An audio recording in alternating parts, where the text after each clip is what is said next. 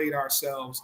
You know, and it better not be because niggas is trying to get more money on their reparations check that's never coming. So, yo, hold up, Gabe. Who supports you more though, and who show you more genuine love though? Let's keep it all the way up. Oh, definitely Black Americans, hands down. You know what I'm saying? Nigga. Same thing, nigga. If I go back to Panama right now, they gonna be on some bullshit. If I go to Guyana right now, they definitely finna be on some bullshit, right. Nigga. You feel me? Hey Mo, and Mo, I got a question for you. Just add this. Hold on, Passport Creed. Sorry, I was gonna add to it and say that's also the other thing is that Black Americans are very accepting of Black people, generally speaking, until that divide is drawn, and it's like whoa, it's a shock. You know what I mean? And so just how I think it was Aaron said, like who gives you more love? It's like we embrace all things Black 9 times out of 10 in America. Until someone is drawing that divide and say, yo, I'm not you, or I'm looking down on you, or you get what I'm saying, pointing the finger as why aren't you this? The last thing I'll say is this as well. When you come to Africa, especially West Africa, yo, the hustler spirit is in the air. So it doesn't shock me when an African immigrant comes to America and get it out the mud, because there are more people with little pop-up shops, little carts, businesses. You stop in traffic, they trying to sell you something. It's just the hustler spirit is here, is that there's people only making $3-4 a day. So when they get to America, they get that opportunity, and they get a caseworker to help them get their feet on the ground. If they have that opportunity, you know, they're going to get it out the mud. Because like I said, a lot of them who find a way over here, they're just built different, and they're coming to work, and they're going to ensure they pass that down generation to generation. You know what I mean? That's all I got. Shout out to you, dog. Real quick, I'll go as far to say real quick. I'll go as far as to say that it's not just other Black people, Black Americans. They'll show love to and accept anyone to their own detriment, which is what I honestly believe is one of y'all greatest weakness if we keeping it all the way of being. Because let's be real, Black Americans have sacrificed and died for everybody else's plight and everybody else's rights, and then all these other groups turn around and basically tell y'all niggas suck dick. I was just having that conversation. So it's not even just Black people, Black Americans just show everybody too much. Yeah. I was just having that conversation with one of my friends, one of my good friends. He's over here fighting for all these illegals that are getting deported. And, you know, it's like, I'm like, bro, like a lot of them hate you. You understand that they hate you? Like they are racist against you. They don't fuck with you. And you're over here fighting a battle for them, where if we go to their country, we overstay our visitation, all that stuff, we're going to end up with much worse than getting sent back to our country. We're going to be in jail. We're going to get killed. We're going to be at the mercy of whatever their laws are. Try that shit in a different country, going there, overstaying like crazy, living there for years, taking advantage of the system, all that shit, throwing rocks at police, destroying cars just because you got to leave. So I'm like, bro, like, I understand what you're saying. He's like, well, they took this girl at her graduation. I'm like, well, bro, she wasn't supposed to be here. Like, I understand what you're saying. Like, it's fucked up, but they're not supposed to be there. And if we did the same thing, we would get much worse consequences. And you're over here fighting battles for people that hate you, instead of just saying like, yo, we're American. Like, it's like, these people aren't part of our country. The people that do the due process, cool, but these people ain't a part of our country. So let me pose this question to the panel of FBAs, or at least if you are FBA, because like I said this whole stream, my issue with FBAs is they do not utilize their power dynamics the way they should. Do you think y'all are better with or without foreign Black people? Depends on whose side they on.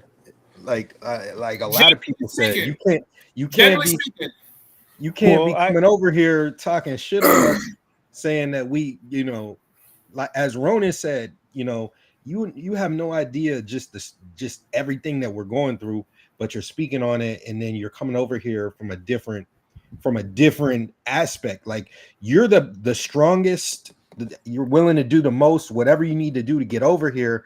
And you're coming from extreme poverty, and you're comparing yourself to somebody that was born in a first world country with a lot of bullshit. Parents was on crack, got hip hop against us. Like we said, all the stuff that's against us. And then, we don't. It's just a lot. It's completely different. It's comparing apples to oranges. Also, too, I want to make sure that, because words matter. The question was our power dynamic.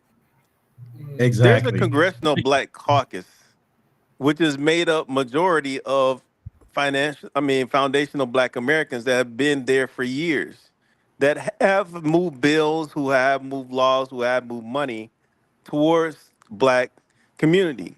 So let's not sit here and say that we've never pushed any money or anything has ever moved, when in fact funding has gone into HBCUs, which then goes to educate those black people who go to those colleges and universities, thus helps them get jobs and rise up and buy homes and things like that.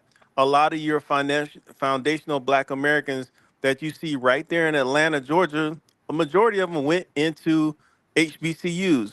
They're relatively successful. You have a chocolate city of Atlanta. You got a chocolate city in DC. Detroit used to be a chocolate city, So there's examples of us pulling ourselves up. Let's not make the mistake that we have not done so.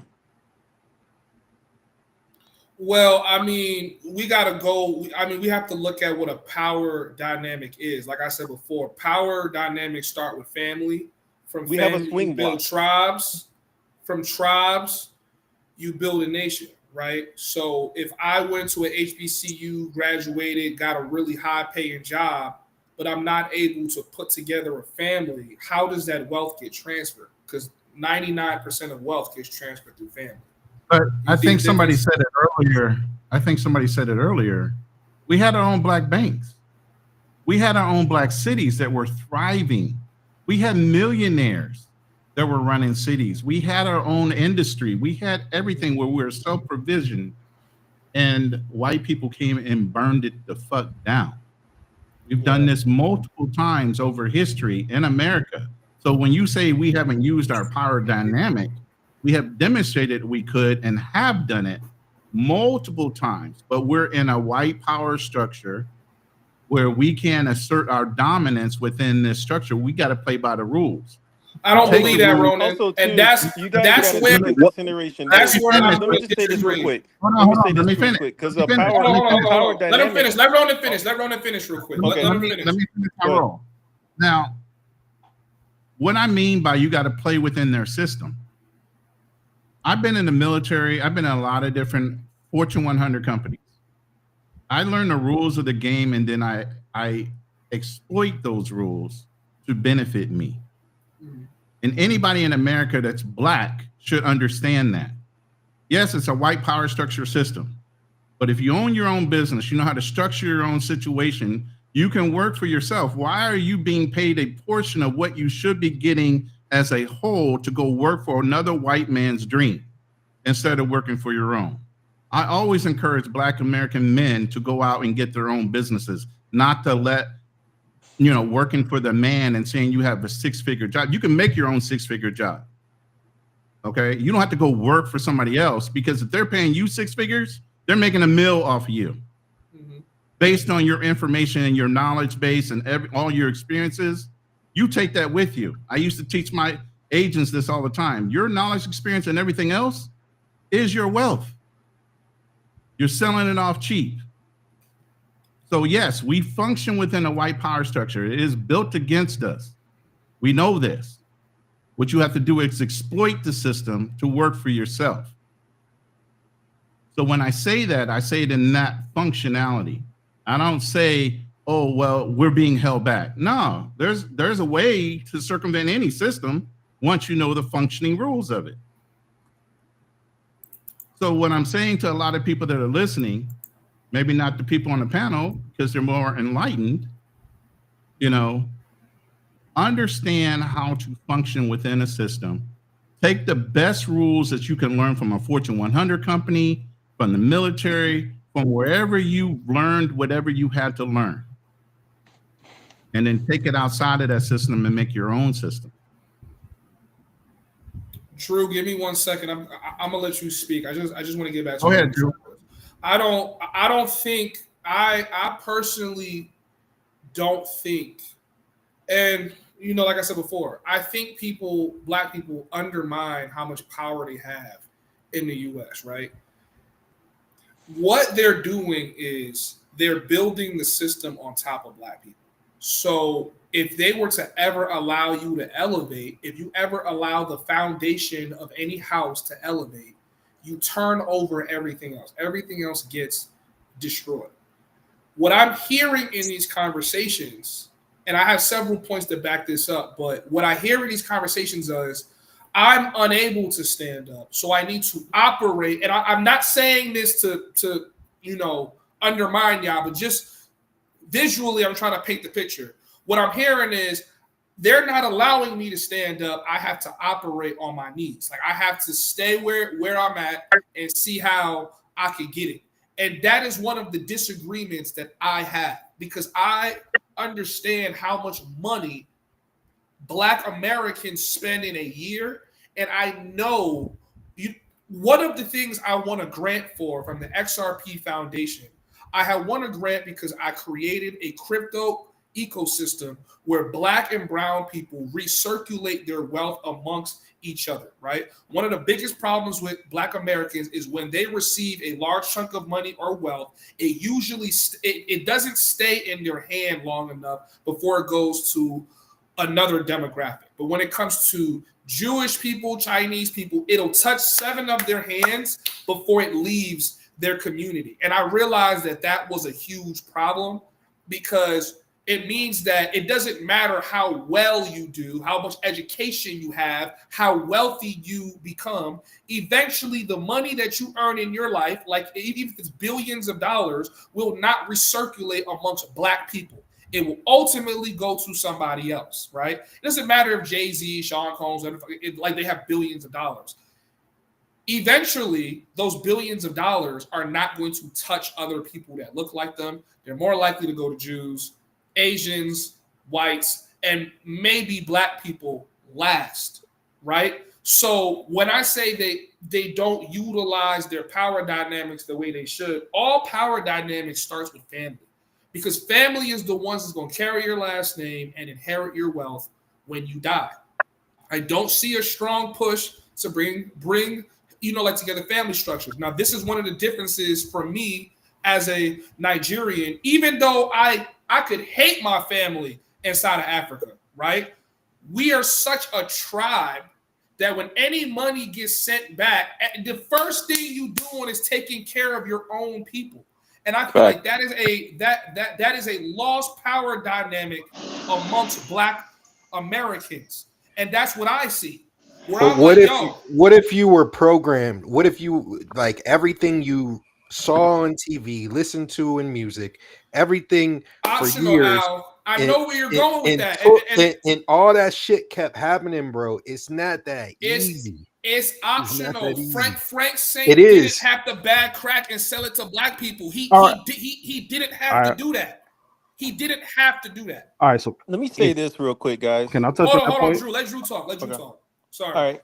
So I hear what you're saying, most of, but the way I always look at it is that it's like an ant mound that we build, and it gets stepped on and knocked down. So it's time to rebuild that ant mound until that person or that thing comes back and knocks that ant mound down again.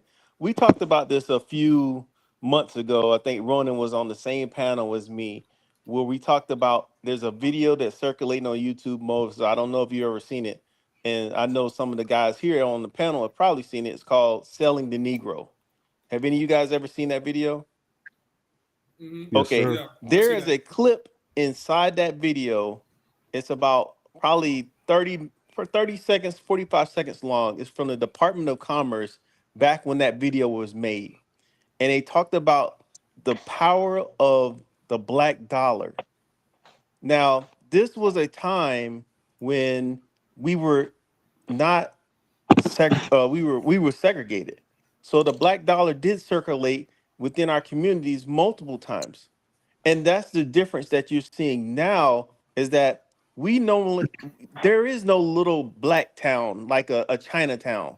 Chinatown still exists. Koreatown still exists. There's Mexican whatever areas still exist. We don't have that dynamic. So that's why you see the money flow out of our flow. Technically, we really don't have neighborhoods, because I don't consider that we really do.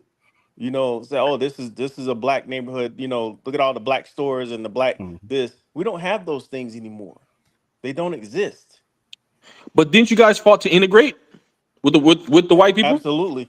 The generation prior to ours did fight to integrate. Now, was it a good idea?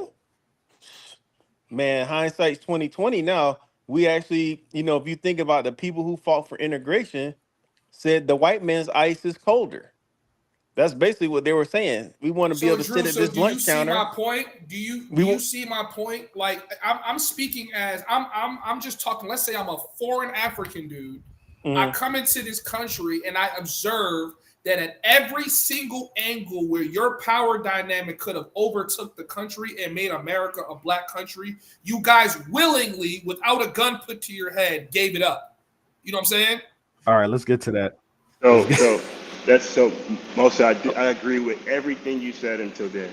Okay. And so talk to me. Talk to me. Hold on, Aaron. Let me get the floor. So what I'm saying is that what Ronan said, in a past time, we have demonstrated the capacity and ability to establish our own, but it was destroyed. And so through time, it does appear that we just lost the will and desire to unite and replicate what we see Jewish people have done. Like Hollywood is a Jewish city, a Jewish town within LA, right? And you see that there's Mexican dominated neighborhoods and areas. Same thing with Chinatown, as well as Koreatown, right? We've lost the desire and will to just unite and create our own. Now we could do it, but we just don't see it happening. But definitely a gun was put to our head in the sense that, you know, there's a whole Jim Crow era of black people trying to unite and establish, and year after year, black leaders being killed or assassinated, right? You have black churches and businesses being burned down.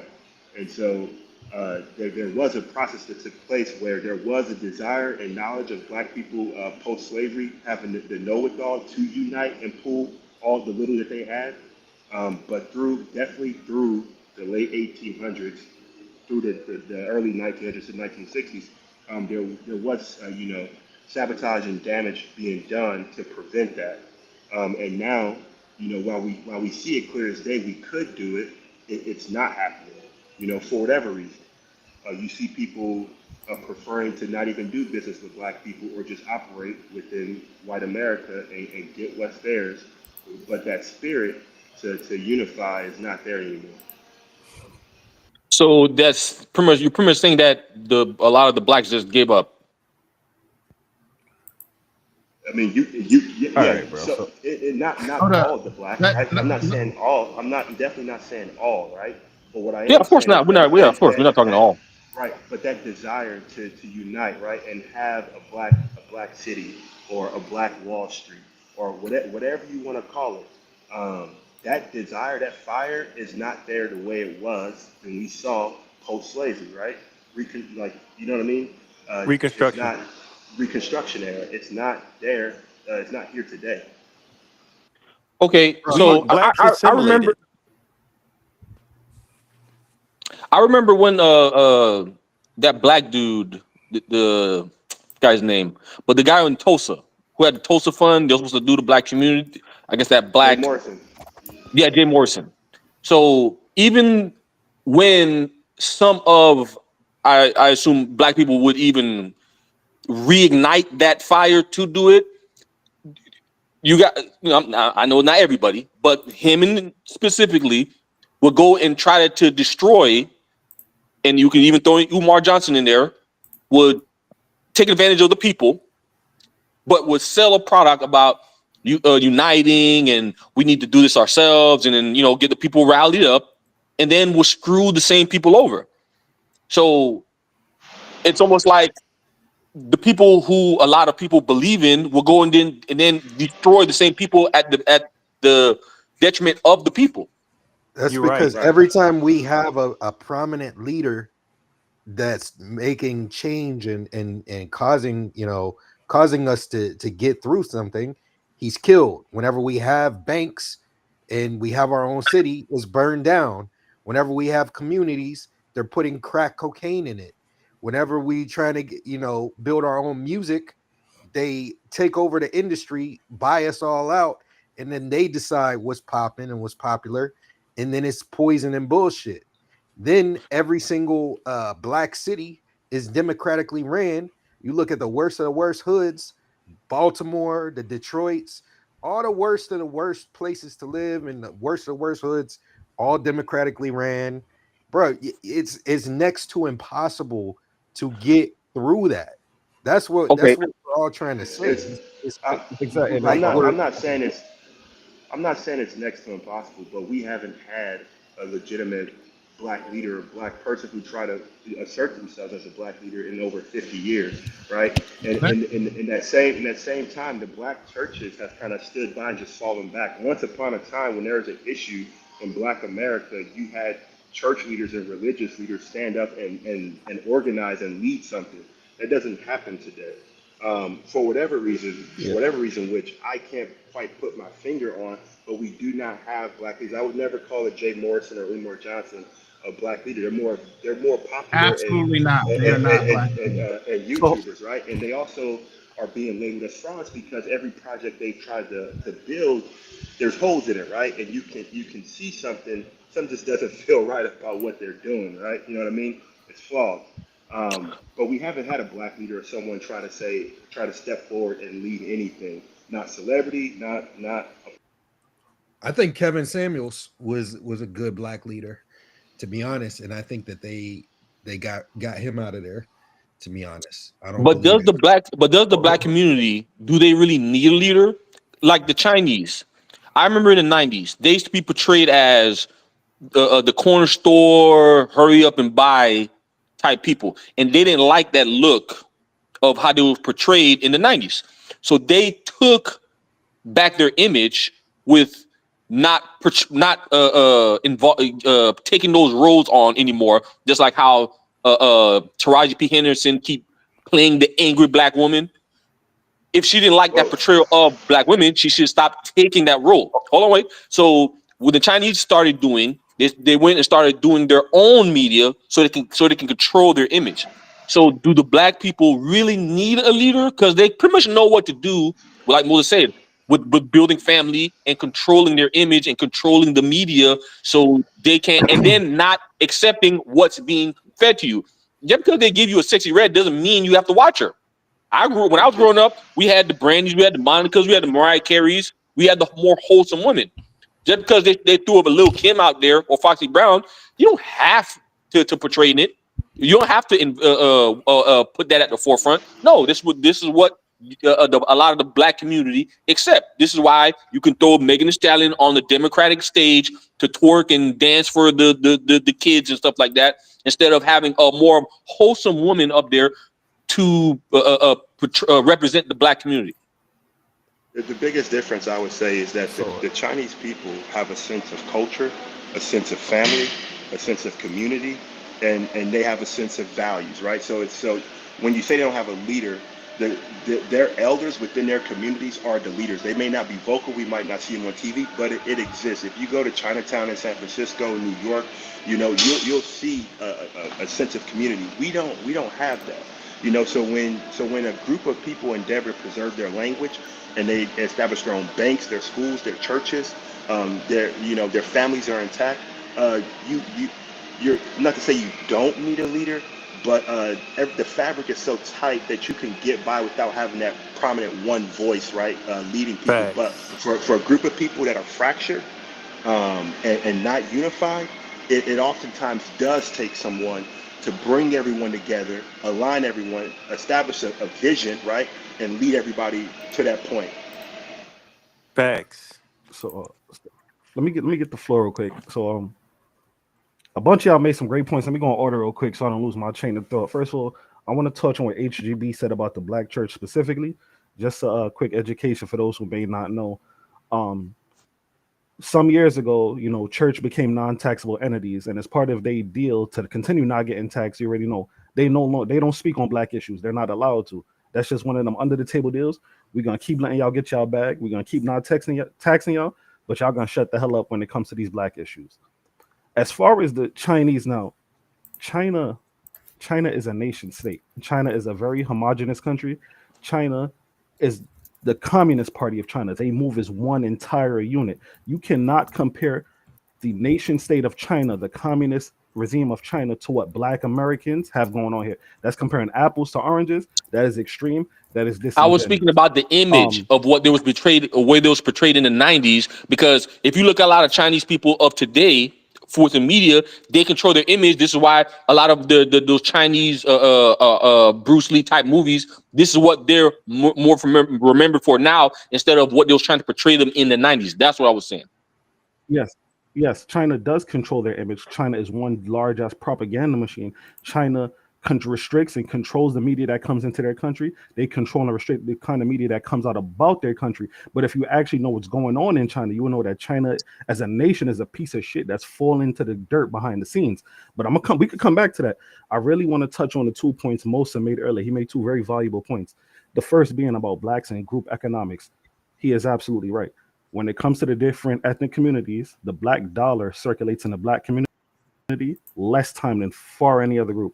I think the black dollar only stays within the black community for a few hours at a time, whereas either the Jewish or the Chinese or the whites is up to like 14 to 28 days before it leaves the community. 4 hours. 4 hours, correct. Now, you're absolutely right about that. We need to redistribute our wealth. We need our spending and practice group economics.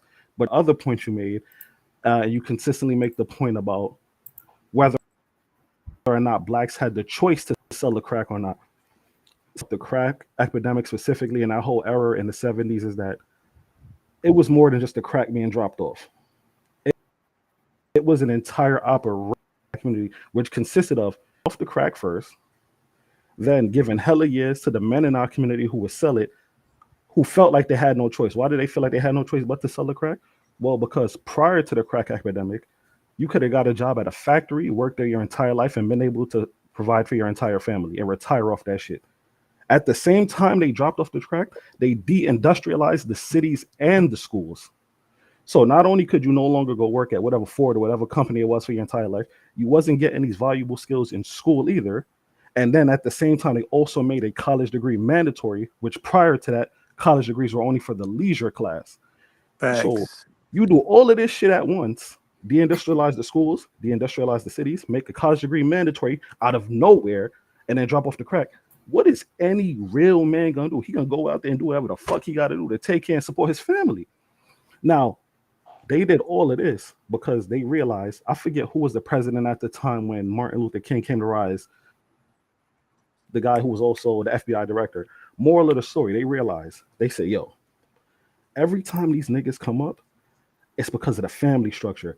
It's the family structure supporting MLK. It's the family structure supporting fucking Malcolm X. They did all of this shit. Then they said, you know what? We have to destroy the family structure once and for all. The crack epidemic was a coordinated attack which created an effect in the community of the absentee father, the woman as the sole provider, nurturer, whatever for the family. So now then there's that disconnect which we've been trying to come back to the longest. Why is that relevant? Because of the point I made earlier. We don't pay enough attention to where black people are, or black men especially, in today's climate, despite everything we've been through. The problem is black men continue to rebuild, continue to do better, but we can't get back on the same accord with our women. Now, why is that important now? Because now you look, the niggas now is just saying bump all that. They going overseas. Everything that they should be doing here with black women to be prosperous and rebuild, they just doing this shit overseas. So now it's not even an issue of black people as a whole. It's about not getting back on the same accord with the black woman and rebuilding shit over here. Niggas is like bump that all together. True. Okay, True. so as a man, how are you supposed to lead for the guys that left? How are you supposed to lead someone that doesn't want to follow? But that's why I said you can't. Niggas is not dealing with that. That's why they just overseas with it, and then they're establishing themselves and building families and building wealth in other countries. Because if you look year after year, nigga, there was a time when after all of this crack shit, where black men were making less than white women. But like I said, year after year, we creep up.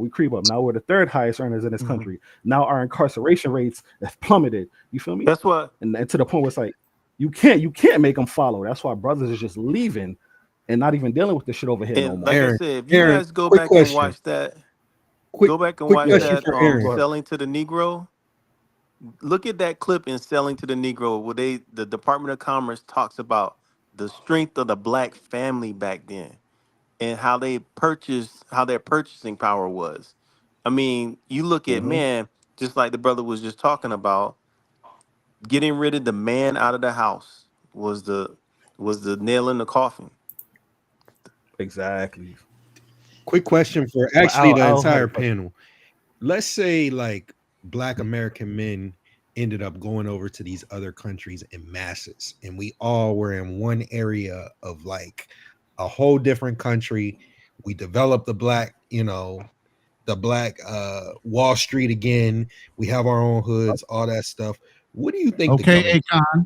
Okay, Akon. What do you think the government's gonna do? Do you Honestly, think that they're gonna let in us go over there?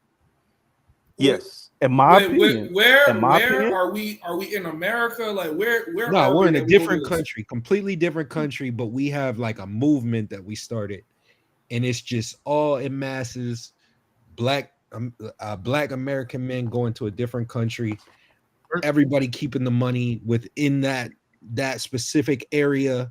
We have our own Black American town, whatever the fuck we want to call it. Absolutely, they would let us rock.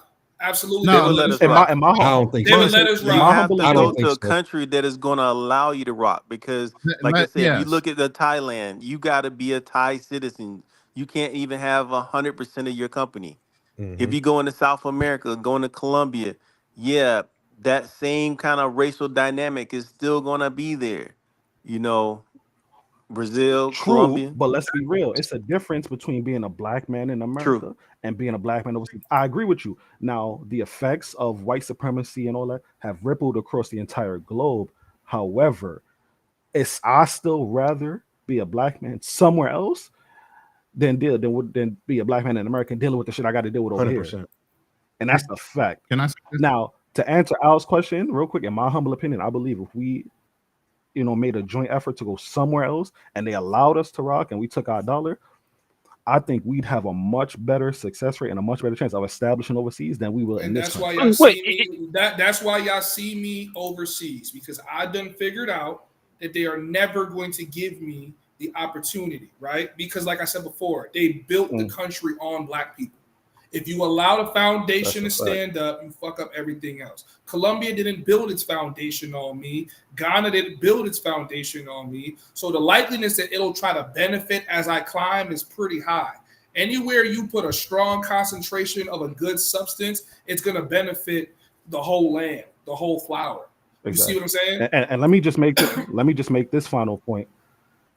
With the global south, so many countries in the global south becoming, the world moving more from a unipolar situation to a multipolar situation, all these countries in the global south gaining in power. If we move to one of those, not only that, if we move to a country that's still small enough or has an economy that's still weak enough that we could funnel our funds into, to the point where we can even have a control or a say in their politics, we'd be platinum. But America, Aaron, I promise you, America will rather this entire country burn in hell before they give FBAs a cent. That's how wicked the white man is inherently. So Aaron, let me say this, and then I'm gonna open the floor to whoever else is on here. Shout out to Obstacles that just joined the panel, right? What I've been wanting to say, but I didn't say it because I don't want it to come off no type of way. So I'm gonna try to say it intellectually. What it sounds like that I hear from a lot of you guys on the panel and just Black Americans in general is you want to be given the opportunity to become equal in this country instead of taking it, right? So we have tried everything peaceful. We tried everything cordial, right? But I feel like a lot of Black Americans don't embrace the fact that they are at war in this country. Even if everything seemed nice, elegant, you just got yourself some Jordans, you just went to a Drake concert, you were at war. And you're basically asking the person you are at war with to stop shooting arrows and catapulting boulders into your castle, which you no longer have, instead of you realizing that at this time, it might be time for you to take life rather than begging for it. You see what I'm saying? Nah, So you're not absolutely right. and you know, I'm not on here trying to push for no revolution, but there's two ways to kill a man, right? You can physically kill him or you can starve him out. Which one do you want to do? And that's where I'm saying that is a choice that I see a lot of black men are just choosing to do what they think is easier instead of doing what's necessary. If I could have things my way, niggas gotta die. Simple as that. You gotta stop. Figuratively. Figuratively. No. Indeed. And let's keep it all the way at being. I understand from the FBA perspective because they literally built this country, so I understand the investment. But I'm not only am I with you, I'll go as far as to say, me personally, bro, I'm far past equality. Black people is still the only group of people concerned with equality. Everybody else is concerned with superiority. And if we keeping it all the way at being, nigga, as a son of Africa, as part of the original people, as one of the original man, being part of the group that's closest on this earth to God, nigga, we need to be in a way better position. There ain't no reason to hell we should be concerned. You guys, at the end of the surface level, you guys are looking for approval. I don't look for approval from anybody. I go make the money I need to make. I provide for myself and my family. I'm secure in what I'm doing. I don't have to worry about who's in charge of anything. When you control your own money and your own wealth, you don't have to worry about whatever system you're functioning in. Fuck them. Who gives a fuck? And this whole I agree with you, but at the same time, real quick, Ronan, you don't also biggest feel thing like about foreigners that come to America. They want to make America so great for black people, but yet and still their own countries are so fucked up. They're coming to America to take advantage of the benefits.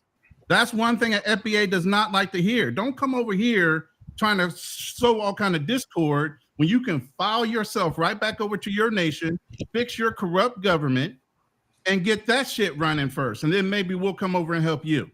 Ronan, let me say this. But see, that's where we differ.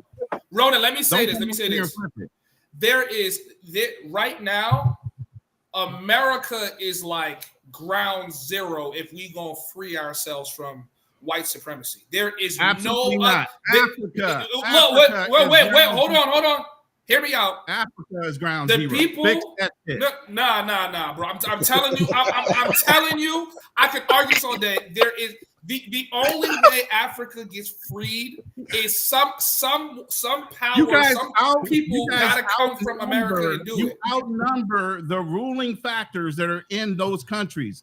Africans, yes, as a whole, all the individual nations outnumber the controlling region or whatever controlling power there is. But I will send you a video. I'm gonna say this. Hold up. Let me finish. Africans will not rise up in their own countries, but they'll come over here and talk all that bullshit to FBAs and black Americans about how we need to rise up and fix America when we're not fucking broke. We're not fucking struggling.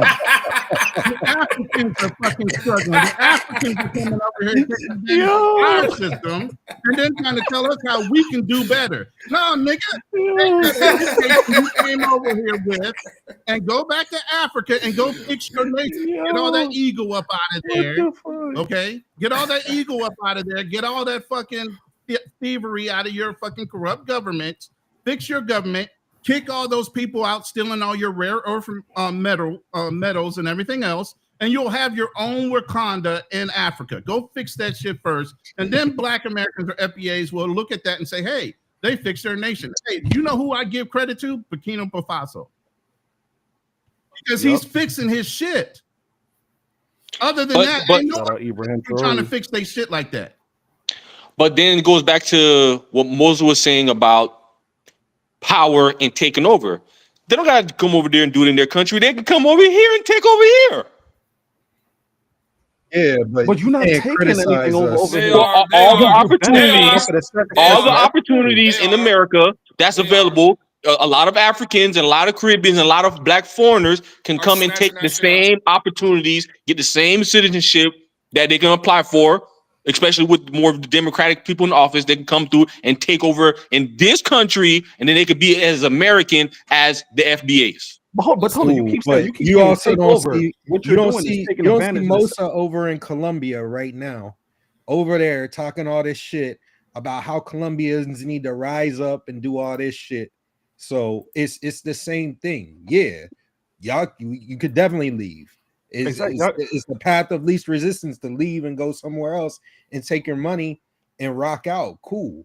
But don't come over here talking shit on us when you know nothing about any of this stuff that we're going through as a people that we've gone through for the last 100 years. Oh, bro, they keep saying they're talking about taking over. They're taking advantage of what FBAs have already set up for them to come benefit off of. That's why it's called a takeover. It's not called negotiation. It's called a takeover. Let me finish, brother. You talking about takeover? If everybody in this panel is in a whip right now, we driving an I-85, wherever the hell we in, and we get pulled over by some racist cocksuckers who got bad intentions on their mind, I promise you, when they walk up to that window, they're not gonna say, "Yo, before I get to and which one of you niggas is FBAs and who's not FBA." Facts. Everybody getting clapped. You feel me? So this idea of taking over is insane. No, you're coming here and you're benefiting off of what was already established for us to come and benefit off of. But we're not taking over a damn thing. Double-minded right now because you missing Passport Creed's point. His point is that because we come to this country with a takeover mindset is why. I mean, nigga, you know this already because you're not even a foundational Black American yourself. Because we come to these places, and I'm saying we, like my parents, with a takeover mindset. That's why we get ahead.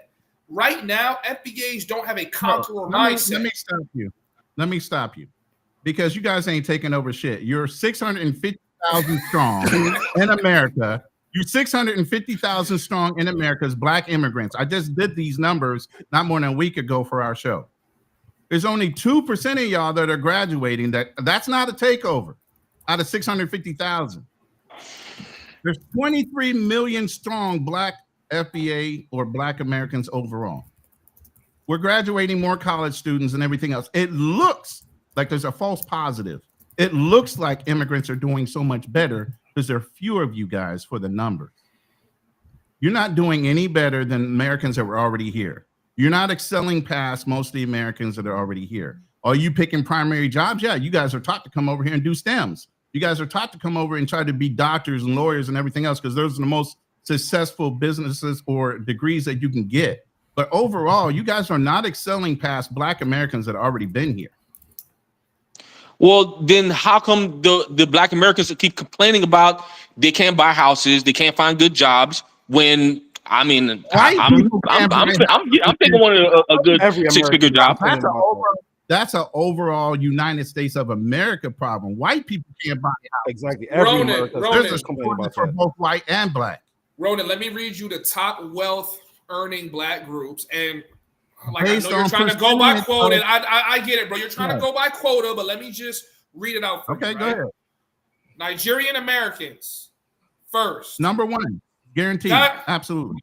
Ghanaian Americans, number two. Jamaican Americans, number three. Trinidadian and so but I don't know how to say that. African Americans come in fifth, right? Medium household, like income, right? So this is accounting for numbers. It's like that number isn't going to go higher or lower just because there's a higher or a more population within that demographic. Nigerian American, Ghanaian American, Black immigrant households, U.S. Black-born Americans between 45 and 50,000. Now, I also want to mention this, that there are more Nigerian billionaires in the global world than there are Black billionaires that come from the U.S., the richest country in the entire world. And the only difference, because I'm not saying that we're better, I'm not saying that at all, because that's actually the opposite of what I'm saying. That's where you're leaning. No, I'm not. What I'm saying is there is a conqueror mindset where I need to overtake this person. Oh, that's some baby back bullshit. Nigerians do not have a conqueror mindset. What? No, come on, Y'all bro. do not. Y'all do not. I understand you wanting to be proud of your nation, but your nation is not one that is risen up. If you guys had a conqueror mindset, you would have conquered all of Africa. Why did you have to come over to America? That's what I'm trying to tell you. They can come to America and conquer America. That's what United keep missing that point. No. I have two questions. My first question is for these African billionaires. The first thing I would want to know, and I'm just throwing the question out there. We don't need an answer at this minute. my first question would be, where did they amass this wealth? Africa. Did they do it in Africa, or did they come to America They first? did it in Africa. And then my second question would be, hold up, my second question would be, and I'm not trying to be funny, I'm not trying to be disingenuous, but I have to ask this question because you said Nigeria specifically has the most billionaires. Did they make this money legitly? What billionaire makes their billions legitly? First of all, answer that question. Now. There's a difference. What was the question again? You're right. Wait, right. That's a valid point. But there's a difference. Question two. No, what was Moses' question? They're Nigerian specifically. I said, what billionaires billionaire make their billions legitly? No, they can make it legitly. I mean, morally. I think you mean like more like morals without like screwing people over. I think that's what you mean, right? Yeah, but we can't be disingenuous, Mud. Come on, like Nigeria is a different type of scammer. Let's be real. I don't think you scam to a billion. Look at scam to a billion. What was Buddy that Randall was hiding in Dubai? Hush puppy. Come on. Nigerian specifically. Come on, bro. On we're not talking about scammers. We're talking about niggas that own trade for oil, rice, minerals. You know what I'm saying? Like that. That's how they're making their billions, and they're exporting and selling to other people. You can't. Oh, if that's the case, then that's what's up. I would hope that's what's going on. That's y'all land. That's how most of them make their money. Secondly, when I'm saying conqueror, I'm not saying colonizer, Ronan, to get to your point. I'm not saying Nigeria had to go colonize fucking Ghana and all these places, but Nigeria is the center hub of the entirety of Africa. Actually, Nigeria is one of the most hated countries because of how egocentric that the rest of Africa think that we are, because we move the way we move and we act like we are more than now, this, that, and the third. But it's also because we are the richest black country in the whole world. See what I'm saying? Let me ask you something. They feel like you're the white people of Africa, right? Yes, they do. Exactly. That's what happens when you win. Mm-hmm. Explain your point, man. Introduce yourself, bro. Shout outs to you. Shout outs to the channel. Shout outs to everybody talking. Obstacles of opportunity. I just came and heard you guys talking up some information and game. So I wanted to come in here and also add a couple of 2 cents. But I guess I'll keep to this subject if we're on it right now versus the main subject, why FBA is against foreign blacks. I think everybody's against everybody if you really look at it. If you actually dive deep, somebody's always cutting somebody, whether that be conservative Jews, Ashkenazi Jews, whether it's liberal Jews, everybody's cutting everybody. Whether it's white people from Ireland, hating people from UK, I mean, everybody is against somebody. And so we kind of say, well, all white people are in it together. That's not true. All black people are not any good. Even when you were just pointing at billionaires, which I thought was funny, because when we mentioned the billionaires in America, it doesn't matter that they're billionaires. But when we were looking and examining Nigerian, it matters that there are billionaires. Now, what I'm saying is shout outs to those billionaires. But what I'm also showing you is other Africans don't like you because you're successful. And that's what happens. And so in the quote unquote history of Black American history, guys, yeah, you got beat up. That happens in life. And I don't think it's the fault of the white man. That's what happens. All people conquer other people. Same color, different color, etc. So I think it's up to our objective now, me in 2025, as Ronan was speaking to, is to do the best that you can now. The game has changed and there's opportunities. When you were speaking about Nigerians coming to America and doing well for themselves, shout outs to them. Also, Asian Americans outperform whites. So whites are not even outperforming the rest of people in the United States. So, we don't have to aim for whites. Aim for number one. You're aiming for the floor. Mm-hmm. You're aiming for middle ground. Aim for the top. And migrants tend to outperform Americans, period. Right? So what I'm saying is, I think I said this on your channel, Ronan, it's bad to compare industrialist Africans and immigrants that leave their countries behind in order to get an economic opportunity, and compare it with just Americans that won't even move to the next state. Now, watch this. If you go to Africa, there's Africans that won't move and do anything neither. Every people have bottom, middle, and top. And so what I say is you're matching high-performing immigrants with regular people, which is not a good match. Now, again, shout out Yes, to everybody. yes, they love doing that shit. OTO. They love comparing the best of them to the lowest of us, which doesn't apply to Yeah. anybody on this Because if fucking you go shit to right now. I Nigeria, can there's a tell lot that of just by the people way who we don't speak. perform that high level. They wouldn't move to the next city. They Exactly. want jobs to be brought to their village. They want the jobs to come back, and they complain. And other Nigerians be like, man, forget them people. We're going to move into Lagos. We're going to move into the economic zone and create hubs. And so those are very industrialist individuals. So it's hard to compare that. But what I am saying is, for people who want to do something, remember, it's only a small few that changes the lives of the majority. It is not the majority that changes the lives of everybody. Damn, that's bars. And let's also not forget that Nigeria specifically is of high geopolitical significance to not only the rest of the world but America specifically. So there is some vested interest. Nigeria is definitely a puppet nation on the continent of Africa, but that's another story entirely. 1,000%. But my whole point of what I'm saying is Black Americans they just undervalue how much power they actually have. And I feel like because they're not willing, like they will totally undercut themselves before they undercut their own white boss, right?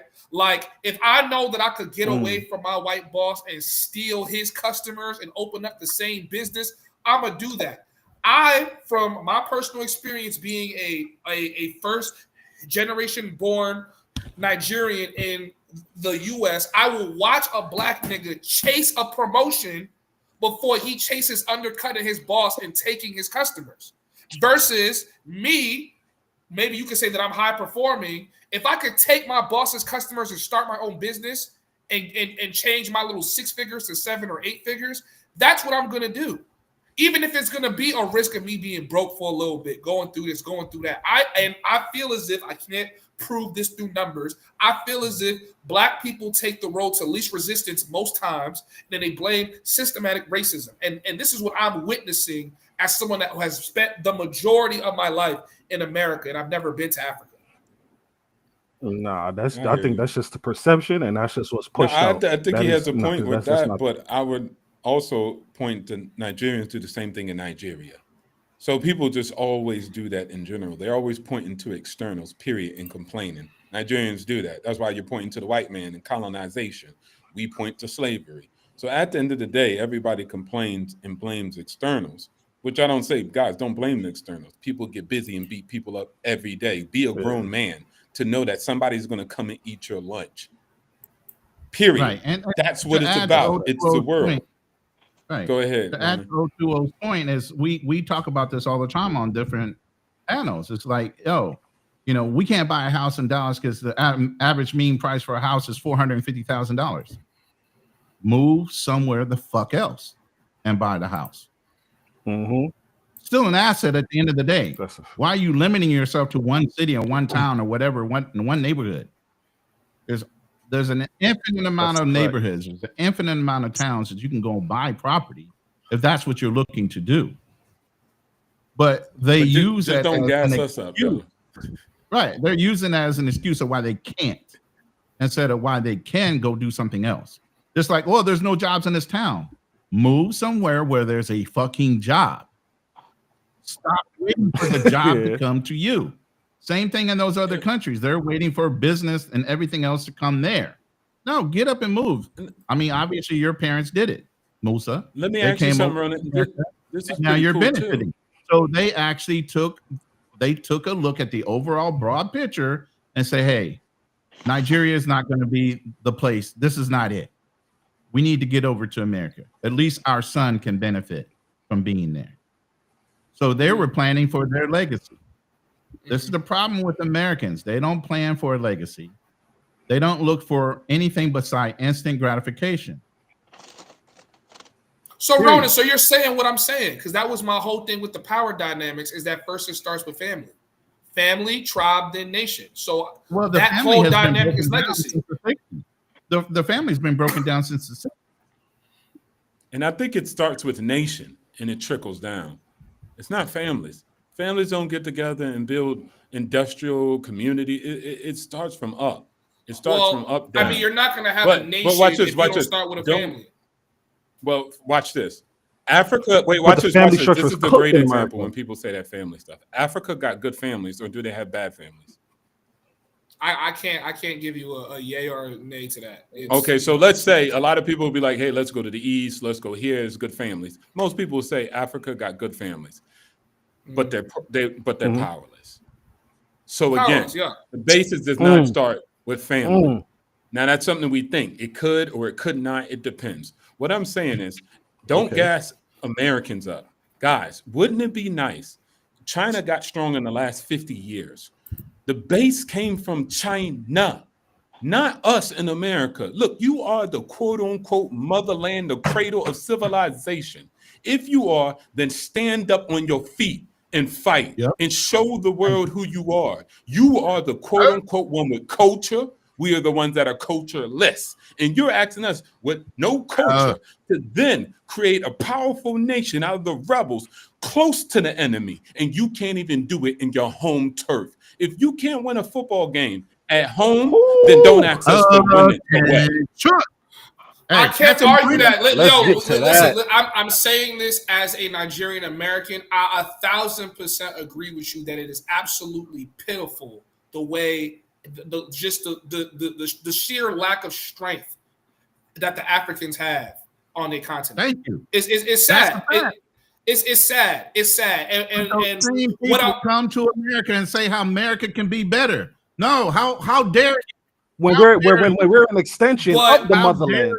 But we are Ronan, I'm telling you, they do that because they know they're so powerless. So when they come to America, you feel me? Like when they come to America and see how powerful y'all are, but y'all still follow or go underneath the blanket of I am oppressed. It's like, nigga, what the fuck you depressed about? You guys are way more that's how they're viewing it. I'm just translating. Hold on. I hear you. I hear that. You're a world traveler, and there's a lot of kids that have never gotten their passport. I encourage a lot of young men. And by the way, Detroit, I was in the Marine Corps, so was 020. Okay, so what I always encourage, and I've always supported you, Homies Hub, young black men need to get out and travel. The benefit is you're a son of an immigrant. A lot of our black brothers and sisters in America have never traveled, don't have any extension or desire. There's people in California that are white, have never left the fucking state because they don't feel like they need to. Everything is there for them. So people in America have become so comfortable, they don't want to extend themselves out. But the reason why we encourage people to travel is because you become wiser. You become more adept. You become more appreciative. I always felt like there should be mandatory military time, at least 2 years, because black Americans as a whole would have a better appreciation for the advantages they have here once they saw how fucked up it was in some of these other countries, because they have been spoiled so long and been coddled by America so long. They're comfortable. And you can say that about every other nation out there, that they don't have people that are driven either. They're comfortable in their situation and they just want the convenience to come to them. You get what I'm saying? These are the people and the generations that are entitled. There's very few of us that have that get up and fucking go mentality. And sales, I've done a lot of sales over 40 years. Okay, trained a lot of guys. You either get it or you don't. You either have that drive, you have that personality, or too many no's are going to get you to fucking stop because you just want to hear a fucking another no. Instead of turning it into a game, you got to have so many no's before you get that yes. Let me increase that. If it only took me 20 calls to get one yes, let me see if I can get it down to 15. Let me get it down to 10. And now it becomes a challenge. Instead of acknowledging the no's, is how quickly can I get to a yes? This is the same mentality a lot of cultures have, especially between African nations and Black Americans. We're so tired of hearing no, they don't even want to get up and try anymore. Look at the brothers that are trying to go out and date. They're so fucking incelish. They're sitting in their mother's basement, living vicariously through the few of us that are content creators or whatever, traveling, and they're willing to send you all kind of money because they are too scared to get up and get a fucking no, even in their own fucking state, even in their own fucking town. Mm-hmm. It's a memory buff that you either break or you don't. Military obstacles will tell you either have a fight or flight. I don't give a fuck how big you are. I don't care how fucking strong you are. I don't give a fuck if you were the number one alpha male on a football team. You get in the military, you're going to find out whether you really got fucking nuts or not. because there's only one mentality. You either have a fight mentality or you're going to have a flight. You're going to avoid every fucking thing that comes in front of you every time it comes. Or you're going to stand there 10 toes down and do what the fuck you need to do. And that's not just one culture thing. That's a fucking worldwide problem. But also, I did hear your point when you said that they come to America and they see that and they're like, what the hell? You have all this opportunity. I get it. I've been overseas for 18 years. I come back and tell blacks the same thing. Like, bro, you are crazy. If you're telling me if I go to Kenya, I have a better economic shot than the United States of America. Madness. But this is what some black expats are saying. Like, man, ain't no opportunity in America. Come to Kenya. And the African will stand next to him like, are you about stupid, boy? You saying that there's no opportunity in America? So people are crazy like that and do crazy things. So I get the energy. I give you an example. There was a Nigerian girl, Plum Wine. You know about Plum Wine, yeah? Palm wine, excuse me. Palm wine. So palm wine, big thing, right? Go to Nigeria. They're like, man, I could just go up in the tree and get palm wine. No problem, right? But a girl from America, she's Nigerian American. She came back and said, hey, why don't we put this bad boy in a bottle? Hey, why don't we just make a brand out of it? Now she has a very good company, right? That she sells the damn thing, right? Commercialized it. But all the Nigerians in Nigeria just didn't do it. They were like, we could just go up the tree and get it. So why would we do it? And it's like, bro, what? You have the resources to make a product. You could make it domestically and then also sell it internationally. Instead of drinking the Europeans' grape wine, they could be drinking the palm wine from Nigeria. And so net, they didn't see that though. But it took her coming from America, seeing what industrialization is and commercialization, and then creating that opportunity coming back into Nigeria. So then again, I say that there's always those type of contradictions or things don't quite make sense. So, but I do hear what you say. You see what we living in and you're like, yo, this is ridiculous. I feel the same way about whites, but even more because they come from quote unquote George Washington. They come from the colonizer and they're hurting. So at the end of the day, I say, that's ridiculous. You had a head start and I could still beat you, a descendant from slaves. Well, let me also say this too. I do want to point this out. Africans, when they see poor white people, they look down on them way more than they do African Americans. And that's right. You know what I mean? So but I want to touch on that point OTO made earlier too. I know he just gave you credit for your point, but I think that was a real powerful point he made though about China specifically, about them becoming a real superpower in only the last 50 years, largely in part to them, revamping the failed communist system of Russia, what they observed from Russia. But we need to start looking at it from that perspective, and then maybe we wouldn't even be having these, disagreements to begin with.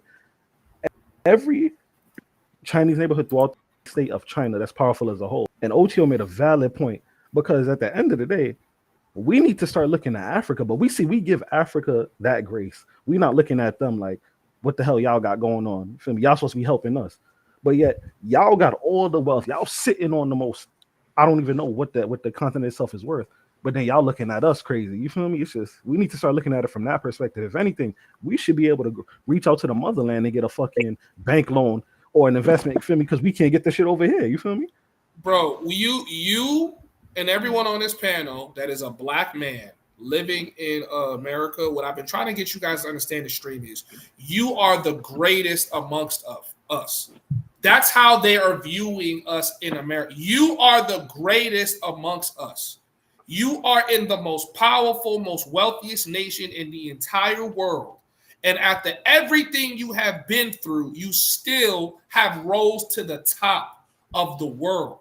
So they are looking to y'all as their saviors. Even if they're not looking at you personally as a savior, they're looking at the position you are in as, if I can get in the position of a Ronan, of an OTO, of an Aaron, of a Mosa, of an Al, of a Passport Creed, I can free myself from what I'm in. Because if you understand the landlocked geographics and the economics of Africa, Africa is fried, bro. There is no rising above on that continent. O2O, you want to get on him about that? Because you lived there how many years? Yeah. Did you see a landlocked situation where you were disadvantaged and you were an American and you were still making money there, right? Yeah, nah, they could patent it. That's why the other groups invest in it, because it can be added value. Look, if humans can go to the goddamn space, I'm not gonna say moon because some people don't believe that. So if humans can launch a rocket into space and bring it back down, you guys can do that. And what I would say is, before Japanese or Chinese came, right, and did what they did, y'all thought the white man was Thanos. China came in. I was waiting for Knack to pull up. I was waiting for him to pull up for this combo. You know what I'm saying? Hey, I already threw up the FBA flag, man. I called both of these brothers in. Yeah, right. So China has showed you that he's not Thanos. And shout outs to everybody. But net, he has showed you that it could be done. And so the excuse of Africans, look, first of all, if that is true, your statement, stop taking it as it's a situation where we need to actually do something. Look at it as, wow, if Black Americans come from enslavement, right? And then get into the positions that they are right there next to the white man in his own homeland, what can we do it here? What can we do for ourselves in our own country? So look at it as a flagship like that. I know you said they tried. Bro, you just said we make excuses as Americans. No. It's different. It's different. Listen, for the Nigerians. Ronan, it's different. I'm not gonna fully cut them slack because niggas got the internet now. Excuse me. I told people that I was gonna stop saying the N-word. Ninjas got the internet now. They could figure it out. If they could be the Prince Akeem and scam $30 million, they could figure out how to invest in the communities. You're right. But there is a landlocked geographic what's the word I'm looking for? It basically makes opportunities inside of Nigeria and inside of Africa much more difficult. You see what I'm saying? Where just like the Middle East when they live in a desert. True. So if camel jockeys can do something like UAE, then you can do something. Oh, let's talk about that. The UAE just and Dubai and a lot of the nations in this area just popped up in the last 20 years or so. Yep. And guess what they did? And guess what? What is it? Saudi Arabia. They jacked the oil company from whites. The whites originally went in there, built out everything, the infrastructure, and over an extended period of years, they just took it away. The whites didn't even get paid for it. Now it's one of the largest companies in $1 trillion market cap. They just took it. They just said, hey, look, this is our country. We want. See, and that's all Nigeria has to do. That's why I give all shouts out to Burkina Faso, because that's what he did. He went in, overthrew the regular government. He kicked everybody out, and then he looked at fucking France and said, "You got to fucking go too." And what watch this, Ronan. Before Saudi Arabia kicked out the whites, they made sure they could operate the oil refinery before they kicked them all out. Just before, they had a white CEO for about 10 years, but prior to that, they phased in the natives slowly but surely. They didn't kick them all out and say, "Get out, we hate your guts." They let them run. They learned. They got on-the-job training. And then the only white man that was left at the end was the CEO, and eventually got phased out. And it was completely run by the locals at that point.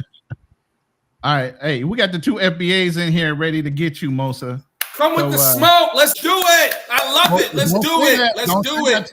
Let's do it. Bro, I mean, I don't know if it's unleash the hounds, bro. Go ahead. Do your thing.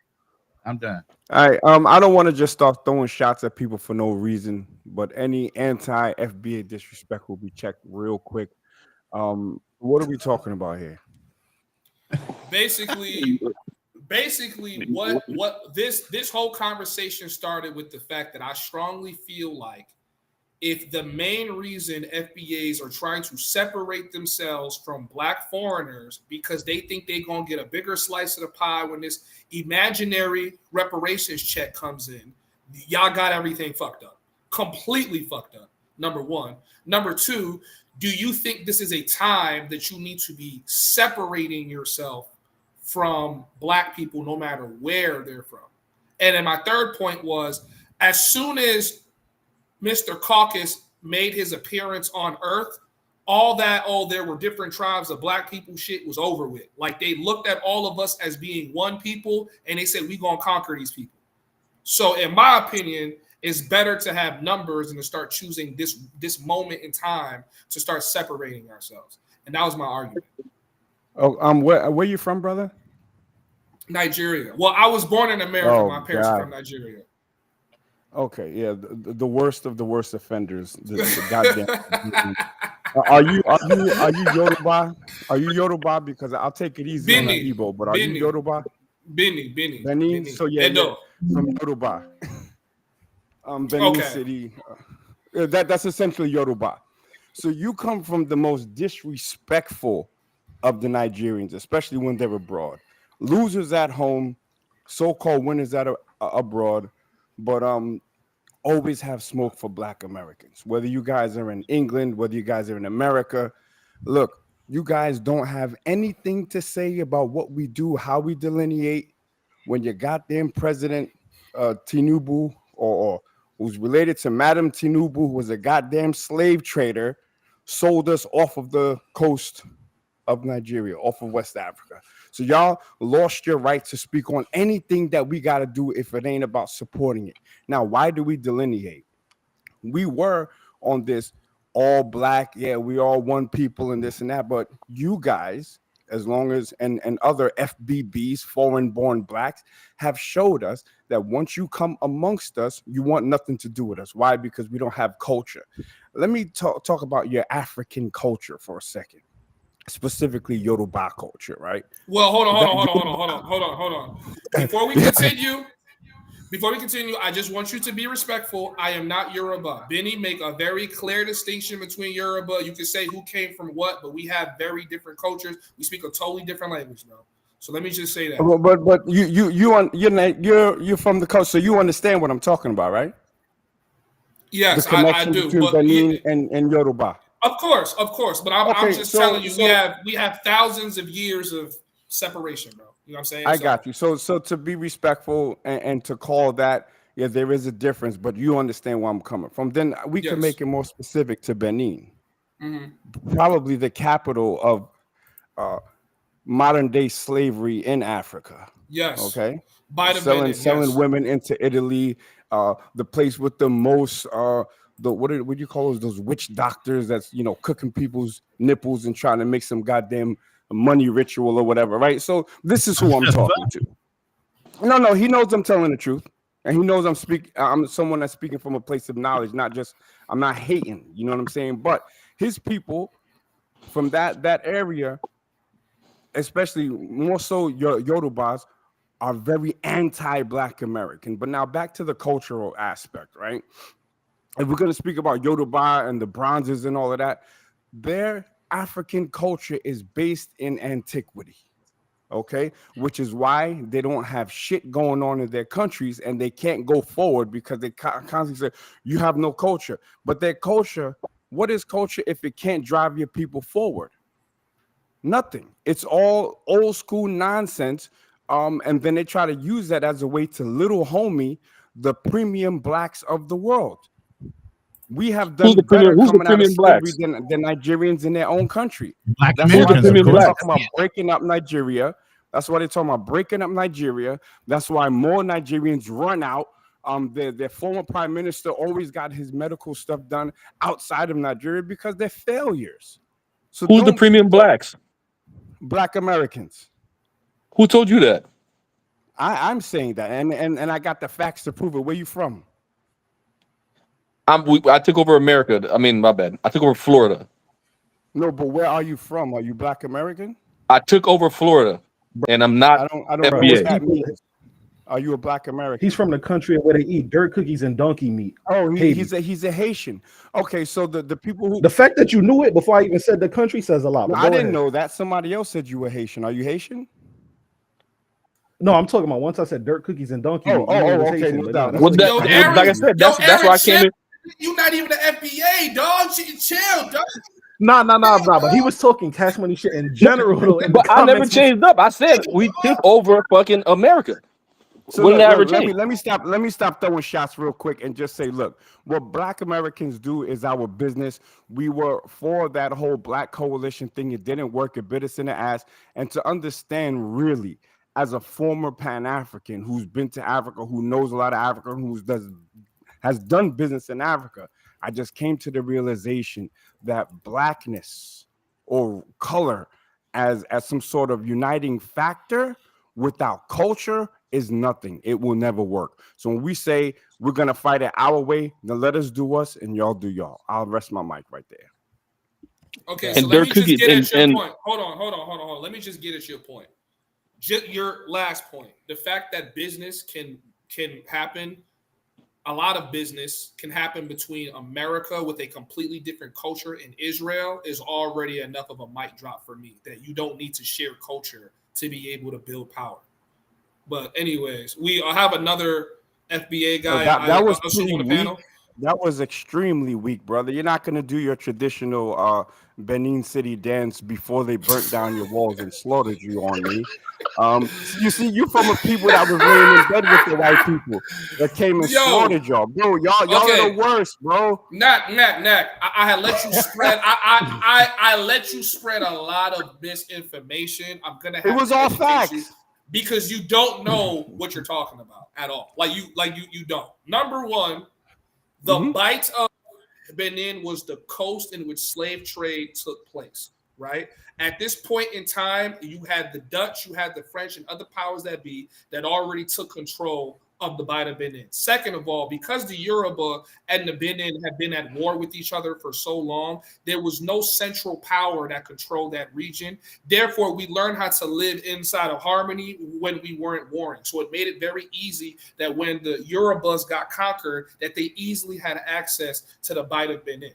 Third of all, there were factions of people that lived in Benin, meaning that there were other tribes that lived amongst that southwestern part of Benin.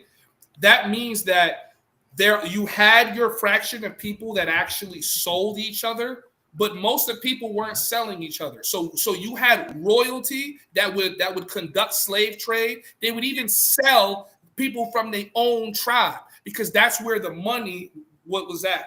Almost every fraction of people throughout history is complicit with selling their own people into slavery. So let's first get that straight. Second of all, you act as if the sale of slaves was the main way that slaves got on that shit, when in fact a lot of it was kidnapping. A good portion of people inside of West Africa were kidnapped by the Europeans and literally put on slave ships. So we need to get that straight before we start spreading misinformation, because that's not how things went down fully. But anyways. All right. Okay. So look, I like your respectful tone, but a lot of the points that you said weren't even points that I brought up. Okay. I understand the difference between Yoruba and Benin, but I understand the connection as well. The Benin people of the Benin Kingdom were in bed with Europeans, specifically the British. Correct or incorrect? That's not true. That's not true? It's incorrect. It's incorrect. It's absolutely true. Bro, you guys were doing business with what England, year? And how long? How long? Okay. Tell me how long. How many years? You're asking me for how long, but before we get to the how long, we have to get to whether they did business with Europeans or not. Did they? Yes. You just said no, though. Now you're saying yes. No. You said we were in bed. You didn't say do business. You said we were in bed. That's what I mean. Business and being in bed is separate. Well, I mean, to me, they're the same thing. They're in the same bed, which means they're doing business. That's what I mean. Excuse my vernacular. But in bed to me means they are in cahoots. They're in business. They are business partners. So your people were in business with the same people that came back and destroyed your whole kingdom. Your Benin bronzes were either just given back to you or taken away. So y'all, for the most part, have been doing lopsided business deals with Europeans, and that included selling other people that were from the region. That's a whole fact. So can we agree on that? No, we can't. We can't. Okay, so what was the business that they were doing in Benin with the Europeans? What were they selling to the Europeans? The Benin people specifically did not have control over the bites of Benin where slave trade took place. The Benin people, the Great Walls of Benin were burnt down in 1897, right? This was when the Oba was refusing to do business with the British at this time.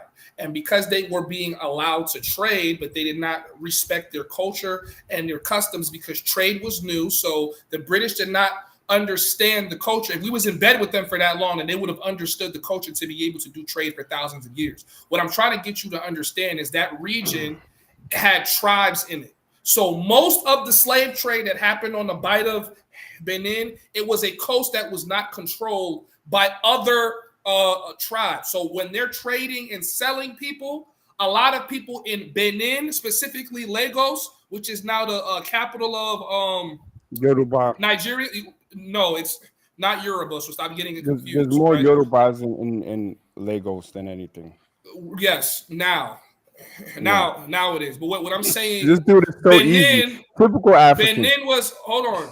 Benin was too small at that point in time to have been really doing effective trade with the British. So that's what I'm trying to say. You're just painting a paintbrush inside of locations, but you don't understand the actual. No, but I do understand, brother. It's simple. You just said that y'all did business with the English.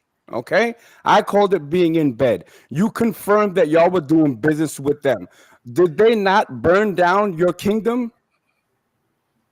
Okay, but you have to understand why they burned yes down. Or no, brother. I know the intricacies, but did they burn it down? Yeah, they did. Okay, they burnt it down because they tried to visit on the day that they wasn't supposed to. They were sent away. There was a misunderstanding. Right. They took it as whatever. I think somebody got killed. Then they came back and washed y'all.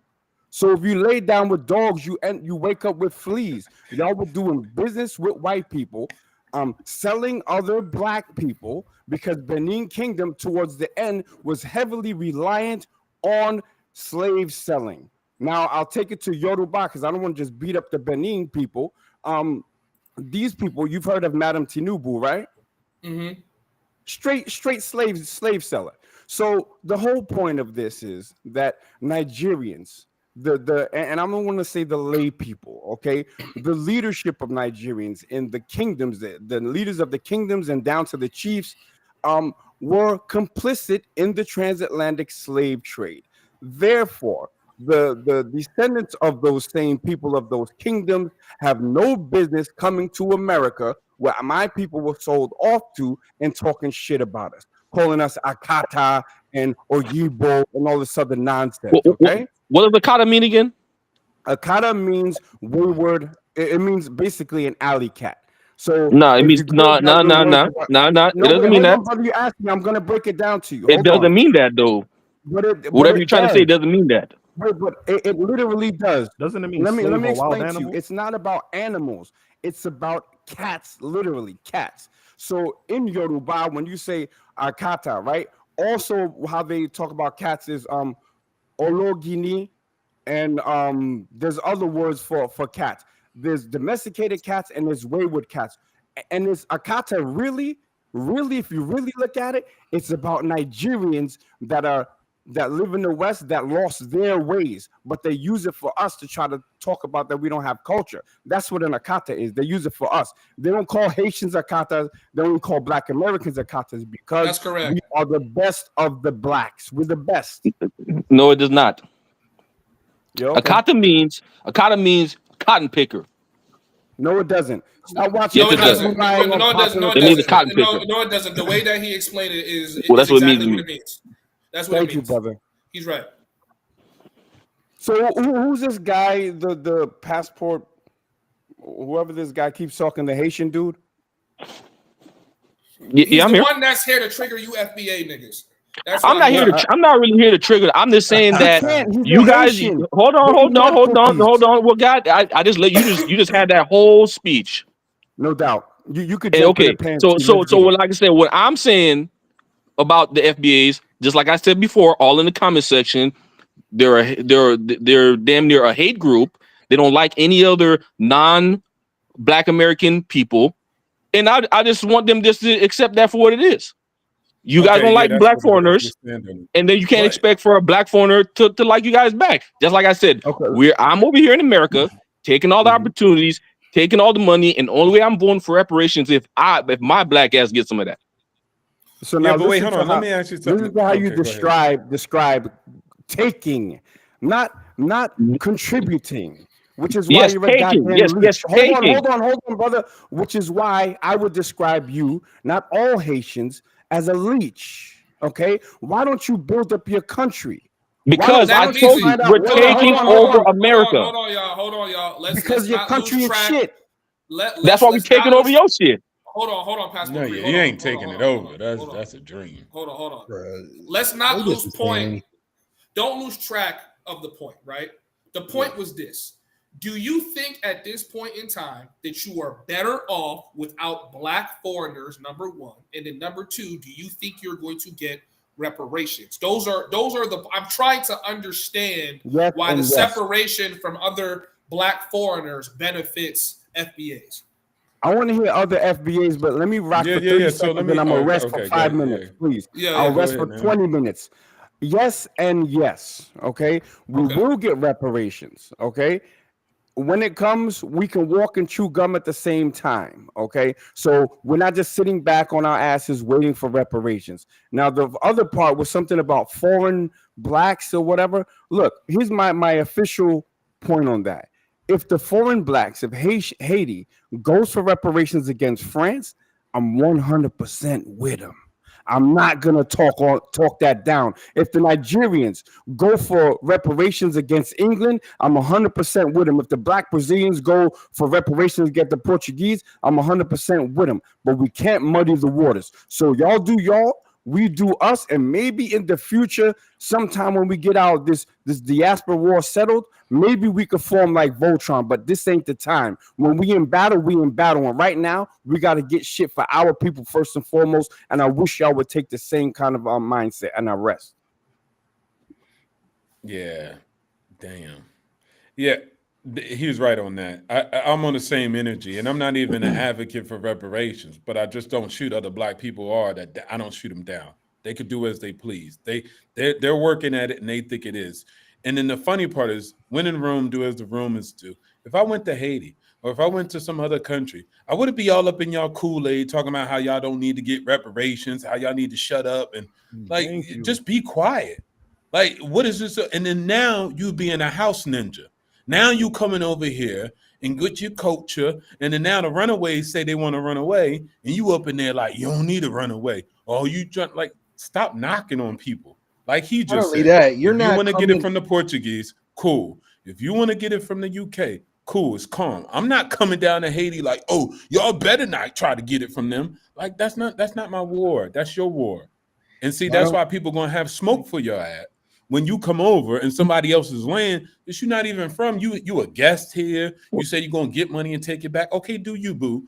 But at the end of the day, now you knocking down a reparations talk. Like, that's wild. I wouldn't disrespect your country. Well, then whose land is the United States? Last time I checked, the Indians found this country first. So what are you talking about? Well, first of all, let's not do that, okay? Because let's not do what? Who found this country first? It's American. We took it. You damn right. Okay, exactly. Somebody else. Exactly. And then, like I said, I have my United States citizenship, and I'm taking it too. You're not taking, you ain't taking nothing, so it's You're all good. My birth certificate is different. What you gonna do? Take it back to barbecue? Let me just put him in timeout for a second. Let me say this because I do want to get this point across, right? I stand with y'all for reparations. I just don't think y'all gonna get reparations. That is my stance. I'm not talking down on y'all fight for reparations. I'm not telling y'all not to fight for reparations. I just don't think you guys are going to get reparations. So I'm hoping. But here's the thing: whether we get it or not, it has nothing to do with an immigrant's desire or will. Just be quiet and sit back and see if we do. You ain't got to make a comment on it. You ain't got to say nothing about it. If it comes around and it comes around, the biggest thing about that is you guys have been able to wave your flags. The first time the FBA has come around and that code has come out, most foundational Black Americans got behind it because we didn't have a flag to wave. We didn't have shit because we're from America. You get what I'm saying? There is no root back to. So, like I said, you guys have places to run. We got our backs up against the wall. So if you say we ain't got no fight in us, you're sadly mistaken. Not only guess that, what? he's not. I'm pretty sure the Nigerians. I'm pretty sure the Nigerians, when they saw black people still in chains, they didn't think we was going to get free, but we got free. When they saw black people running away from the KK and etc., they didn't think we was going to get free, but we got free. So Nigerians today look and say, well, blacks, you're not going to get reparations. You sit back and you watch us do what we have done from day one, is to get out of chains and become some of the most powerful black people on this planet. So stand by to watch us do something. You guys are not going to become the most powerful black people on the planet. I already said you already are the most powerful black people on this planet. No, that's what I was saying. That's why I just don't believe y'all are going to get the reparations. Now, are you going to figure out how to? Hold on, bro. I got you, bro. Are you going to figure out how to get what y'all deserve? Absolutely. But I definitely think, like I said before, it's going to have to go back to that topic of taking life, where you either going to physically take it or financially take it. But I don't think it's going to be given to y'all. I don't see that happening. You know what I'm saying? So. Don't try to gas us, man. Don't try to gas us into a civil war. Look, I don't believe y'all gonna have roads. I don't believe y'all gonna have electricity. I don't think y'all gonna have dams and rockets. See, you see what I'm saying? I'm not hating on Nigeria. Look, y'all do what y'all want to do. Y'all could do whatever you want to in this world. Period. That's what time we on. But if that's your time you on, we can't get this and we can't. You don't think this. Okay, think what you want. But remember, you're thinking from a construct of Nigeria. You haven't achieved much, so I don't care what you think. I'm only going to worry about people who are doing things and what they think, if that makes any sense. But why? I'm like genuinely curious. Like, why do you think they're going to give y'all reparations?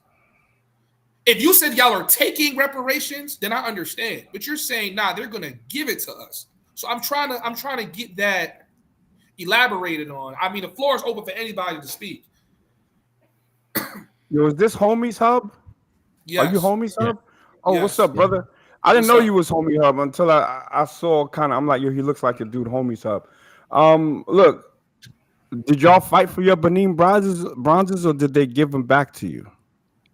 They technically fought for them. There was a long process. Man, they gave them back to you, bro. No. Yeah, they didn't just give it back. They didn't just give it back. They didn't just give it back. They didn't just give it back. There was a legal battle. Remember that was legal battle for them shits. That was on Black Panther when we took it back. That's not in real life. Y'all didn't go in the museum and take it. Y'all goddamn went to the court and asked for it back, and they granted that. Right. Exactly. So that was Killmonger. That wasn't y'all. So my point with that, which is always a setup, right, is that there's different ways to fight. There's different ways to take it. Y'all went through the legal system, right? So that's what we're doing too. You know what I'm saying? I just say that all the FBBs, the foreign-born blacks, should respect how we fighting for our shit. And I got a question, Homies Hub. When you doing your thing, you know what I'm saying? I know when you touch down in these foreign lands, you be saying you Black American. You don't tell them you Nigerian, right? Nope. And I said that before. As soon as they hear African, hey, listen, I'm being honest, bro. I'm not gonna lie, bro. As soon as I say African, it's like, oh yeah, this nigga broke. He broke. But as soon as you say American, it's like, oh, poppy. So, and that's why it's tricky, because Africans on average got so much smoke for Black Americans. But I've noticed in my travels too, when I go overseas, and I'm not saying you do this because you actually are American, but it'd be Africans with the thickest accents trying to pretend to be Black American overseas because they don't get treated right. Exactly. Because they get treated like this. So it's like, how y'all gonna come over here and treat us like this when y'all can't go nowhere else and be respected? But like I said before, and my opinion is a little different because I was born in America. I spent my whole life in America. They look up to Black Americans. Black Americans are the idol model of what a Black melanated person should be in the world. But when they come to America and they surpass y'all the way they do, that's the first instinct is like, damn, how did I just come out of this hut and I already got more than what you got and y'all been here?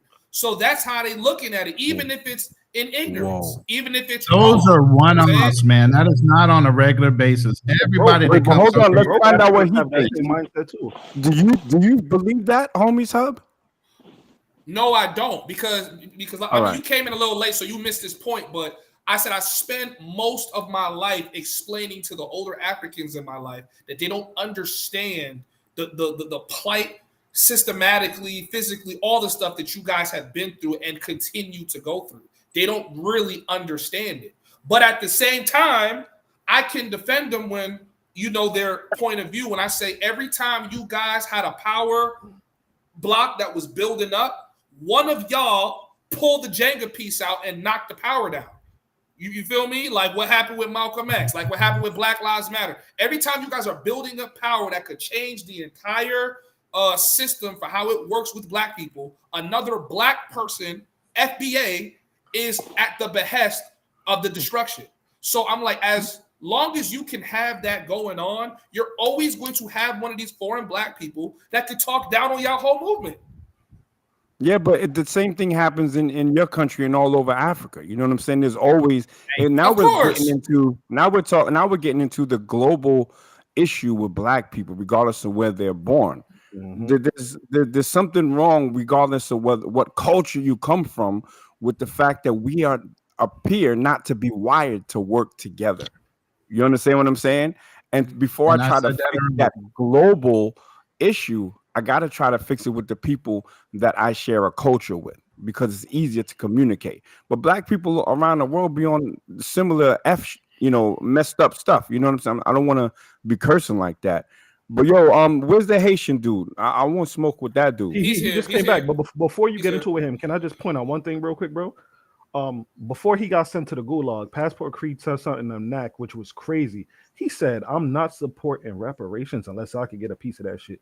The craziest part about that statement is that Haitians currently in their country have their own fight for reparations. Imagine if FBAs just went over there, or Black Americans in general went over there and said, "You know what?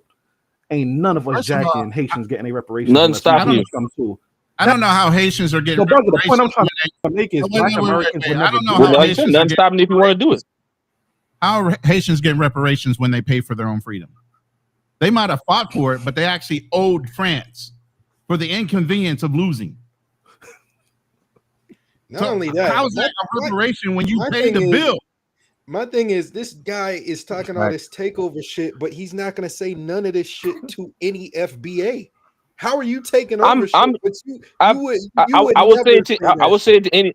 I done said it to other Black Americans. Y'all lazy. I'm in Florida. Y'all lazy. Y'all don't want to. All the opportunities that you guys have, you guys want to rather complain than adapt and move forward. Just like how Colin Kaepernick kept kneeling and complaining, "Oh, it was us," and then Jay said, "Okay, let's move forward past the knee." What part of Florida are you in? South Florida. Just out of curiosity. What part? South Florida. Palm Beach. Down here in Miami. Come talk. Name me one ethnic group that don't have a. I really don't wanted have to know if he was from Miami, because I would have made a point. Okay, Palm Beach is how many counties up?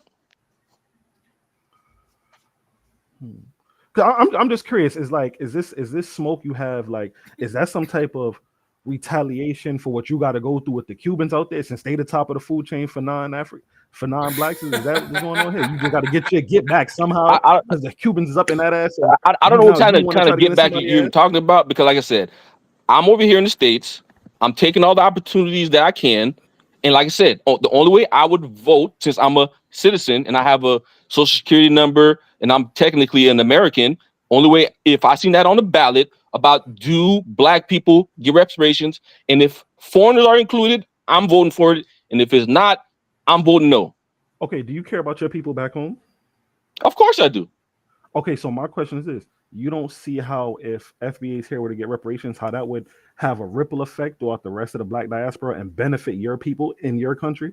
The only way it's going to benefit is if it goes through my hands so I can send it to them. Well, no, and I'm going to tell you how it's going to benefit, because Mosa made this point up earlier.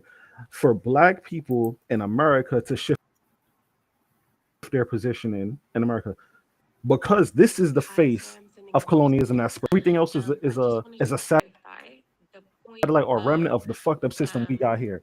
If we change the position of Black Americans here, that sends a ripple effect throughout the entire black diaspora. Even if you're not getting the money directly, turns around and acknowledges all of their wickedness that they've done to black Americans in this country and cuts that check, brother, there's nothing stopping the rest of the world from benefiting from that too. So it's kind of crazy that you would go against what FBA's got going over here. Well, like I said, the only way I'm going to vote for is if I benefit, or if I benefit. Is it immoral? Probably, but life's not fair like that. Yo, this but you're not going to vote against other policies that don't benefit you. Only the ones that benefit black people. Isn't that what America's all about? Capitalism, right? What the fuck?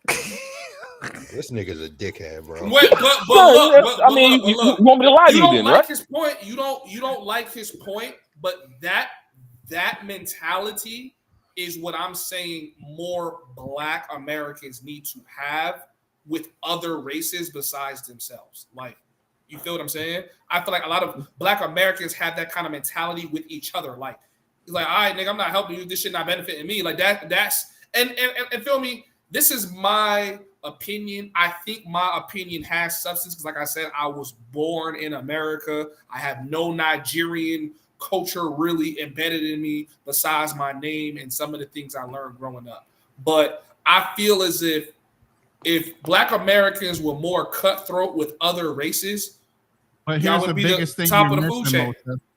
the biggest thing you're missing. Well, hold on. That's what FBA is doing now, though. That's what we're doing now. We're delineating. If ICE came in and raided you because you were in the United States today, they would have a port to send you back to. That's the biggest difference. If they were to get rid of what's it called? If you were born in America but your parents not from here, if like they were to get rid of that, where they suddenly made me birthright citizenship, American, right? Yeah, then sure. Hold on, guys. Hey, I want to talk about this Haitian thing. Go on. How can FBA be passport bros? Passport bros are fleeing our, quote, superior culture. If we tell Africans to stop fleeing and fix their countries, then we are hypocrites for fleeing to other countries and not fixing our issues. J.K. Perkins with the $20 super chat. Go ahead, bro. Give your rebuttal. Salute to him for the super chat. You know what I'm saying? He's obviously a black American with the name Perkins. But so yeah, I don't agree with it. I agree with the money that he spent for the platform. Hold on. What happened? Oh no, go ahead. So back to the Haitian thing, right? He's literally the reason why FBA exists now. When he's talking about, he's essentially gonna vote against black American interests in America, which is essentially like the evil within, the evil amongst us. He's probably hasn't been to Haiti in the longest.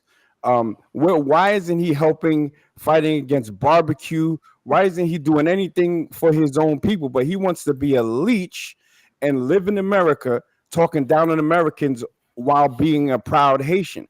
I want to see a proud Haitian in Haiti. Those are the ones that I'll respect. I respect the Haitians that have solidarity and actually do something for their people while not trying to shit on black Americans. He's mad because he comes from the poorest country in the Western Hemisphere who didn't really defeat the French. Okay, you don't defeat anyone and still have to we don't really need the history lessons, but like I said, bro, I'm over here in the States. I'm taking your resources and I'm going to send it back to my country. Hold on, brother. When the premium black is speaking, the discount. You're not premium. You can keep saying it all you want. You're not premium. Listen. I have a U.S. citizenship too. I can say I'm a premium black as well, which I am. Crumbs off of your face. You have mud cookie crumbs on your face. Well, it's better than chitlins. It's better than chitlins. Let the premium black. It's better than chitlins and eating them raccoons. Okay. Go. Right? You can go and pick up some more cotton so I can stitch it to my cotton shirt. You're probably part of Zopound. You guys import drugs. And you're probably part of the GDK. No, I'm not. I'm part Yeah. Isn't that what your culture is about? Gang, drill music? Isn't that what your culture is about?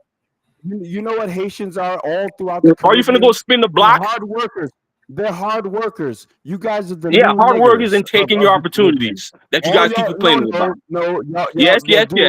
Well, at least I have. I done took a 6-figure job from one of y'all. And guess what? There's nothing you could do about it because I didn't have to come through you to get to the states of America. I went through the white people. And you know what the white people said? The white people said I can come in. So I didn't have to go through no foundational black American to come into this country. So you can keep trying to rationalize all this stuff on the internet, but it's not going to do nothing. I still ain't going to vote for y'all reparations because I have a vote because I'm an American citizen. Wait, because I can take over yours. You're a proud American citizen while I can take over yours. You are the definition of a coward. You're a coward. No, I'm not a coward. I'm a takeoverist. I'm a capitalist. Proud and happy being in America. I'm a proud takeover person that's taking over your country. So you can't get all the immigrants. Your people are getting barbecued. How can you be proud of that? Why aren't you on the first plane to Port-au-Prince? I'm taking because I keep trying to tell you I'm taking over your country. You're getting kidnapped. You gave up on your country. You are a sellout. And that's why I'm in your country taking your opportunities. You're not. I am taking over. What do you think I'm over here in the States? I'm over here paying my taxes, taking up all your resources, going to school for free, all off of the American taxpayer dollars. I appreciate it too. First of all, you talking loud doesn't mean you're right. Second of all, I could be right all I want to because you don't have to believe me. I'm benefiting off the taxpayer dollar. 6 figures doesn't prove that you're taking over shit. Beside one fucking job. Well, then why Americans keep crying for 6-figure jobs? I got one of them. They're still available out there. Florida is one of the lowest. Florida is one of the lowest wage paying states in the United States. Ain't nobody making money like that in Florida. Yeah, I know. Nobody wants to move to Florida. Yeah, I know. That makes sense. No, but why are you not doing anything in Haiti, bro? Because I keep trying to tell you, I took your country over. And there's nothing you can do about it because the white people approved me to stay here. Wait, who's the most popular? Who's the best performing Haitian in America? Hold on, y'all. Passport Creed, were you born in the U.S. or? Yes. Okay, boom. So now let's stay there, right? Nakmeezy, what is the deal with you should do something for your homeland if someone is born in this homeland? I'm trying to understand that mentality. No, and that's a very fair question. You cannot be duplicitous, right? If you're going to be a proud Haitian and wave the Haitian flag from the safety of American soil, that is cowardice, that is hypocrisy. If your deeds do not match your pride. You understand what I'm saying? Haiti is what, 4 hours from Miami or 4 hours from New York? He could go back and forth to home, but they never do that. Let me explain to you, as someone from Flatbush, the real king of Flatbush here. Haitians weren't proud to be Haitian. Stop it. Haitians were not proud to be Haitian. Listen to this. Until the Fugees came out. Prior to the Fugees came out, they were French Canadian. They were from Martinique. They were from everywhere except Haiti. Wyclef Jean made them proud to be Haitian. So don't get up here waving your Haitian flag while your country's in ruins and you are privileged. You were privileged because you were born in America.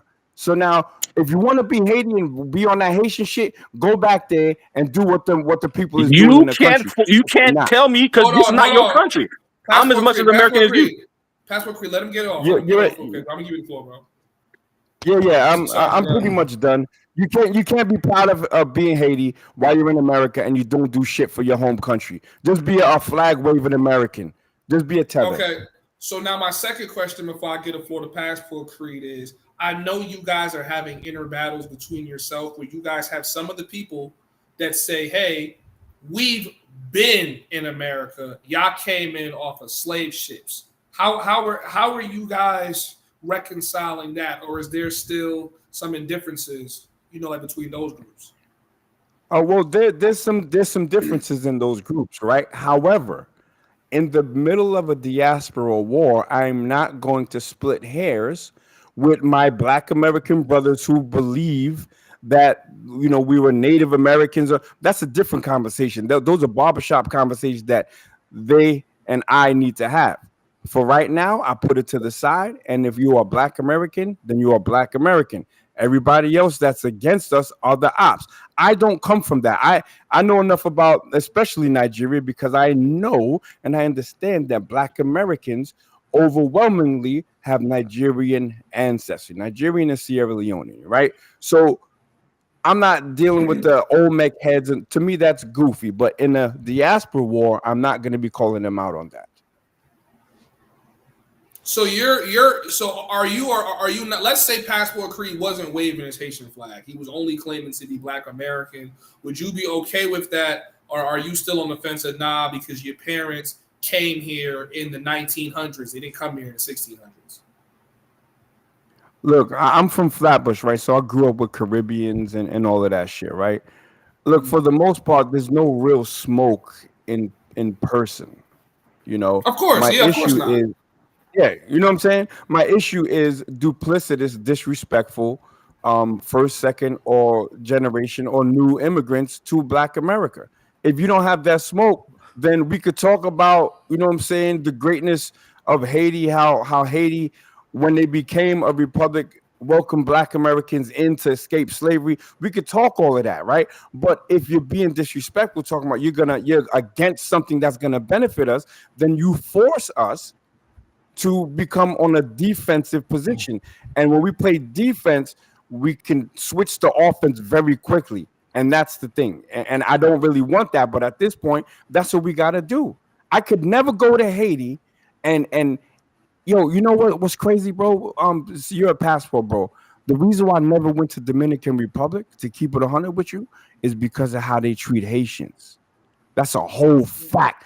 I got a boycott on that place because of how they deal with Black Haitians going back from before Trujillo. I don't care about the history, who colonized who. When I see y'all beating Black people down in the streets on the strength that they're Haitian and they're just trying to make some money to provide for their family, I'm done with you. I don't rock with that Dominican shit. So that solidarity that Black Americans have had and that I still have today needs to be shown on the other side. Otherwise, they're gonna get clapped back on it, and can't nobody clap better than Black Americans. Let me add to what Nag was saying real quick. I was a lot of us was hurt. A lot of us was hurt and offended when we seen under Biden administration when we seen them people on horses look like they was kicking Haitians out, and we was like, you know, why you know, a lot of us wanted to defend Haitians and saying, you know what I mean, y'all letting all these other immigrant groups in, but y'all against, you know, Black immigrant groups. Even with the Colombians and Venezuelans, we seen all the light-skinned Venezuelans, Colombians coming, you know, migrating, but the Afro Venezuelans or the Afro Colombians wasn't getting the same treatment. So we were speaking up on that, and then to find out all this negative sentiment y'all had against us, it's kind of like this is why I said I had a conversation with one of my good friends the other day. He's talking about immigration with Mexicans. He's talking about all these other groups of people, and I'm literally telling you, if they had the choice, they would kill us. They hate us. They talk all this shit behind our backs, and they don't fuck with us. So, yeah, if it's a person like Mosa, who has Nigerian descent, but he's cool with us, he's not talking his shit, then that's one thing.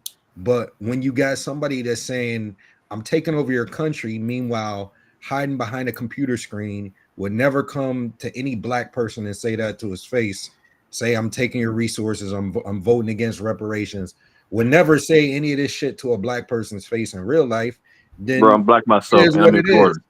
It is what it is. But in that real shit, like Passport, serious question. You said you was born in America. Let's keep it a bean. Aren't you happy that you were allotted the benefit to be able to grow up here as opposed to have been grown up in Haiti? Let's keep it a bean. Yes or no? Or would you have rather grown up in Haiti?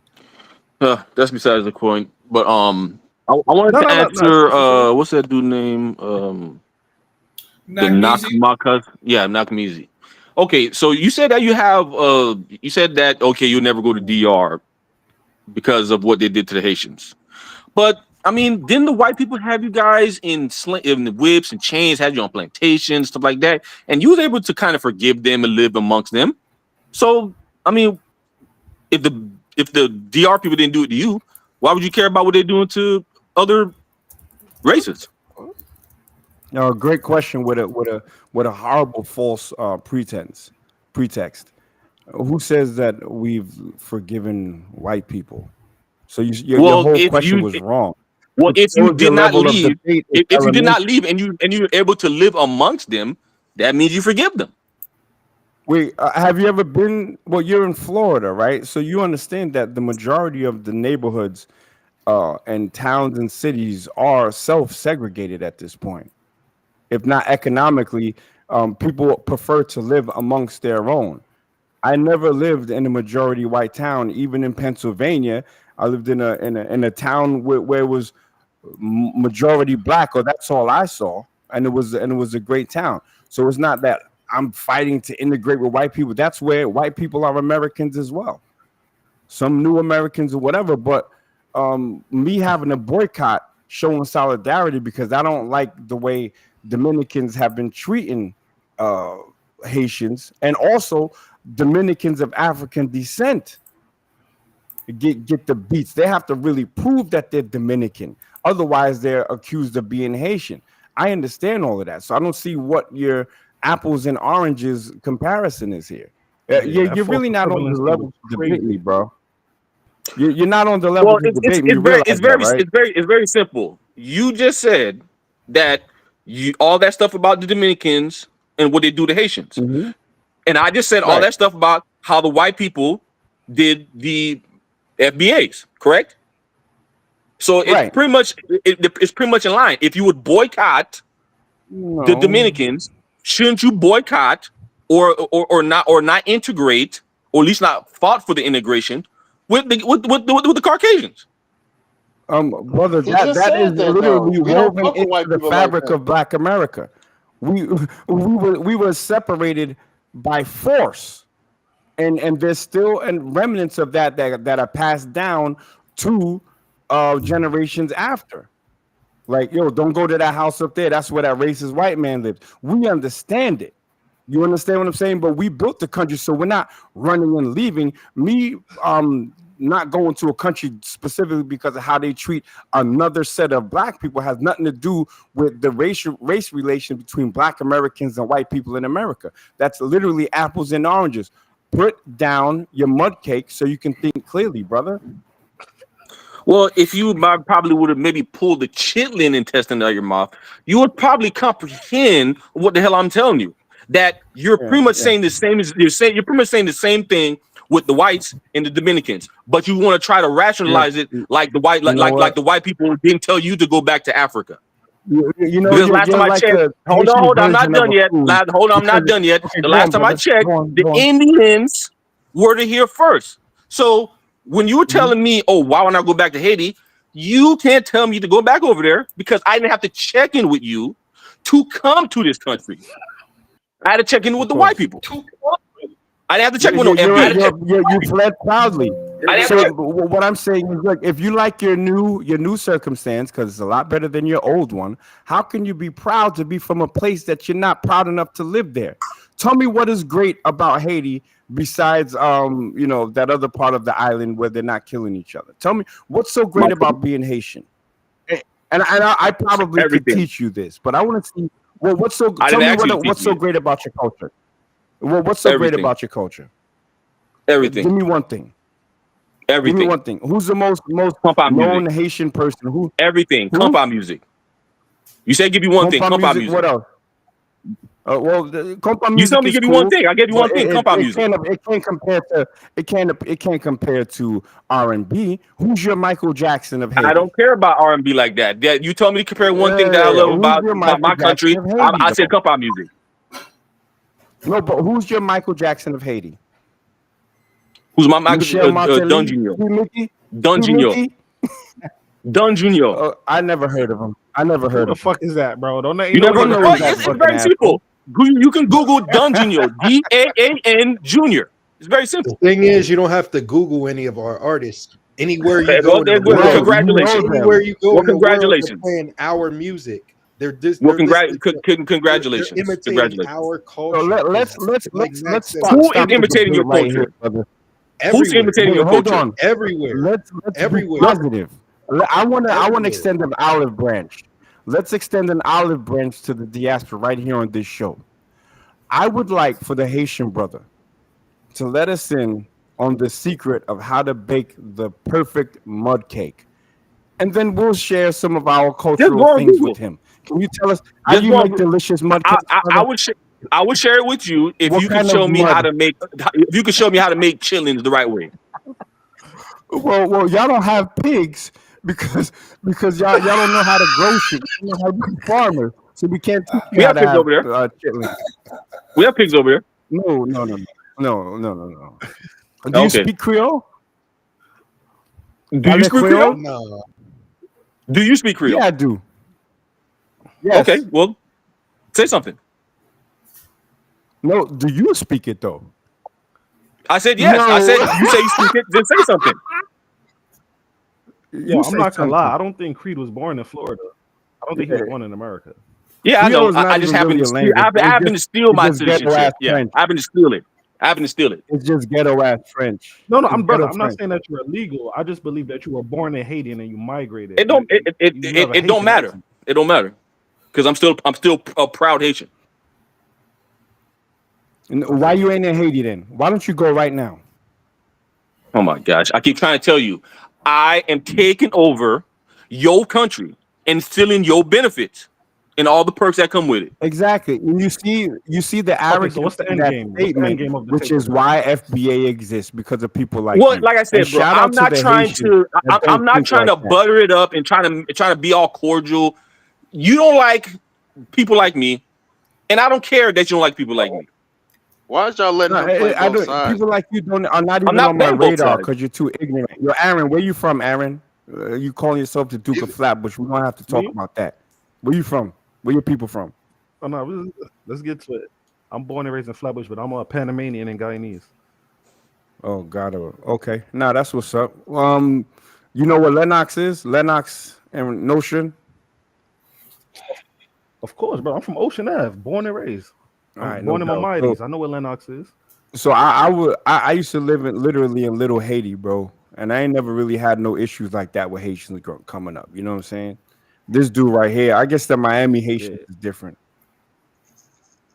Yeah, no, let's keep it a being though. Like I think the largest concentrations of Haitians in New York is specifically in Flatbush, so it was always love. But nowadays, like, and through the computer, it's some weird shit. But Haitians is never on that in person. Yo, let me ask you a question. You remember what parade is that? The Labor Day parade, right? I remember. You don't gotta agree if you don't remember this, but the float that got the most, like, people wasn't fucking with it was the Haitian float. Jamaicans was shitting on Haitians more than anybody. Yeah, if we're gonna keep it all the way up being, the top floats is Jamaican, Trinidadian. Yes. Biased, but it was never really no Haitian floats like that. There was no Haitian floats like that. I never heard of no Haitian parade. Okay. Yeah, you know what I'm saying? They low key, you know what I'm saying? They all named Junior and shit. I don't have a problem with Haitians. I just got problems with idiots that talk about they taking this and they taking that. Look, bro, you ain't taking shit, bro. Take over your country. Do that for me. I'm taking over yours. Yeah, because you're not proud to ask where you're from. I asked him, "What's the end game of the takeover? If this is indeed a takeover, what's the end game?" Well, I mean, I'm a first generation successful Haitian. I mean, I was able to buy 2 houses. I make 6 figures. I mean, I'm saving for retirement. I mean, I'm a Haitian success story. Well, are you going back to Haiti? You're an army of one, right? Well, I only can save myself. You haven't even taken that knowledge back to re-educate other Haitians in order to replicate what you did for yourself. In due time. How old are you? 39. All right, Dr. How is it a Haitian win if you're American born though? Because I still send money to Haiti. It's an American win. That's why I don't like when people. Because I still send money to Haiti and my family, my cousins, uncles. But it's not an American win though. This is what I think FBA need to start. I said a Haitian success story, not an American success story. But you claim to be an American. You can't be both. I never. You can't be, I said I'm my citizenship. I said I'm my citizenship, which means I could be in America. But they ask you, was you born in America? You said yes. Yeah. So you're an American. I don't like to say that, but you can consider it. Oh my God. So if you don't like that and you ain't proud of America, bro, just leave, man. Just get out, bro. For real. It's your citizenship. Take your bitch. What's his name? Nakmazi. You cannot tell me to leave. Bro, it's not I easy, told you. man. When I went through the white people and then they give me my citizenship, they said that you're good to stay here. I didn't have to go through no FBA to get approved to stay here. You were born in America, so you're an enemy to your own argument. It's a little bit more complicated than that, because back in the days you was able to do stuff a little different to get to the States compared to how it is now with more restrictions. But I'm here now, and I'm good. Born in America. Technically, are you born in America? Yes or no? Yeah, exactly. Come on, you're just another lying feather. Yo, Al, what's good, man? How you doing, brother? Yeah, man. And you pick cotton. My brain. Oh, come on, man. Yo, Al, when we have our debate, you're gonna get cooked like this, bro. Trust me, Al. Nah, man. I want to do. I'm glad you came up. I'm glad you came up. Thanks, man. Homies Hub was talking that shit too. Yo, I would genuinely like to debate you. I just want us to have factual information about shit. You know what I'm saying? Who? Like Nakmeezy. He the one that wanted to debate. Bro. But all you're gonna try to do is try to get you into the tethered trick bag of where you from. Oh, your country's poor. That's what all of them do. That's what all of them do. Your homie Sub, if you want to debate, I know you be cooking passport bros, but on this history of Africa and colonialism and slavery, I will cook you like a nice jollof on a Sunday afternoon, bro. Bro, with all due respect, bro, do you eat baby back ribs? Nah, I don't eat That's pork. gonna be you on the grill, my nigga. All right, well, whether it's baby back cow, nigga, I don't care what you eat, bro. I'm gonna fry you up, bro. Respectfully, of course. Nigga, nah, it hasn't happened. It hasn't happened. First time for everything, bro. First Wait, time. And this homie Sub speaking, right? Homie Sub, yeah, but it's homie Sub. But I'll turn the camera on because you was already wrong about the history of who sold what slaves and what went who. So no, I wasn't. No, I wasn't. You was listen. No, I wasn't. When I spoke about specifically Benin, I talked about their modern day slavery, but they definitely were heavily involved in the slave trade. And you see how specific I'm keeping it specific because I'm not stupid. I know that there's different nations and stuff in what is now known as Nigeria. So I'm not going to say you Nigerians because that would be doing a disservice to you. You know what I'm saying? I'll speak about your people. I'll speak about the money rituals. I'll speak about trafficking and all of that. I'll talk about the counterfeit money. I'll talk about the arms trafficking. I'll talk about all of that shit. You know what I'm saying? You ever heard My Beautiful Ado by Idris what's his name? He's that rapper that had the issue with 50 Cent. I know y'all got beautiful culture up there, but the culture ain't push your nation forward. You know what I'm saying? Because Benin right now is a shithole. Let's keep it 100. Right? Of course. Say it. 100%. So we agree. We don't even have to debate. Yeah, you're probably the only Black American I know that knows that much history, let alone even just knowing about the Benin walls, which I got tattooed on my arm actually right now. That's how much pride I take in it. But I'm like, yeah, when it comes to this history, just knowing Africa and knowing who got separated and who was selling slaves, bro, trust me, I do my research on my own people. But that's even more of why I think, and this is my opinion, it doesn't mean that I'm right. I just think when you really come down to this separating who's an FBA or not, you're a couple generations removed from me, bro. You feel what I'm saying? You're only a couple generations removed out of Nigeria. You're not really. Oh, absolutely. You're not. Absolutely. You know what I'm saying? Like you feel me? Like we talking a couple grandpas removed. It ain't that extreme. You feel me? So.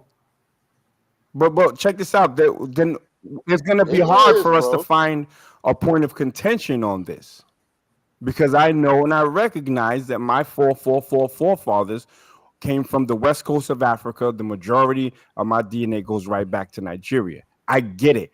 But me being born in America, and my great grandfather and people that's traced all the way back to the 1870 census, slave schedules and all of that, we are a new people. We have a new culture. We share DNA and all of that, but fruit punch is no longer orange juice. You feel me? While they're both juices and they both come from fruits, it's the same. It's a different flavor, which is why we act differently. Which is, and I can draw a parallel, bro. Are Nigerians hated on based on success, and do they call Nigerians arrogant? Do they say that about y'all? Yeah, a lot. Do they say that about Black Americans? Yeah, they do. Yeah, exactly.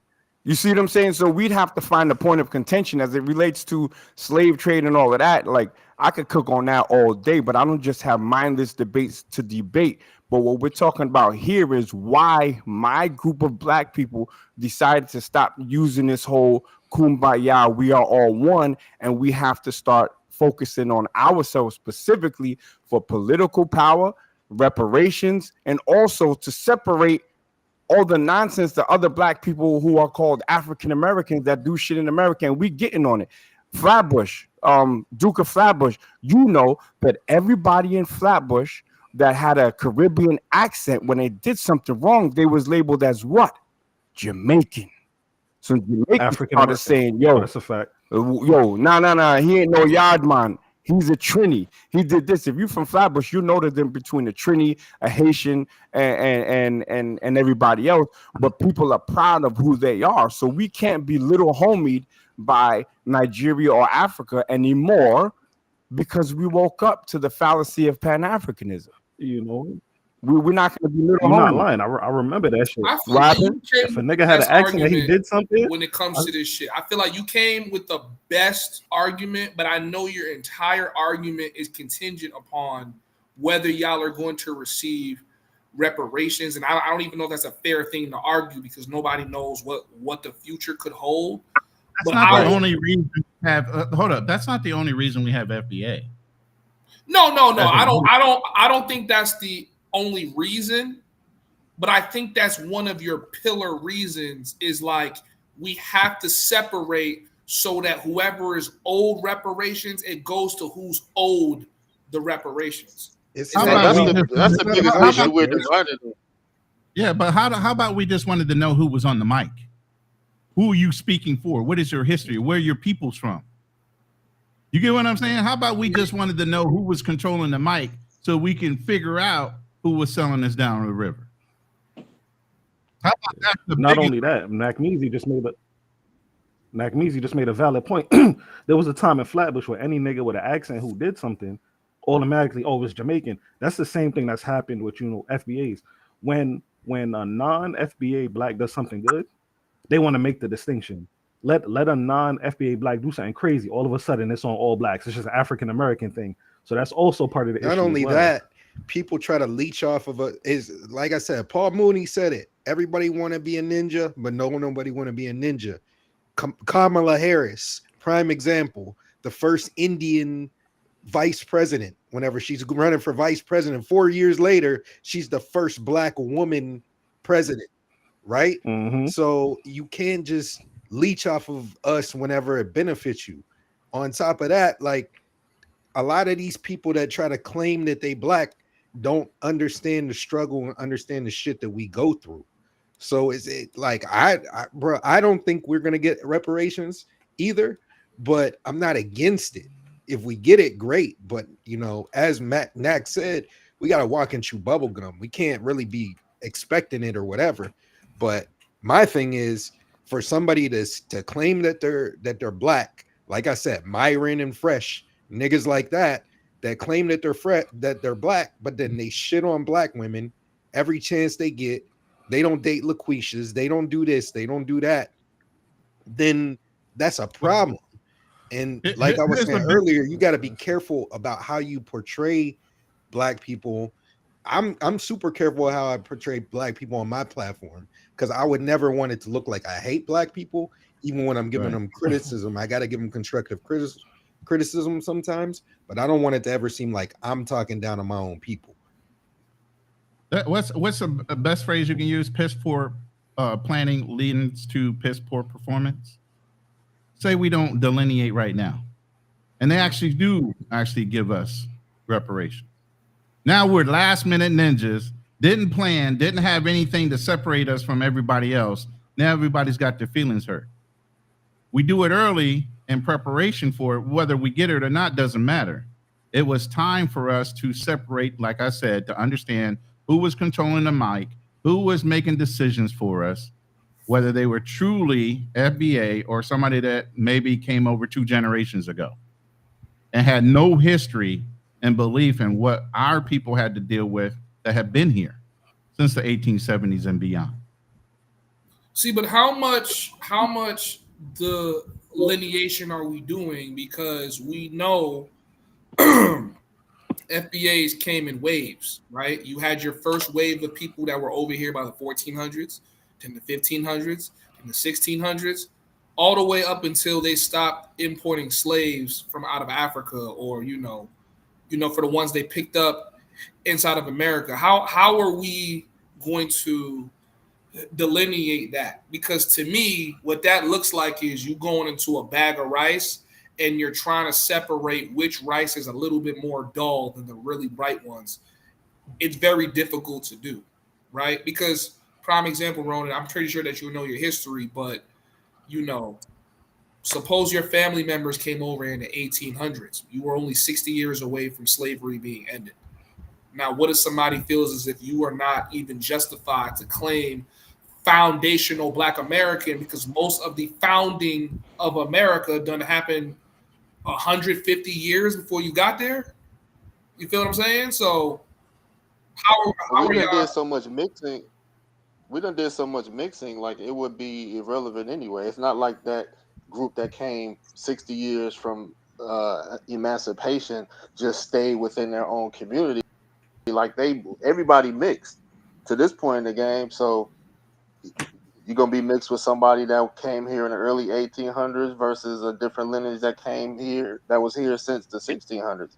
We're a mixed group of Black people. And then that's a great point as well. So then how are you going to address the Black people that are foundational Black Americans that are married into white people? You're about to pay out reparations that's about to go to a Black man that's going to end up giving it to his white wife. Well, let me jump in here, please, because what we talking about here, right? About delineation and stuff like that. And homie, I'm gonna respect your intelligence, bro. In the beginning of this, you made a clear distinction between Benin and Yoruba. Yeah, that's what we doing. You understand? While the Benin kingdom and the Yoruba kingdom, they're culturally intertwined. They speak a different language. There's that whole thing. I, as a Black American, which is why I fell back from it, I can't really be preaching who your people are to you when those are your people. You got the tattoo on your arm. And when you said, yo, respectfully, I ain't Yoruba, I gotta respect it. You see what I'm saying? This is what we're talking about as Black Americans.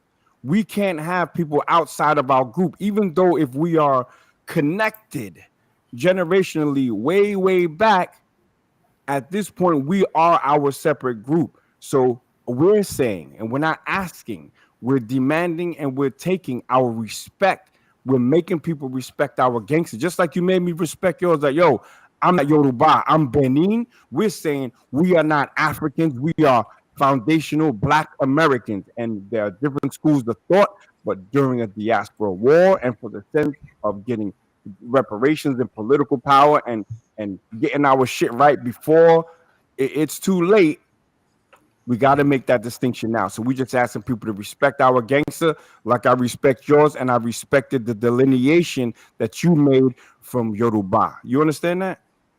I understand it. I respect it too. Salute.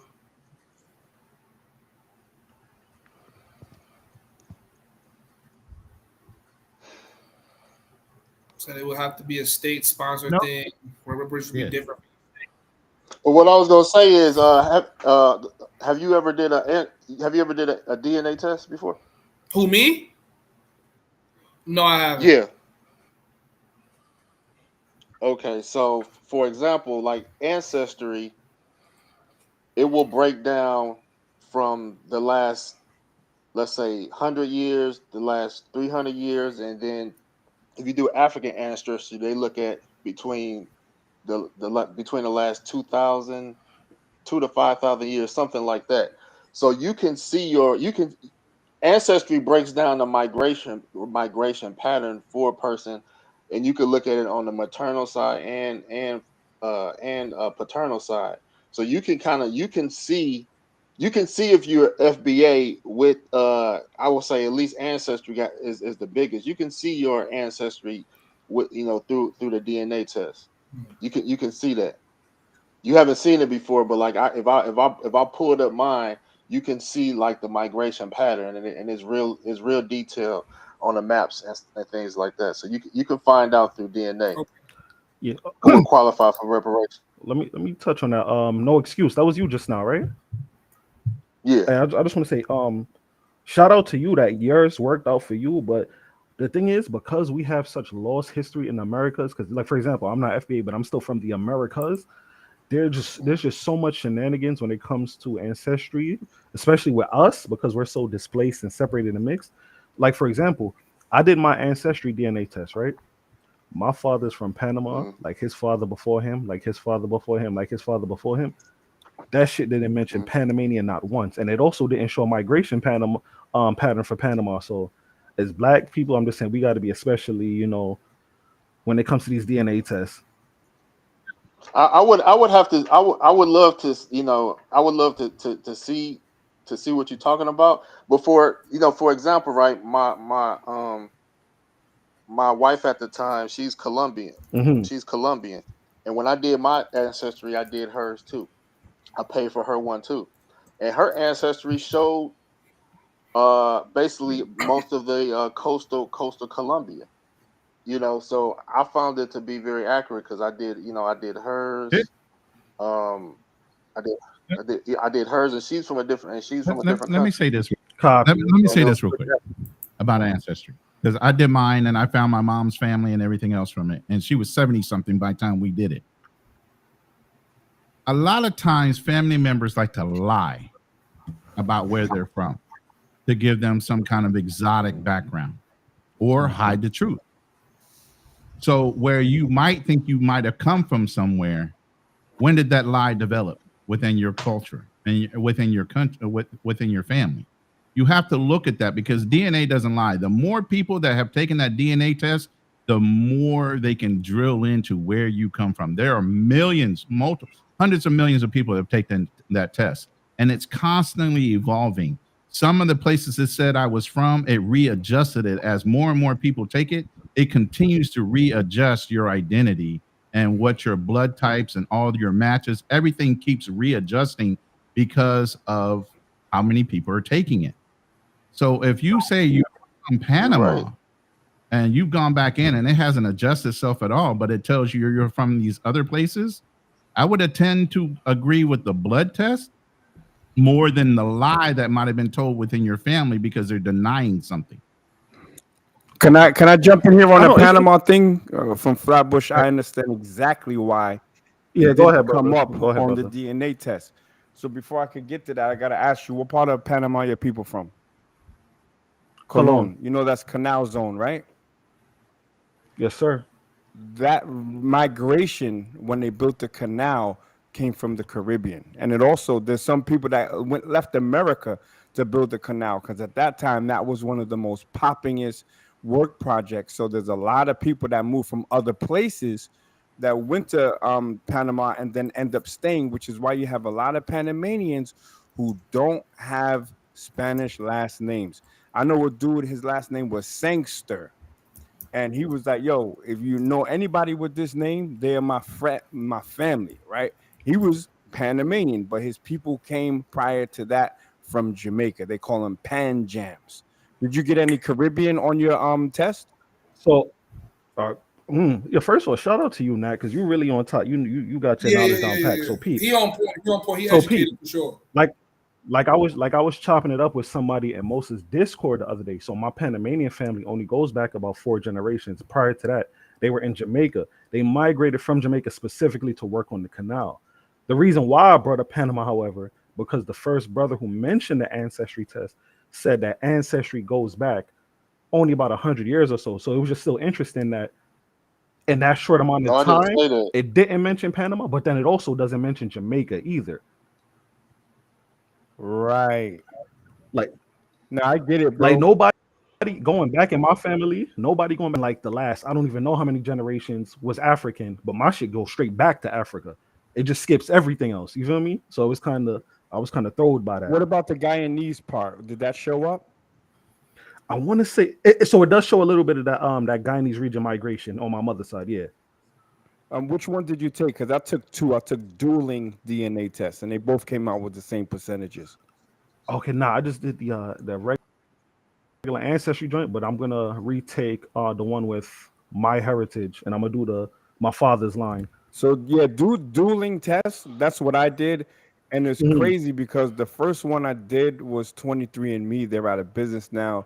It showed the majority of mine going back to Nigeria. And then I did another one, My Heritage or something like that, which is tend to be the weaker of the two. And it gave me even more Nigerian DNA, so to speak. But, you know, the Panama question is different. And thank you for respecting my intelligence. But this is the truth about why it didn't show up as Panama. You know what I'm saying? These tests do not consider, they don't take into account recent migration. And that's the thing, recent migration and intermarriages. So we as Black Americans and we as Black people in the diaspora, which is why I don't believe a test can show you what tribe you suppose, or what ethnic group. I don't even like to use tribe, what ethnic group you come from, because of intermarriage. You know what I'm saying? So if it doesn't take into intermarriage, if it doesn't take into recent migration for work, migration based on conflict, and a lot of these conflict zones, people are not sitting down saying, hey, let me take a DNA test to add to your DNA pool. So respect the DNA, but also look at your own history. You know what I'm saying? That's all I'll say. Yeah. I appreciate that. You're right.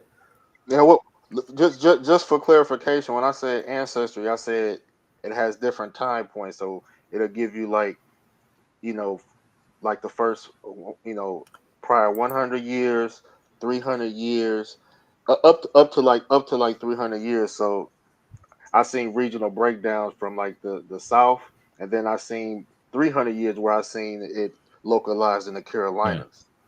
So okay, I see what you're saying. I have pathways from both Western Hemisphere of Africa over to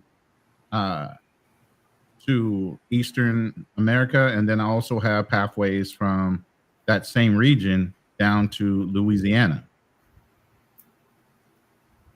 So, it just depends on how your blood comes up within those ethereals and how far they can push it back. But I have a family member who lives in Virginia, so she goes to the archives all the time and can dig up shit. That's something I wanted to say something real quick. Was Ronan brought up a good point. Myself and I know a lot of others went to Ancestry because some of us found out that the men that we were told that were our fathers wasn't our fathers. Women too.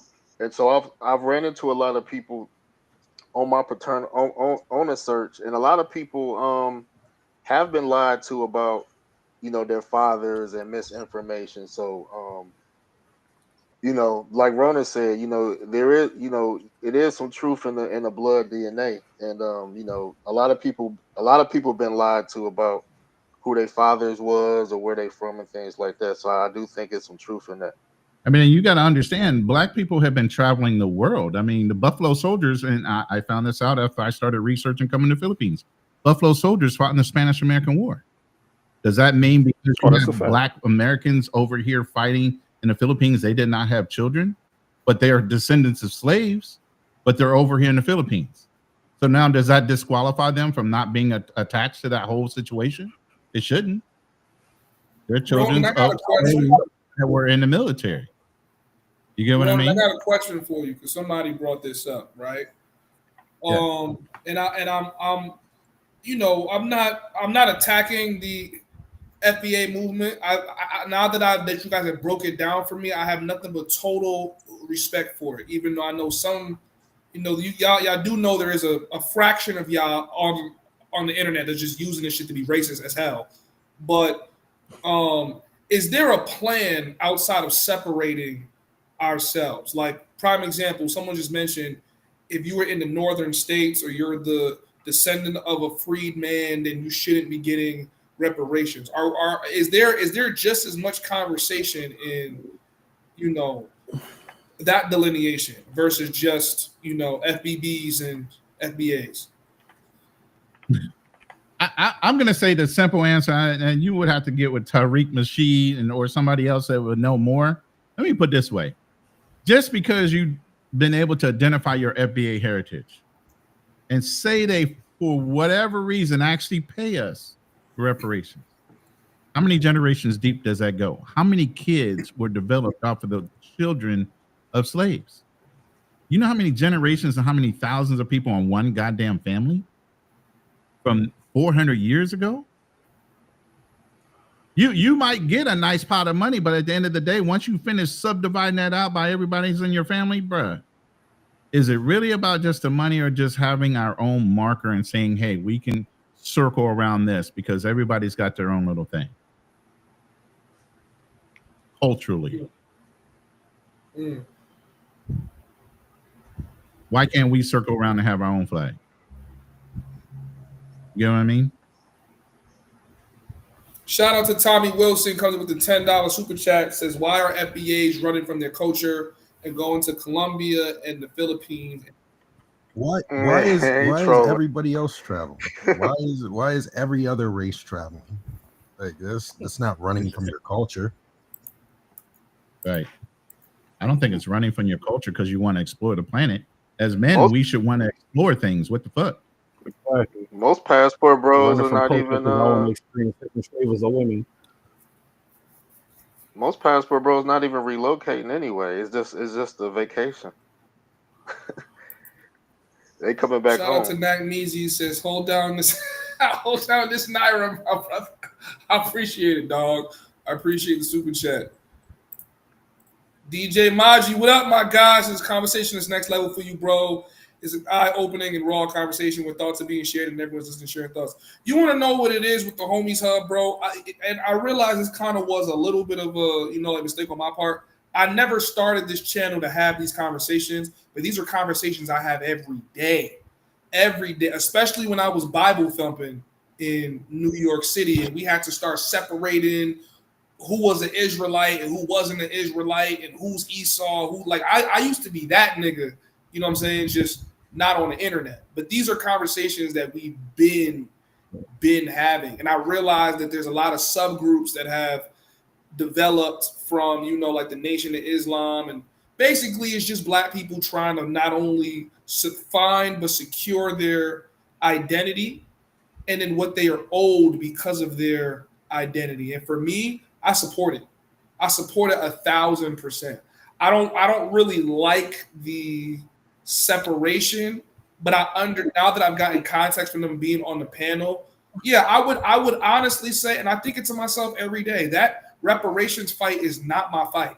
I support it and I'll stand with y'all, but I wouldn't stand as leadership of that fight because they're gonna say, hey, Nigerian niggas, stood at the front trying to dictate how the movement went. I think this is something that we either observe and we show support, and we all should show support, because if the FBAs do receive reparations, I have my doubts, but if they do receive reparations, everybody, all of them, all those pale skin powers got to fix what they did to everybody. And I feel like the world don't want to do that. And that's one of the reasons why I don't see it happening. But I don't think that's not a make or break, for Black Americans. You know what I mean? At all. I think, like the world is still theirs. It's just, we just need that togetherness. This is respect. Yeah, and yeah. So another point to whoever just said this conversation is next level for you. You made this point in one of your earlier streams, like when you first started YouTube back.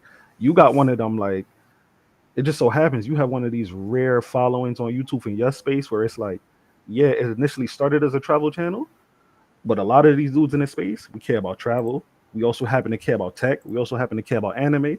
And then niggas just did a whole 5-hour stream about this too. Yeah, a lot of other people don't got groups like that. Like, they people come from one thing. If they ain't talking about that one thing, they not even trying to hear it. Mm-hmm. Yeah, that is true. I say that's probably something special about my channel is I think I genuinely attract people that are very similar to myself. You know what I mean? Like you, Aaron, like you a prime example. You know what I'm saying? So that's dope.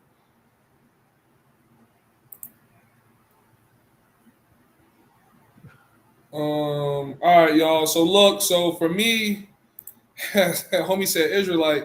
Hey, bro, listen, man, I'm not a part of that no more. That was, that was a time in my life, when I really was in the Bible thumping, and not that I disrespect anybody that does that. There is a lot of good history in there, whether you want to shake it off or not. But that was. Oh, I'm gonna keep it a bean. Yeah. My fault, bro. Yeah. No, I said that was when I basically realized that the biggest issue at the behest of all of our problems is a lack of power. That was what that whole time period in my life taught me. Like, we need to worry about power, and we need to pay attention to the fact that no matter how we feel, us as melanated people, we are in a war, and whether you want to address that war or act like it's not happening is really on you. But all you doing is putting up an even bigger fight for your children to come. So, sorry, Aaron, go ahead. Oh, no, I was going to say, ironically enough, nigga, I'm still on Hebrew Israelite time, and the difference is you're not about to catch me on a random street corner in Brooklyn yelling at niggas. I don't take it that far, but as far as subscribing to the philosophy and the school of thought, oh, absolutely. Yeah, I'm still let me jump on that real quick. So, like, hold on. So, like, you just moved off of that completely?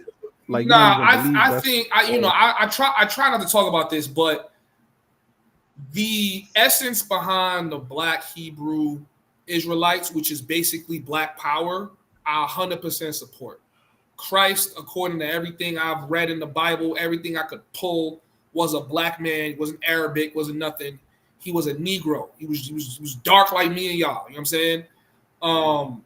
What I guess I'm off is what made me push off. And we could talk about this off screen, but Christianity in its totality is a, how do I say, is a Greek, is really a Greek construct. It's a white construct. The whole idea of Jesus and you needing to be saved by somebody. I don't think anybody is coming to save you. I think you need to save yourself. We got to talk about the Ethiopian Orthodox. Let me say something real quick about the Israelites. Let me. Yeah. You jumped in on me. Let me jump in. All right, go on, bro. So I was in Ethiopia in May, and I'm about to drop a documentary. I went to Shashamani, which was where land was given to blacks from diaspora, and during my visit, I was surprised because they had a church for the 12 lost tribes of Israel. Yeah.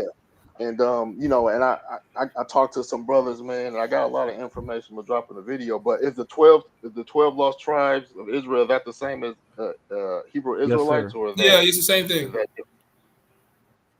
Okay. You go ahead, Nack. I just want to thanks. No excuse. My bad for jumping in on you. I didn't realize. When I get passionate, I get passionate. But look, the tenets of I like the structure of the Hebrew Israelites. You know what I'm saying? I like that.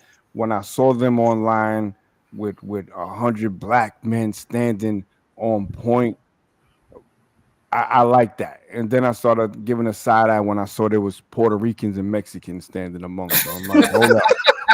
Right. So now I'm Europe based now, right? So anytime people having conversation as it relates to black people, I tend to jump in it.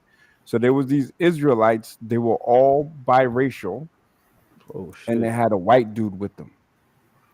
So, and because Holland is close to Germany, there's a lot of times some brothers from that was in the military that's from Germany that come to Holland too and preach with them as well. So one brother was from Oklahoma, and I'm like, yo, y'all got a whole white man on here. Like, how this is about us, but y'all got a whole white man, and he was wearing like kente cloth, which is from the Ashanti tribe in Ghana. So I'm like, yo, that don't make sense.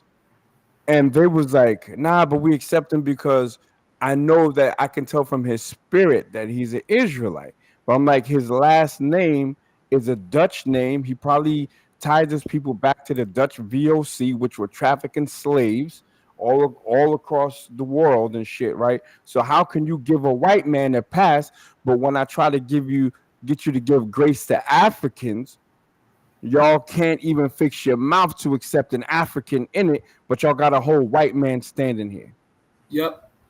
You see what I'm saying? So that was when I said, this is looking a little funny style.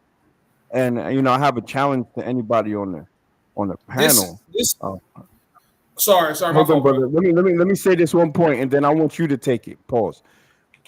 You said Jesus Christ was a black man. I say Jesus Christ was a good old down home white man. Prove me wrong. Okay, so With number scripture. one. With scripture. Number one.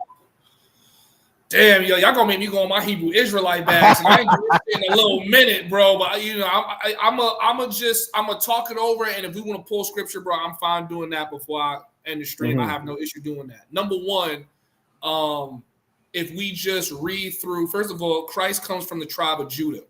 Correct. The tribe of Judah comes from the 12 tribes of Israel.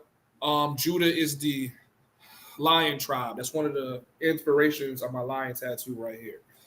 When Moses, I believe he's from the tribe of Levi or the tribe of Judah, but when Moses was born and the king was seeking to kill him and he rolled him in a basket, he was picked up by some Egyptian servant, and he was, amongst those Egyptians, they could not tell the difference between him and the others. When it came to Joseph, the one that his brothers didn't like him because he could see all the prophecies and he saw himself being a king, like a king amongst them. When they went down to Egypt because they were inside of a famine, they could not tell the difference between him and an Egyptian. When Christ was born and the king of Greece sent out men to kill him, Mary and Joseph took Christ and hid amongst the Egyptians.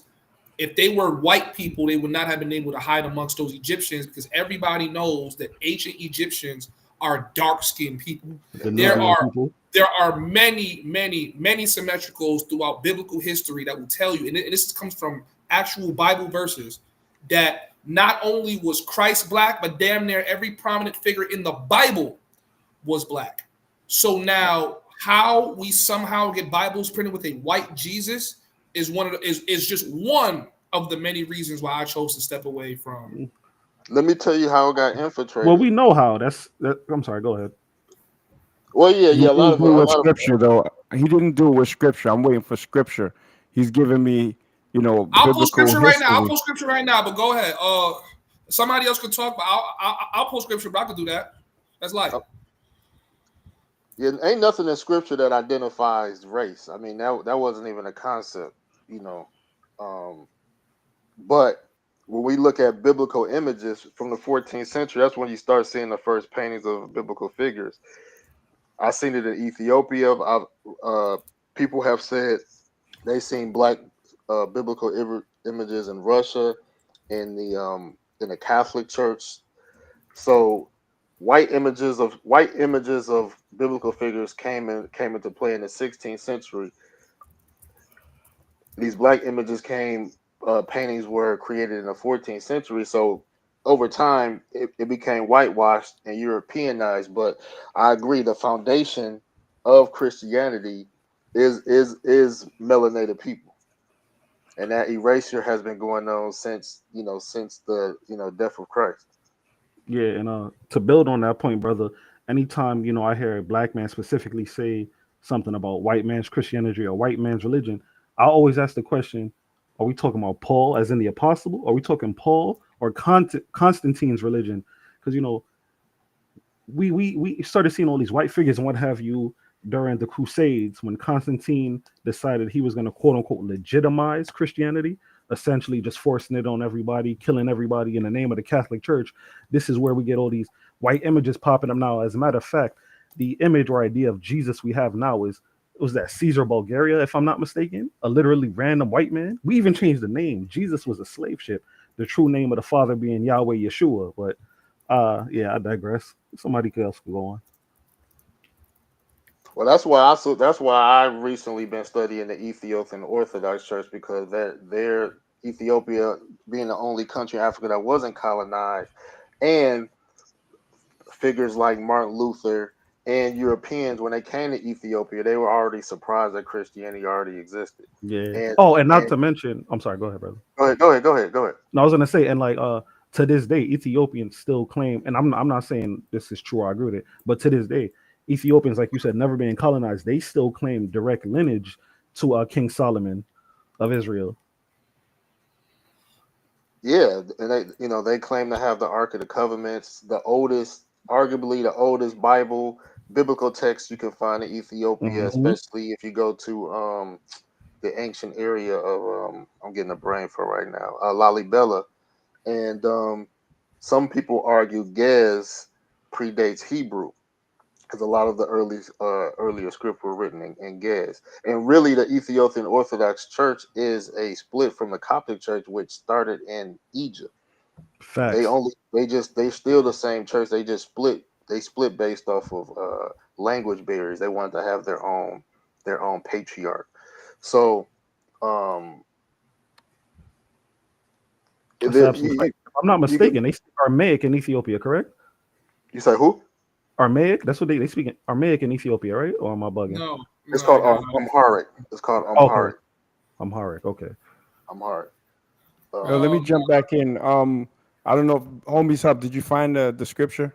Yeah. So which one do you want exactly to your best one?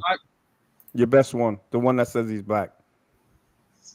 That Christ is black. Well, I'll use the same one that they always use. I believe it's Revelation 1. Put it up on the screen, please. Yes, sir. I got you. 1 second. Thank you. Let me see. I use the King James version. I don't read any other version, so I don't know which one you guys read, but that's the one I'm pulling up right now.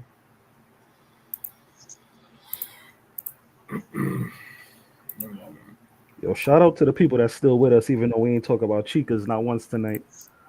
That's what's up. These are the conversations I like. That's why I ain't been in the PPB space in a minute, because I'm tired of the same old manga stories. Yeah. You mean that? We don't ever talk about that. Facts. Come in our room. I'd like to read this if I can. Let me ask Nak a quick question. Do you believe the current Israel, do you think that's the original you're going out, brother. Say it again.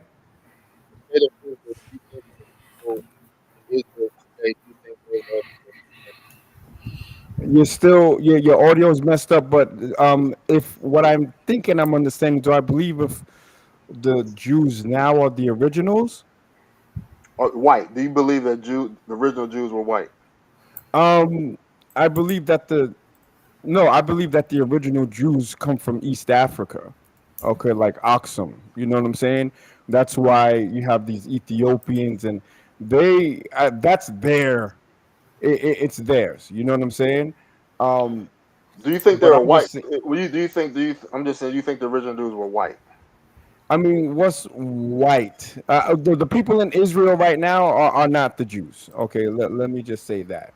Those are all Europeans. Right, those are all Ashkenazis from Europe that came after the United Nations, whatever. Y'all get that. But the East Africans don't even classify themselves as black. We're talking about melanated people, man. Melanated people does not mean black, though.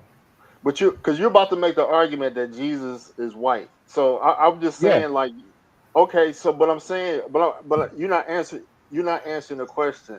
Do you think the original Jews were Caucasian or non-Caucasian?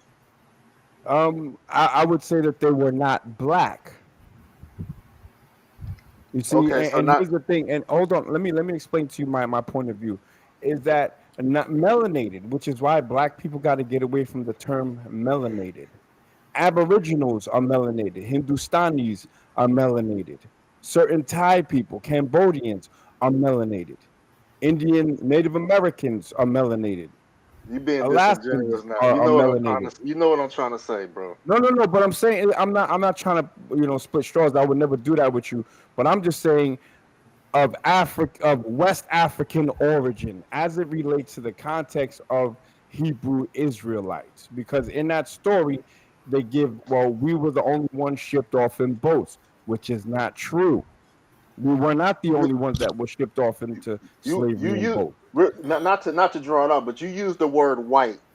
You use the word Right, white as it relates to Jesus. So I'm just right. asking you just a direct Right. question: And I'm going to Were the show you original exactly Jews? why I use that. Were the original Jews? My question was: Are the original Jews white or not?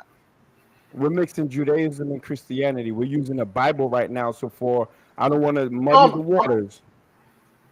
the Brother, point is let's read this, and I'll tell you why I said white.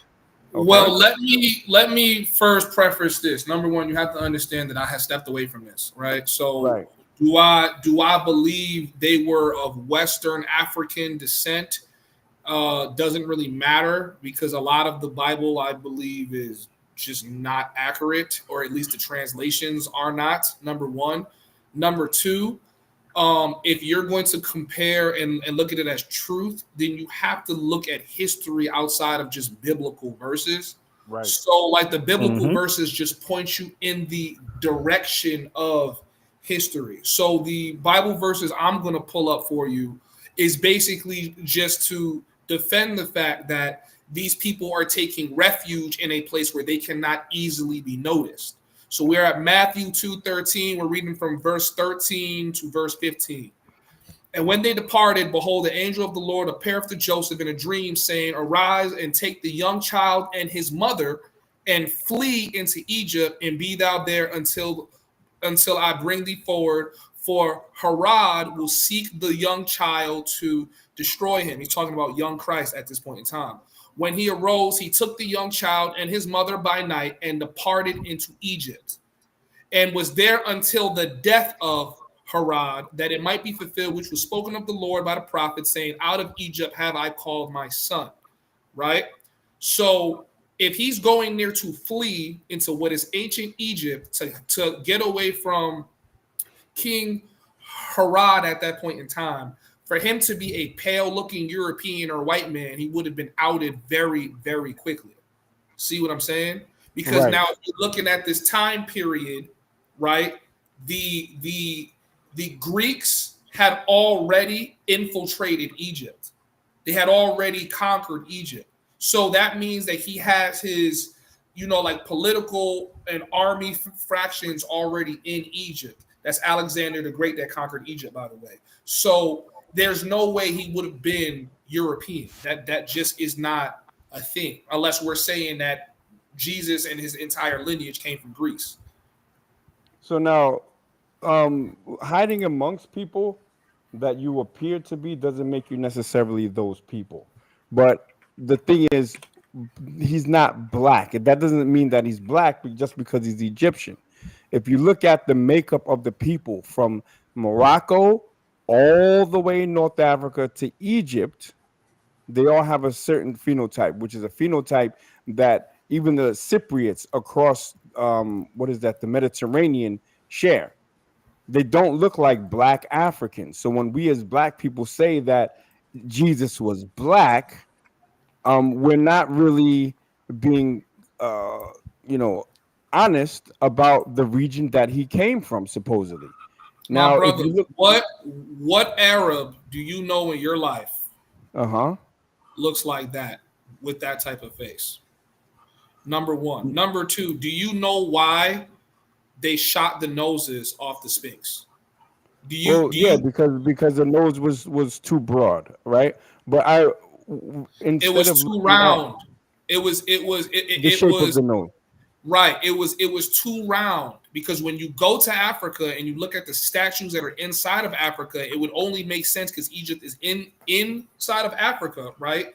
That these people look right now, because I'm gonna make the screen big for you. They got faces like mine. My face looks way more similar to that Sphinx than Ahmed's face looks to that Sphinx. So they shot the noses. You could even use the King right. Tut But here's the thing: that's you're comparing a humanoid features to a statue. I'd like to see the people. So let's use King Tut. Hold on. See, here we go.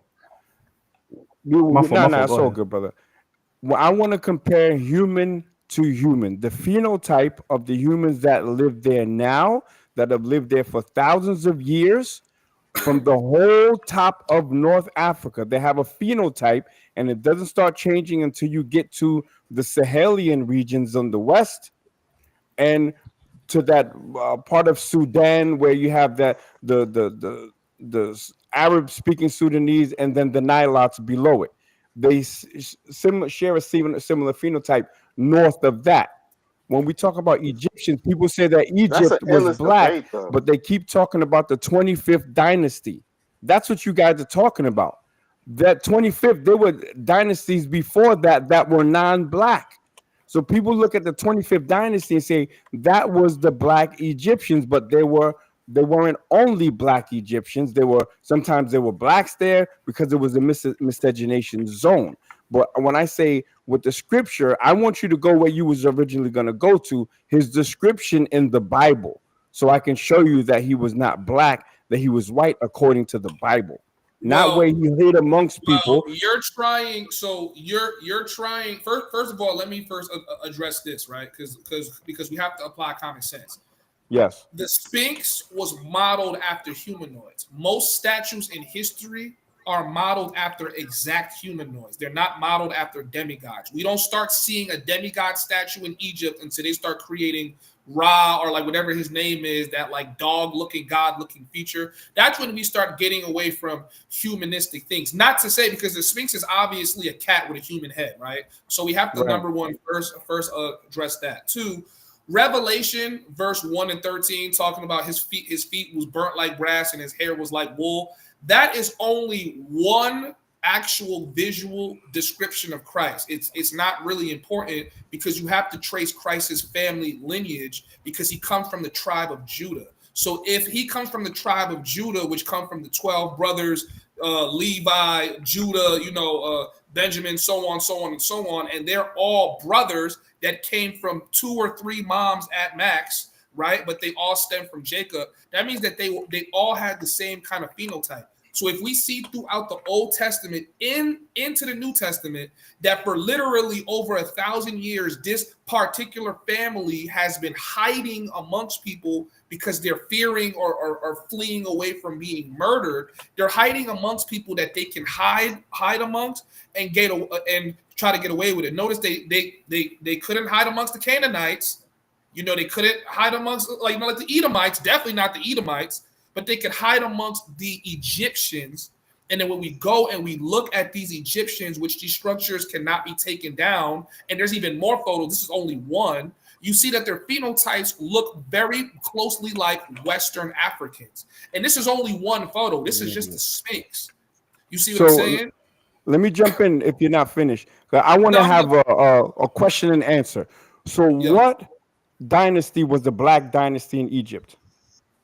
That is an answer I don't have, but it was the primordial dynasty. It was the 25th dynasty. If anyone disagrees with me, please provide facts to that. It was the 25th dynasty.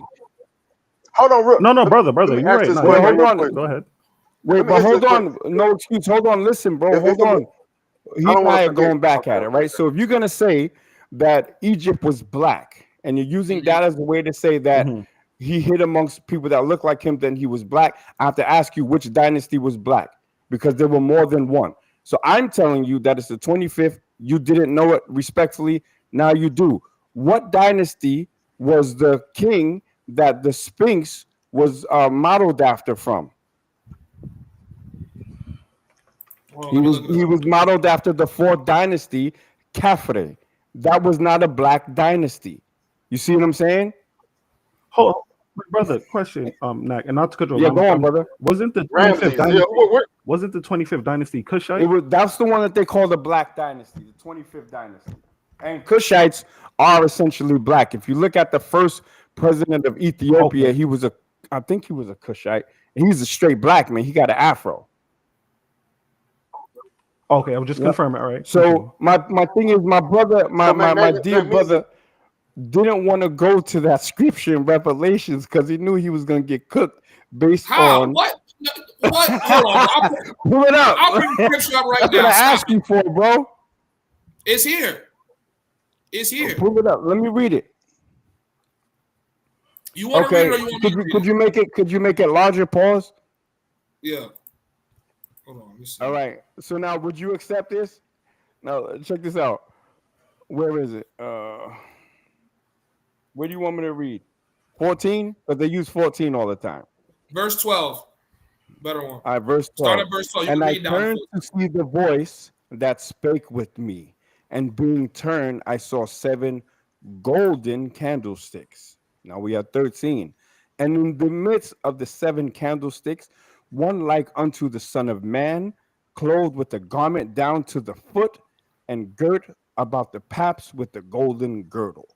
Now we're getting into the meat and potatoes right here. His head and his hair were white like wool. White like wool.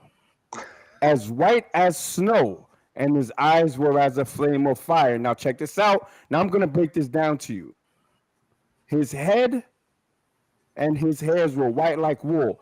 What is wool being used as a qualifier? Is it being used as a qualifier for texture, or is it being used as a qualifier for color?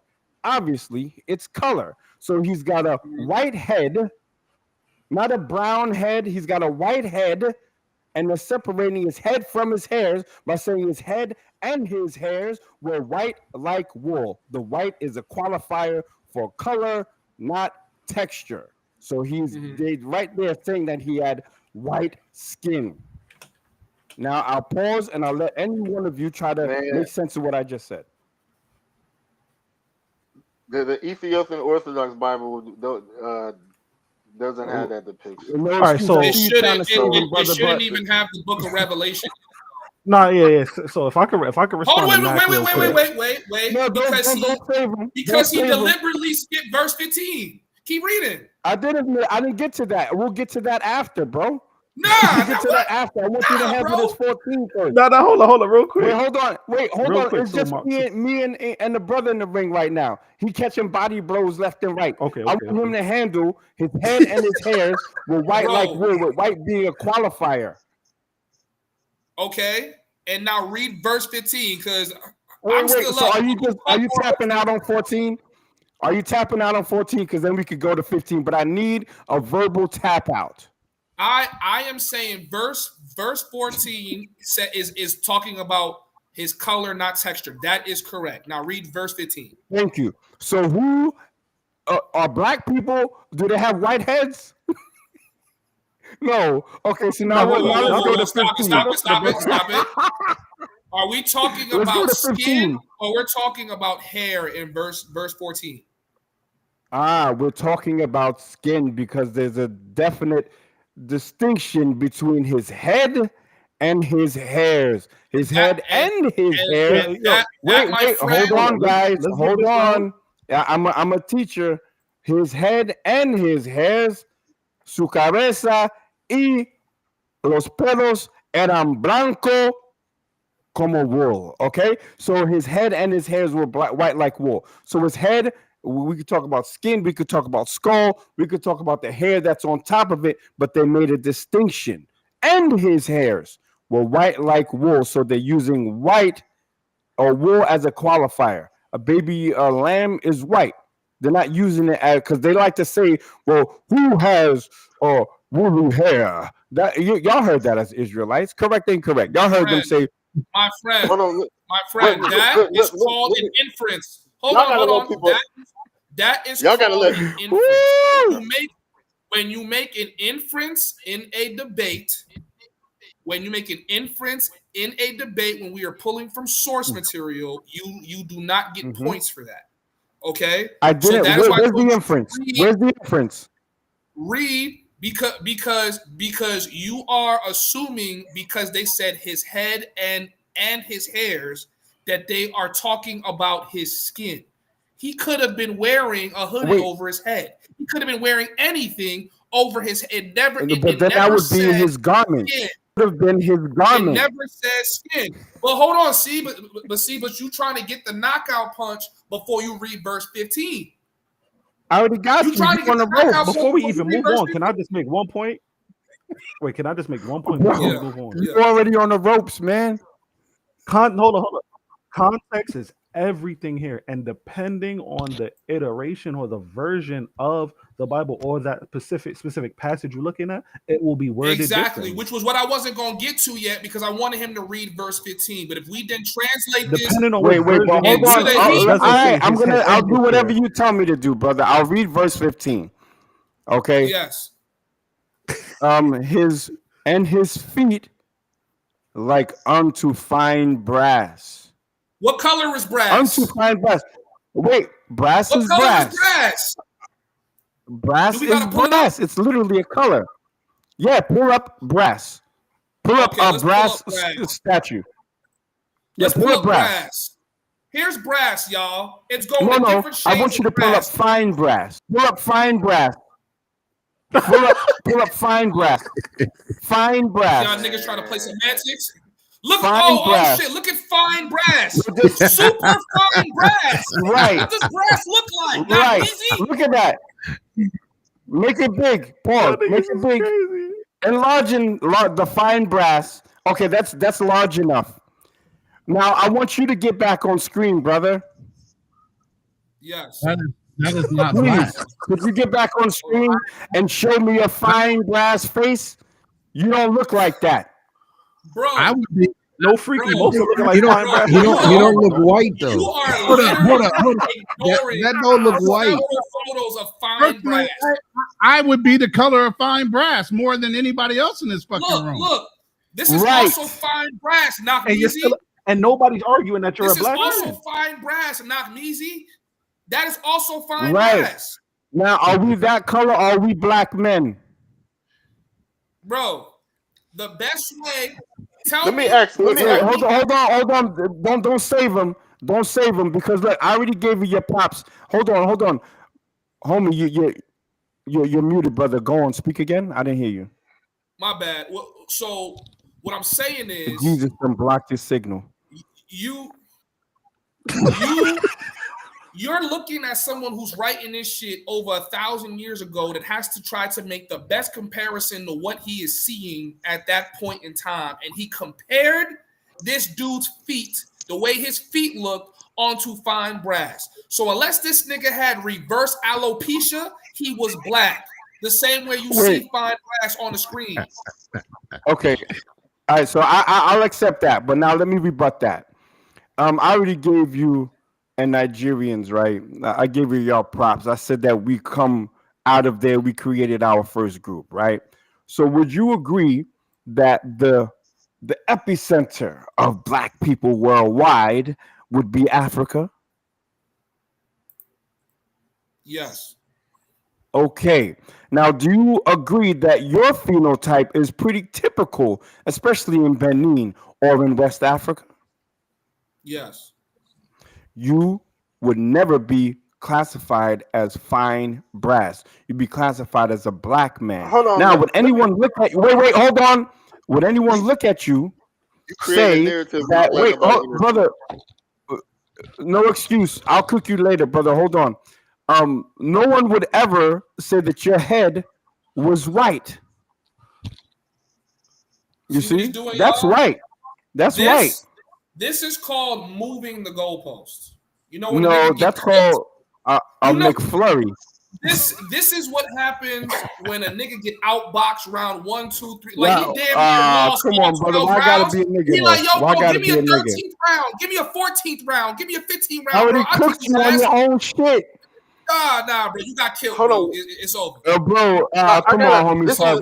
is an important Show me question. I black gotta in ask. there because the Israelite doctrine talks about black men, blackness, the black man, the black man. But when you look at the physical description of Jesus, it says he had a white head and white hairs that were white like wool. Y'all like to say that his hair was like wool, which is cat because it wasn't used for texture. Now you go down to his feet.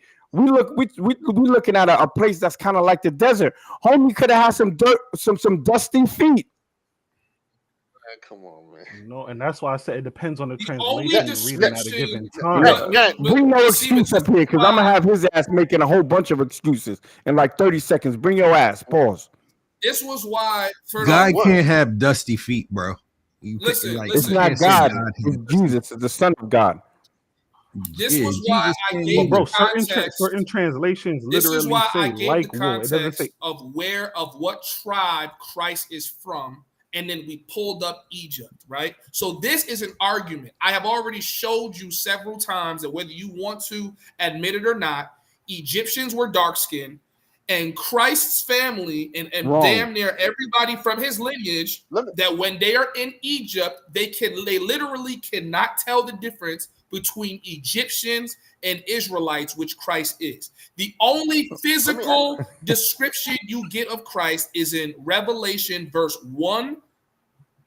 chapter 1, verse 14 to 15, where we get an actual depiction of what something that might be his skin looks like. It says his feet. Now, you could argue, well, it was says his head.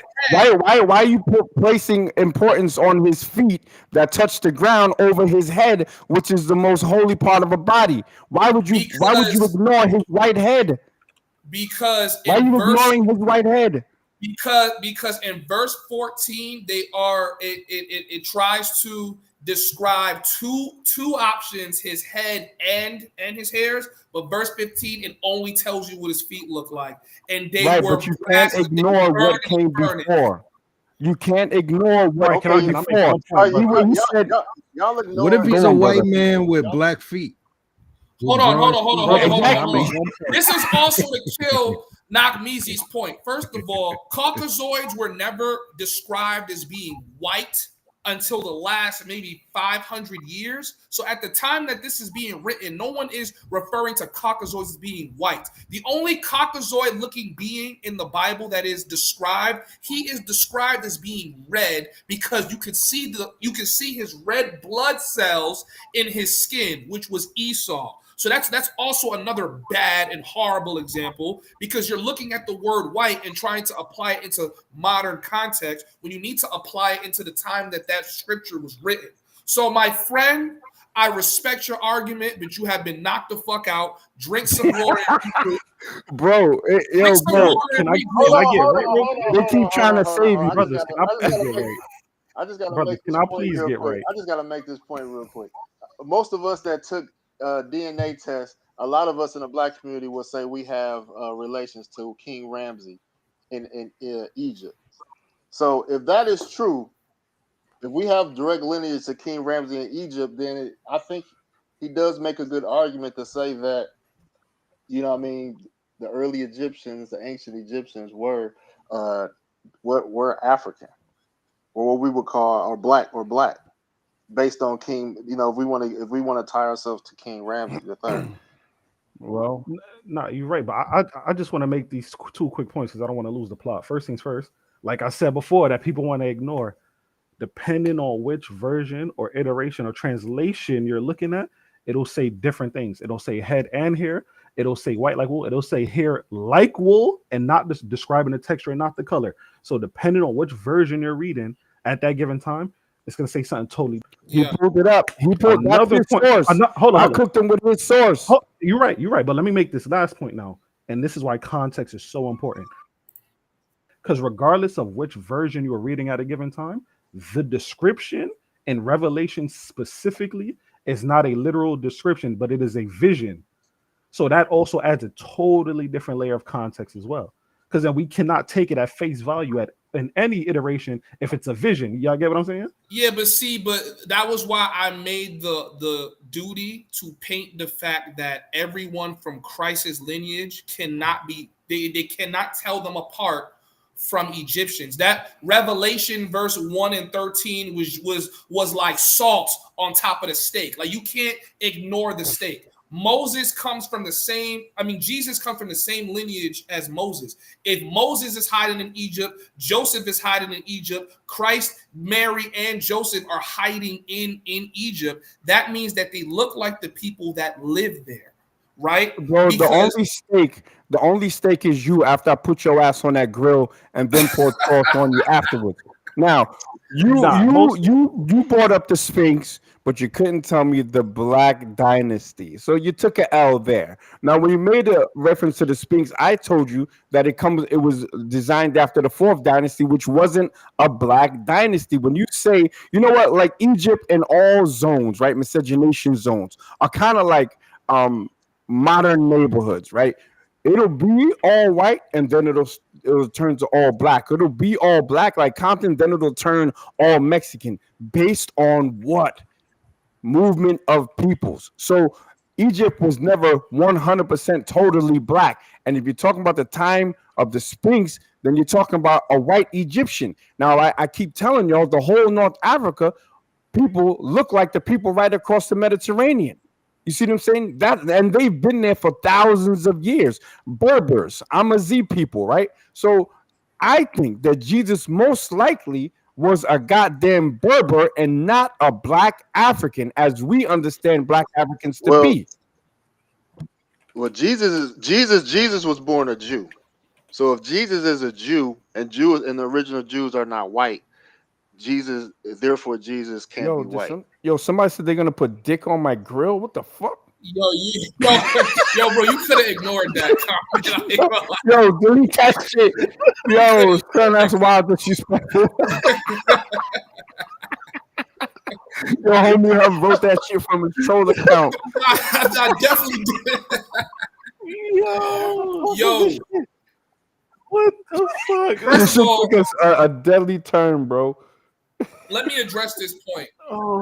Just because you say points doesn't make them true. You said this is from the 4th dynasty, 25th dynasty, but you never brought it up. I am going to argue that Caucasoids and red people did not even touch the land of Egypt until Alexander the Great came and took over Egypt. So I would say if you were catching any white people inside of Egypt, is because they were doing trade before Alexander the Great came. Miscegenation zone. So there'd be people there. Yeah. Before the Suez Canal, you could walk back and forth. Come on, Meezy, bro. You smarter than that, bro. You know, even if there's people doing trade, they need to get funded to move from Greece into Egypt, bro. That's a very expensive trip. So if you had white traders there, it was like this much. That means that if Christ was hiding there, he would stand out because that's historical. Man, let's just agree on this, that the original Jews are East African. Can we agree on that? No. Jesus is born a Jew. Honestly, bro, I don't care if they're East African or West African. That's not my argument. I told you already that there's already a bunch of discrepancies. Whether he was Western African shaped or Eastern African, it doesn't really matter to me. It does matter because the Israelite doctrine started at One West. That is started by Black Americans in New York City that tried to create a belief system that made us see ourselves in the Bible so it would give us more pride and power, put the power to that religion. I'm not arguing that. All right, so that's what I'm saying. That's why it's relevant. When you understand that Black Americans and the Black diaspora originate primarily from West and Central Africa, right? That doctrine was to give us pride and to give us something to believe in, not the East Africans. So when you start digging into it and you say, well, we're the only ones that went on boats, that's a lie, because there was also the East Indian slave trade that saw the CDs go from Tanzania to goddamn India. So there were other Black Africans that were shipped off to the New World. There were other Black Africans in the Arab slave trade. So that's why there's problems in that. And I appreciate you, brother, for throwing me that alley oop, and I slam dunked on your ass with your own source. White head, white hairs, white being a qualifier, and fine brass. Nobody on here Bro, you got except Ron, cooked. You have except Ronan Travels, high yellow ass from Louisiana, looks like goddamn fine brass. He's the only one. You had one interpretation. I literally have showed you several times right there. and granted, let me also state this to my fellow Hebrew Israelites that'll watch this live stream and say this brother is lost and all this other shit. I commend y'all on y'all journey to finding power within yourself. God is within you, and I say that because I'm only arguing this point if we are going against source material. If you were asking me what I really think, I don't care. It really has zero importance to me about what is written in that book as of right now, because the same way that I could defend Christ was black, I could tear down their entire doctrine like this as well. You know what I'm saying? So I'm not arguing these points. You know, whether it started from One West, whether it's this, whether they're East African, it doesn't matter. I just know that they weren't white. So, you know what I mean? Like, that's it. So, that's where I stand on it. Nice sparring with you, brother. You're an intelligent brother. You are one of the Nigerians that make Nigeria proud. I appreciate you. For real. You know what I'm saying? I like having these conversations. No one called each other out the names. It's all good. It just sounds like no excuse. Wanted some smoke. I don't know. Bro, you already know how it is, man. I'll cook you respectfully, no excuse. So if you want it, what's your point of contention, bro? No, I just wanted to point out just our relation to Egypt as it relates to King Ramsey. And so, you know, the argument can take a lot of different forms, you know what I mean? But we're chasing our tail trying to, you know what I mean? It's an endless debate trying to determine what race Jesus was. But I think most people can definitively say Jesus is not Caucasian, and we can say Jesus is not sub-Saharan black. Exactly. And that's why it don't mean nothing to us from a point of Israelite, because that ain't us. The East African Horners who have a really official claim to Judaism, that's not us. We not them people. So we as black people constantly looking. This is what I never understood, and I want my brother homie sub to listen to me really carefully. You know what I can't stand? Egyptomaniacs from America that will jump over their West and Central African heritage to go and try to big up Egypt when they don't have any recent ancestry to there. So you're ignoring all the greatness that was in West and Central Africa, all the kingdom, so you could jump and try to attach yourself to some goddamn Sphinx from the from the fourth goddamn dynasty that wasn't even a black dynasty. Exactly. Whoa. I mean, all right. So that part I'm gonna have to disagree. But yeah, like I said before, right? I support anything that brings black people together to try to attain power. Like I said, power dynamics is my whole thing. But when you start looking at religions, spirituality, this person's an Israelite at heart. And then when you start getting into the New Testament, Christ is basically telling you it don't matter if you're an Israelite, because you guys are going to be cut off from the olive branch, and the Gentiles are going to inherit the place that you should have been because of your sins. Well, then that basically means, when you really understand it, and I don't mean to shoot none of you guys that's just starting your journey in the foot. That's why I don't really like having these conversations. But you're going to realize that you're damn near cursed for being born an Israelite, and you're bound for hell.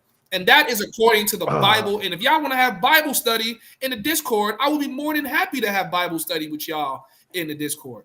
But if you are using it, so can I touch on that? No freaking. Yeah, but if you are more interested in the power dynamics and believing that your people are, that you are the chosen people, I am all for it, bro. I'm all for it, because you definitely are the chosen people. You are definitely a copy of God. So, as long as God lives in you and God is with you, there's nothing that you can't beat. There's nothing that you cannot get through. Yeah, I just. Well, God said, I mean, the Bible, the God, I mean, not to cut you off, but the Bible stated that the chosen people came from enslaved people. So there's an argument that it is the lost tribes of Israel. are the ones that Moses. Bro, the believed. There's Irish an were argument enslaved, the Greeks were enslaved, the Chinese were definitely enslaved on levels you cannot even fucking imagine. You think you know, not to say anything compared to the African slave trade, but I want you Because to know nothing there does. has Because nothing does. Not even the there's Holocaust.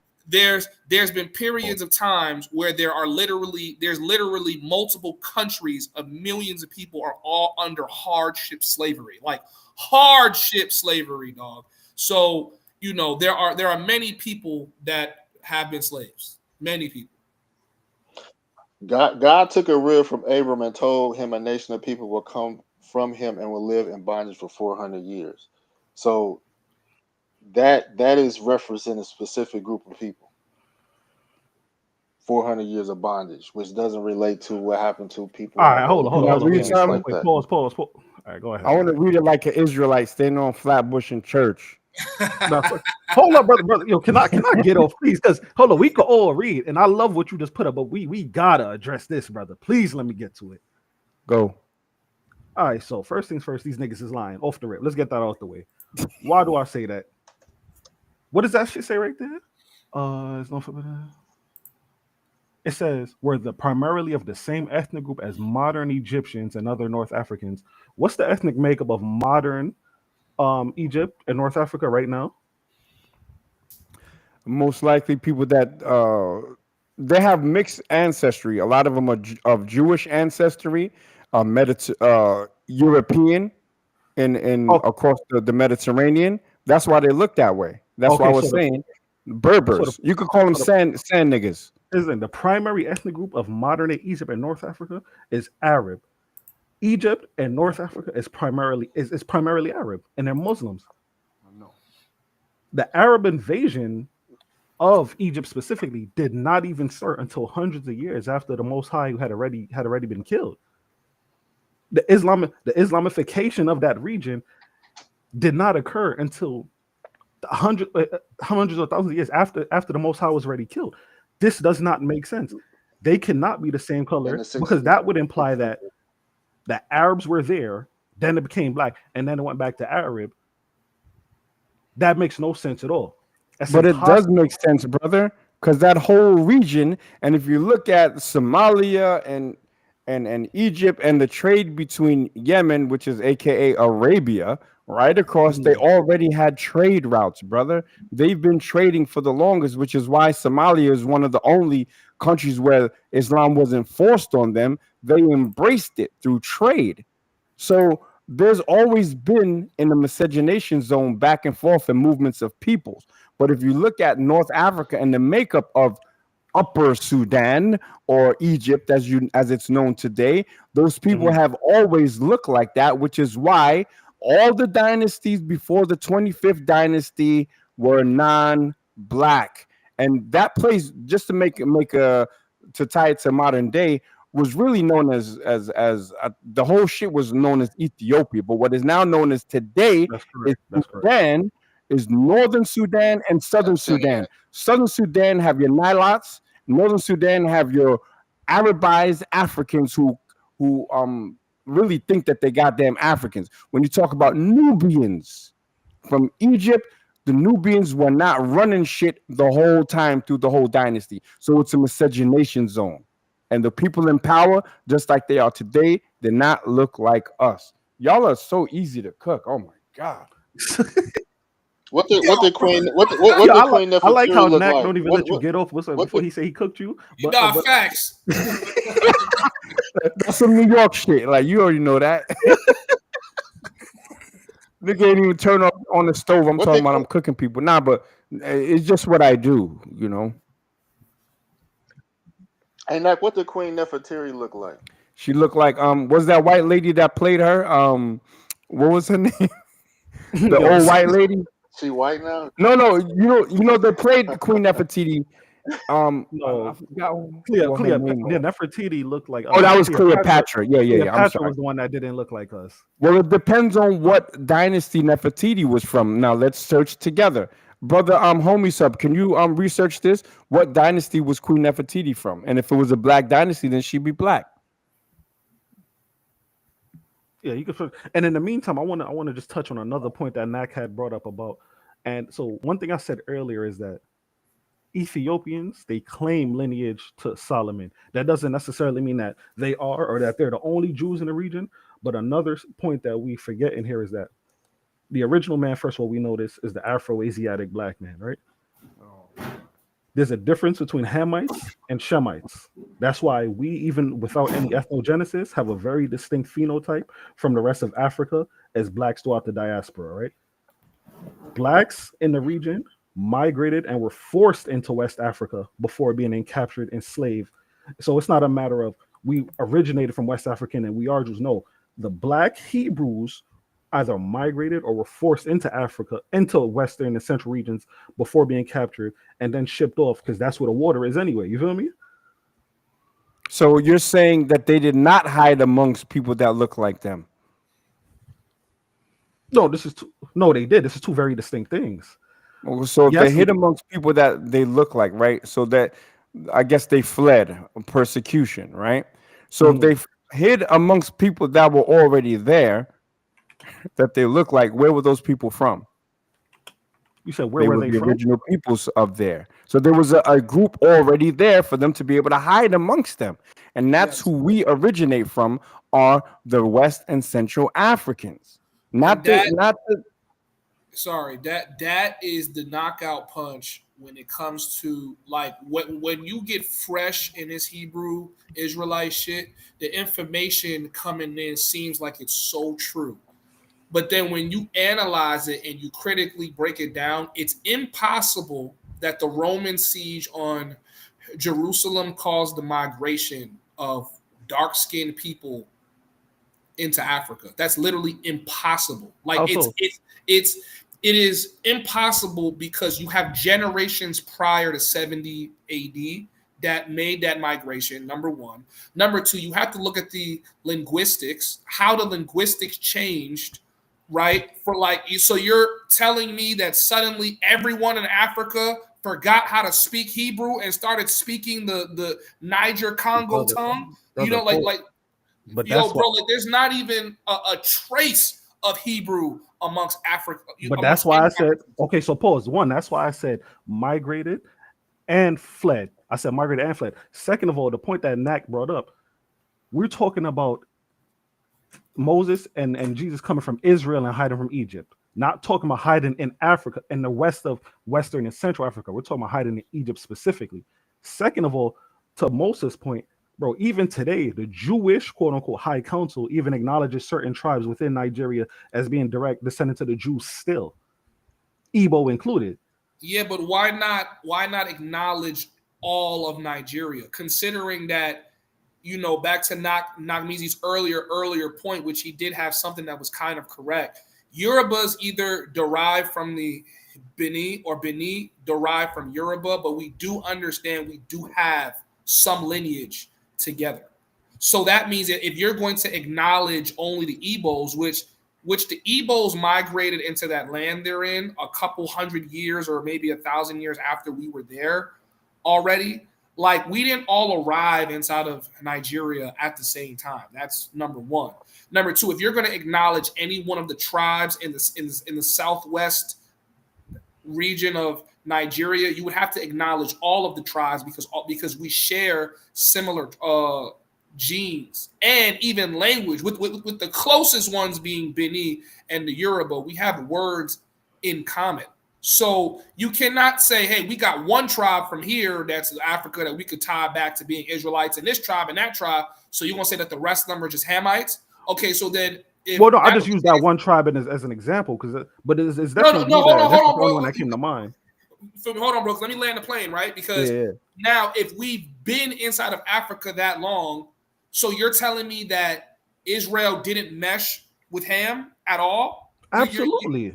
You feel me? Yeah, but if that's the case, then some of those Hamites meshed with Israelite women, which would mean that the bloodline is now coming through Ham. See what I'm saying? So now how do you know who's Israel and then who's not Israel? How do you argue that? So no, that's a good point. And there's definitely some mixing, of course, throughout every group. But we're just talking about in generalities. I'm not saying that there isn't some lines coming through you guys, but to say that just include everybody, that we can't do that either, because that's not the case. You see what I'm saying? Because while there was some mixing here and there, the overall majority of Africans in the Western and in the Central region are not just necessarily Israelites, even if there was a little bit of mixing here and there. Hold on. I'm trying not to get worked up, because I swear I don't want you Israelites getting on my head. All right. But hear me out.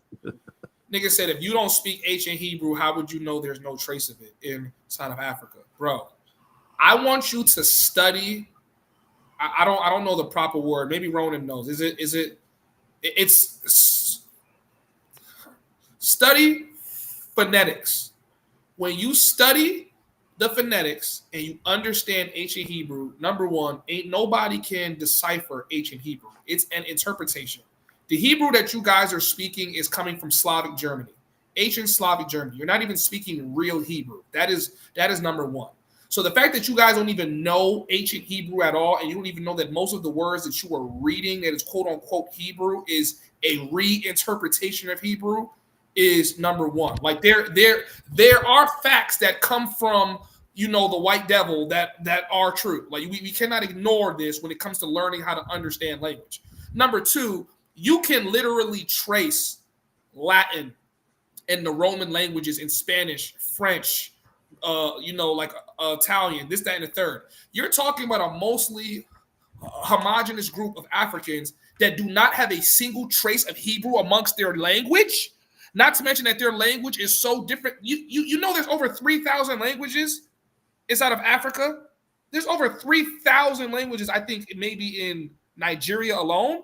So it's like, what are we talking about? Like, when you really critically look at how they try to identify themselves with this white man's book, which I'm going to call it is a white man's book, period, you're lost. Now, even though it is a white man's book, that's not to say that it doesn't have some truth in it, right? Like, there was once upon a time where white people weren't trying to cover up the truth.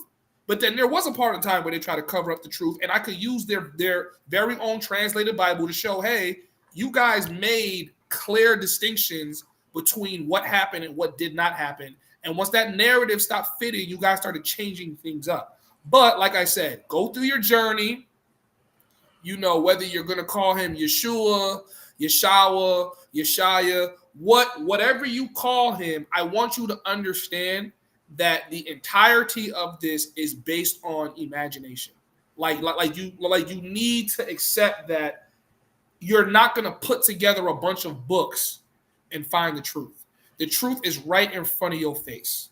Look clear as day what's in front of your face. Don't look for some other version of the Bible that was lost and banned from church so they can, like, bro, they're going to tell you every narrative to pick up every nigga's book and read it and think it's true. And then what's the Bible verse? I guess like the reading of books makes the head, makes the heart heavy. This is some verse from King Solomon. I haven't read that verse in that long. But my point is this, right? You cannot imagine truth. It's in front of your face. And when you have to start trying to imagine truth to make it make sense, that's when you're going to start running into issues. And don't even get me started on the prophetic outcome of what happens to the Israelites in the last days. I mean, I don't know. Like, to me, when I read that, if anybody ever wants to break it down one day, bro, the Israelites are cursed. So you're referring to the book of Deuteronomy, I'm assuming, when you talk about all the plagues and the curses that are placed upon our people? No, I'm talking about, I think it was the prophecies of Daniel, the book of Revelation, and there's a couple more prophecies from the prophets that says what happens to the Israelites, meaning that, they had lost their spot basically in heaven to the Gentiles. You see what I'm saying? And then you have you have the Israelites that believe in going to heaven, or they believe in going to inherit some level of wealth on earth. However you view it, it's already been prophesied that you're going to lose it to the Gentiles simply because you were born an Israelite. Simply because of that reason. No other reason. I'll tell you what, brother. We could break this shit down all night. Facts. But we at the 6 hour mark. It is every 3 o'clock my time. We could definitely do a part 2, but for right this minute, I'm gonna just fade to the back, let somebody else do they want to. It's getting late. Yeah, yeah, man. from the outside looking in, like, you know, and me understanding kind of the short history of the Israelites. Once you are displaced people and you're forced out of Israel, and there's no documentation on where these people, you know, fled to. You can't really trace. It's hard to really trace lineage to those people. Like it's lost only on faith. All right. Sorry to cut you off. Sorry to cut you off. See, I was legit tired. I was gonna chill. What's your name in the chat? Low key lifted. Please get on this panel right now, nigga. Please get on the panel, nigga. I swear to God, nigga, my eyes is heavy. It's damn near 3 a.m. my time. I even said we could do a part 2. But since you talking cash money shit on the chat, bring that ass up on the panel. That's funny as hell. Sorry, no excuse. Go ahead, bro. No, I was just saying, yeah, it's hard. It's hard to trace lineage when a nation of people been displaced. You Yeah. know, out of Israel, and so you're really just relying on faith at that point. Yeah, I mean, look, you know, I don't want to knock anybody's faith. Like I said, I was deeply involved in the church. I know the way I would sound to the people that I was in church with. I know, he's lost. This nigga God got to save him. I know all of that stuff would come, right? But if we're gonna just talk about if you're gonna live off facts, live off facts. If you want to live off faith, live off faith. But you can't do both. You know what I'm saying? Like you can't do both when it comes to this kind of thing, because eventually you will have a dude like me that will shatter everything that you taught yourself to believe in. And I'm going to tell you, yo, God is in you. Stop looking for him. Stop thinking he's here. Stop thinking he's there. Stop thinking you're going to teleport into the sky. God is right in your chest. He's beaten right there. You know what I'm saying? So that was what I took away. And it was a very painful departure for me. I never really talked about it. I never really talked about it publicly ever. But it was a very painful departure for me, because I was looking for myself. And when I was looking for myself and learning these things, I had learned, like, man, all this preaching I'm doing, all this information, am I misguiding people by pushing them down this route? Now, in terms of the power dynamics of believing yourself to be an Israelite, it is very powerful. And I completely support that, because it supports building up the family structure, building up your community, and looking at the person next to you as being someone who is ordained by God. And if that's how we're going to keep it that way. That's powerful. I love that. But then, once we start bringing in the spiritual, who's going to be saved, who's sinning, who's following the law, who's doing that, y'all could throw that whole shit away. I'm straight. I'm good on that. Yo, but hold up. Why this wet mouth nigga in the chat still talking crazy, but he ain't hit the link? Yo. But at the end of the day, like when I come to realize with religion, like, people are going to go to heaven from all denominations. Mm-hmm. Exactly. It's what I mean. It's going to be whatever criteria you want to subscribe to, but what I mean, your belief, your walk, did God reveal himself to you before you depart the earth?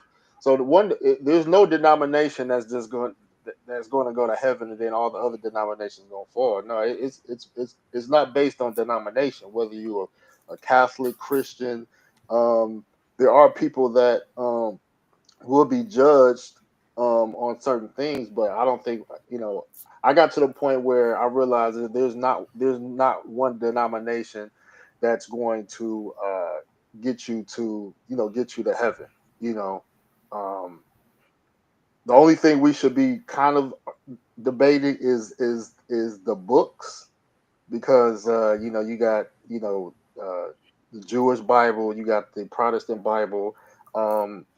I'm more interested in the Ethiopian Orthodox Bible, which has 81 books. So the book, because you got different denominations that use the same book. So denominations will fail you, but the books technically they don't change. So it's really about which book that you believe in, And it doesn't really matter what religion you subscribe to. It's really what book you subscribe to. Yeah. I'm sorry, guys. I stepped away. My girl was cooking, so food's hot. You got to go get it. Anyway, but if y'all talking about denominations and Bibles, man, you already know. I had no excuse pick up a Ethiopian Bible. Guys that haven't read the book of Enoch and some other Bibles or some other books that were taken out of the Bible, you should. It'll open your eyes to a lot of truths. But the reason they call it the King James Bible is because the Catholics took that Bible from Ethiopia and revised it. They took out certain books. That was the whole idea behind the canon tales. There were certain books in the Bible they wanted to take out to control a narrative. And then once that Bible was complete, what did they do? They started doing the Crusades and browbeating the fuck out of everybody that didn't want to be a Christian. And what also happened was, if you looked at it, all European kings bowed down to who? The Pope.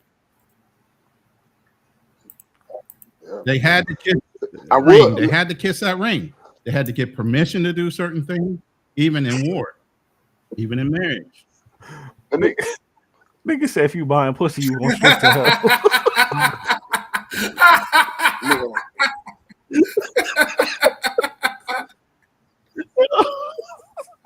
Is wild. But I will say that the Jewish, according to scholars and people that I respect on the Protestant side, they agree that the Jewish Bible was more accurate than the Protestant Bible. The Jewish Bible, they all derive from the writings of Moses. When we talk about the Old Testament. But a lot of scholars will say that the Jewish Bible was more accurate. The Greek translation is probably the best translation outside of Hebrew, because most people don't understand Hebrew. Even people that claim to be from, be from that Hebrew lineage, they don't really understand, ancient Hebrew. But what they say, the Greek language is the most understandable. Not saying that it's not whitewashed to a certain degree, but a Greek translations is a little bit, I would say, better. Better translations than what people misinterpret with the Hebrew language. We got a Brooklyn takeover. Brooklyn takeover. Okay. Brooklyn in the chat. Talk to us. Let me just address this brother one more time in the comments, bro, because I still see you on dick. You could suck my dick with your mother's lips. Pussy. I said, no. Hold up, low key lifted. I specifically said, even though I was done for the night, I would get back up here on here and debate all night if you came on the cam. So it's not about targeting you. It's about the fact that I said I'm a fade to the back because I'm tired, and you keep running your dick sucker. If you nigga, come on, bro, stop. Nigga, stop typing shit, nigga. Weird ass bozo. Fuck. I'm sorry. Go ahead, Brooklyn. Talk to us, bro. Yeah, I just came in. I seen the title. I seen my boy Nakmeezy. FBAs up was good. You know what I'm saying? I hear y'all debating the Hebrew Israelites and shit like that. But y'all know it was Hebrew indigenous tribes over here too, right? Oh, absolutely. Yeah, I used to debate my boy Nakmeezy on being American Indian. He be on some Pan-African. You know what I mean? But and you got cooked many times. You got cooked. But Nakmeezy, you're not on your Pan-African ways no more. You kind of changed. Nah, I woke up. You know what I'm saying? That shit is dead. They don't even practice Pan-Africanism in Africa. You know what I'm saying? Yeah, they don't practice that shit. Yeah, that just started here. I realized like 95% of Pan-Africanists are in America, and the other small percentages in Jamaica for some reason in the Rasta community. That's about it. You would think, but most of the Pan-Africans in the U.S. are from immigrant backgrounds. The ones that I noticed. Nah, well, maybe now currently, but the OGs of Pan-Africanism were always Black Americans. Facts. Okay. Yeah, W.B. Du Bois, Marcus Garvey, he was Jamaican, but he was working with the Ku Klux Klan though. Yeah. Whoa. Who? Marcus Garvey, he was trying to send us back to Africa, but he was working with the Ku Klux Klan because the Ku Klux Klan already tried that. Do you have proof of that, or is that something that somebody told you? Yeah, because this is the first time I'm hearing That he was this. working with the Ku Klux Klan. You can look it up. Yeah, never You can look heard. that up right Anyway, now. That's Googleable, and I don't even use Google. Yeah, that's But That's like common public knowledge. information. Chat GPT. I know he had to come here for support because his own people wasn't supporting him. I didn't know he was working with the Yeah, Klan. he Now. was working with the Klan. It's a couple people that started working with. I ain't even going. You know what I'm saying? But yeah, he was working with the Klan, bro. You feel me? There was all kind of divisive groups. I mean, all the way up to J. Edgar Hoover trying to break the black nuclear family. It was the And strongest. Marcus Garvey, The black he nuclear was talking family. about we was lazy and all kind of shit. Yeah, but that's the whole thing. We were the strongest unit of all in America until they started Let, apart let in me the 50s. let me share something from an interview I did when I was with the Rastafarians in Ethiopia. So I was talking to one of the guys about the history, and I can't wait to put this out. But he credited Foundation of Black Americans because we the ones when Selassie uh, gave the land, the Black Americans created a nonprofit to administer the land. So we were involved in actually organizing administration and pretty much doing the administrative work around it. And he said that and this is something I didn't know. He said when the Black Americans came to Ethiopia, um, he said a lot of the Black Americans end up leaving due to I think it was issues. It was a communist scare in Ethiopia, and people didn't want to get in between like the political clashes between the U.S. and Ethiopia. I think it was I didn't know the rise of communism in Ethiopia around the time, but he said when the Jamaicans took advantage of it, and he said that because since then, Shashamani is pretty much lost 90% of their land. Um, they've been displaced, and what they had is they're fighting on the little bit of land that they got left. But the point he made was that if foundational Black Americans would have stayed, he believed that we were better builders and we would have actually built something and took advantage of the opportunity. And he said the Jamaicans that came there, he said that they were just content with the land that they got. They didn't build communities, they You know didn't build why though? anything. And so now They didn't earn it. They why? didn't earn it, bro. We went to war. You know what I mean? We actually contributed. You know what I'm saying? When you get, despise the free lunch. When you get something free, you know what I'm saying, you become a leech. That's like most of the Yeah, time, bro. If somebody pay your rent right now, you might not go to work. You know what I'm saying? So yeah. them Jamaicans, they didn't really earn it. They just hopped on a bandwagon after we earned it.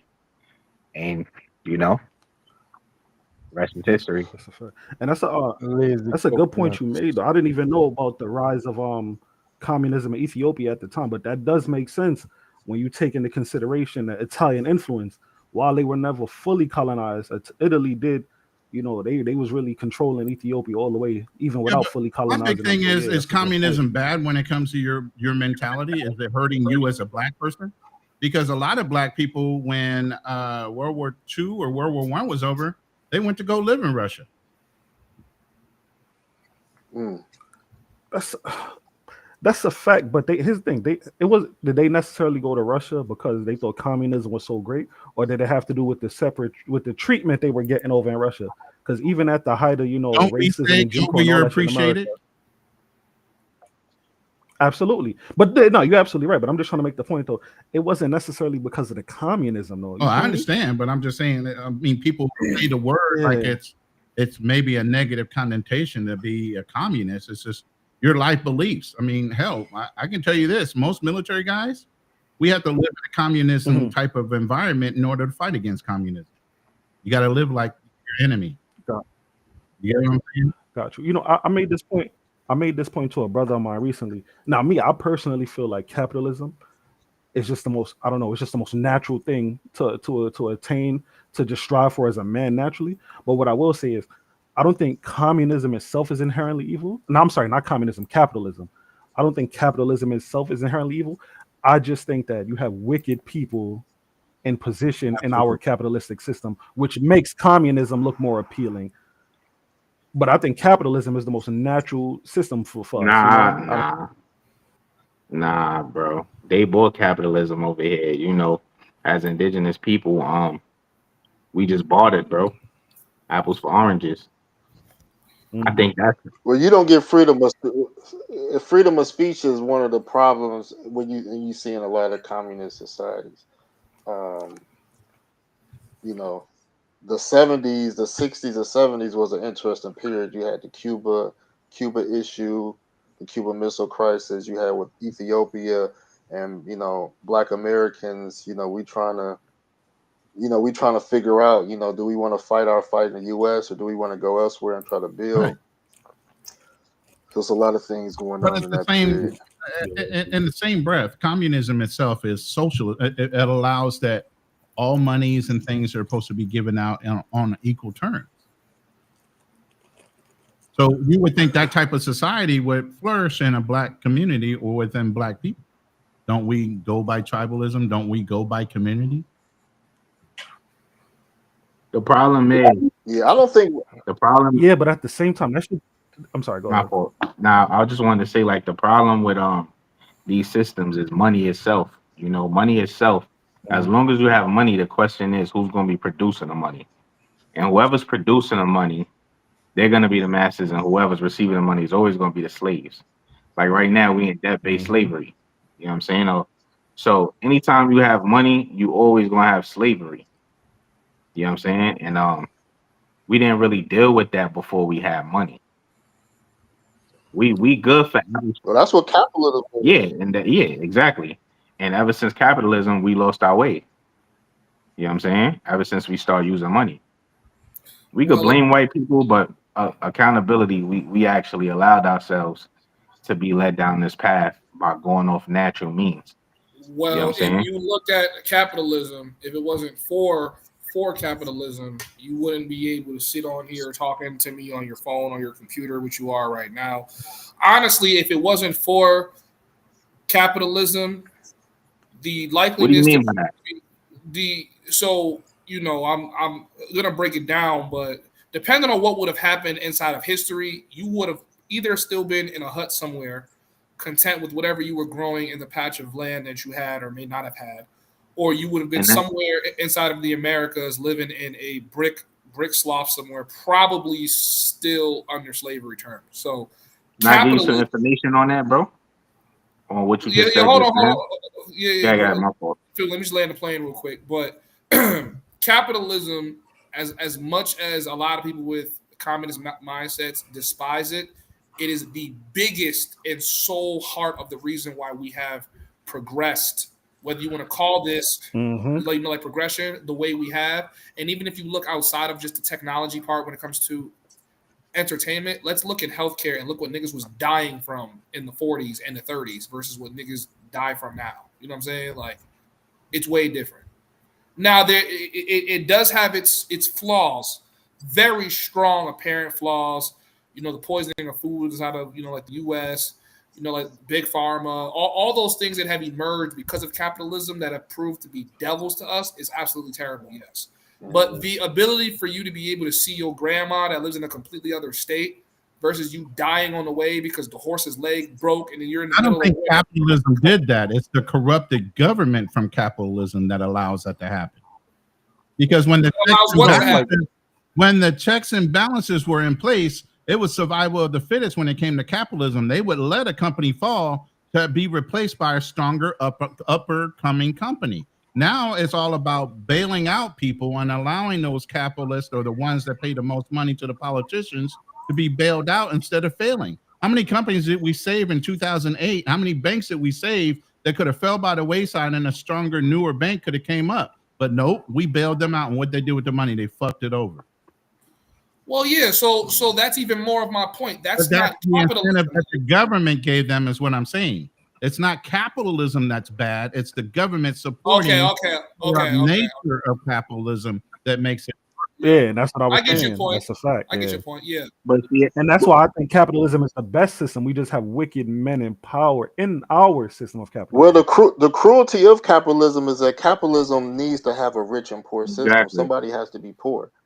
And the poor class is technically the slave class. That's not capitalism, even if you bro. money. That's life. If you had a famine, there was nobody that was in control of that but God himself. And if you had a famine, there's people in your family that was going to die of hunger. You wasn't going to have nothing to trade. Your cattle was going to die out. And there was going to be somebody who had land, who was growing corn, growing this, growing that, got fruit. Motherfucker living. Double the amount of cows That's that year. different You know though. what I'm Yo, saying? I wanted to say something on what you said about the living in huts, right? Um, these towns, many of these towns was already here before the Europeans got here, bro. We wasn't living in huts, bro. To prove that, the churches that we have on every other block, the stone buildings, they have no way of rebuilding those things. Those old buildings, they never rebuild them, or they never make new ones. Just like the pyramids, they don't know how to build them shits for real.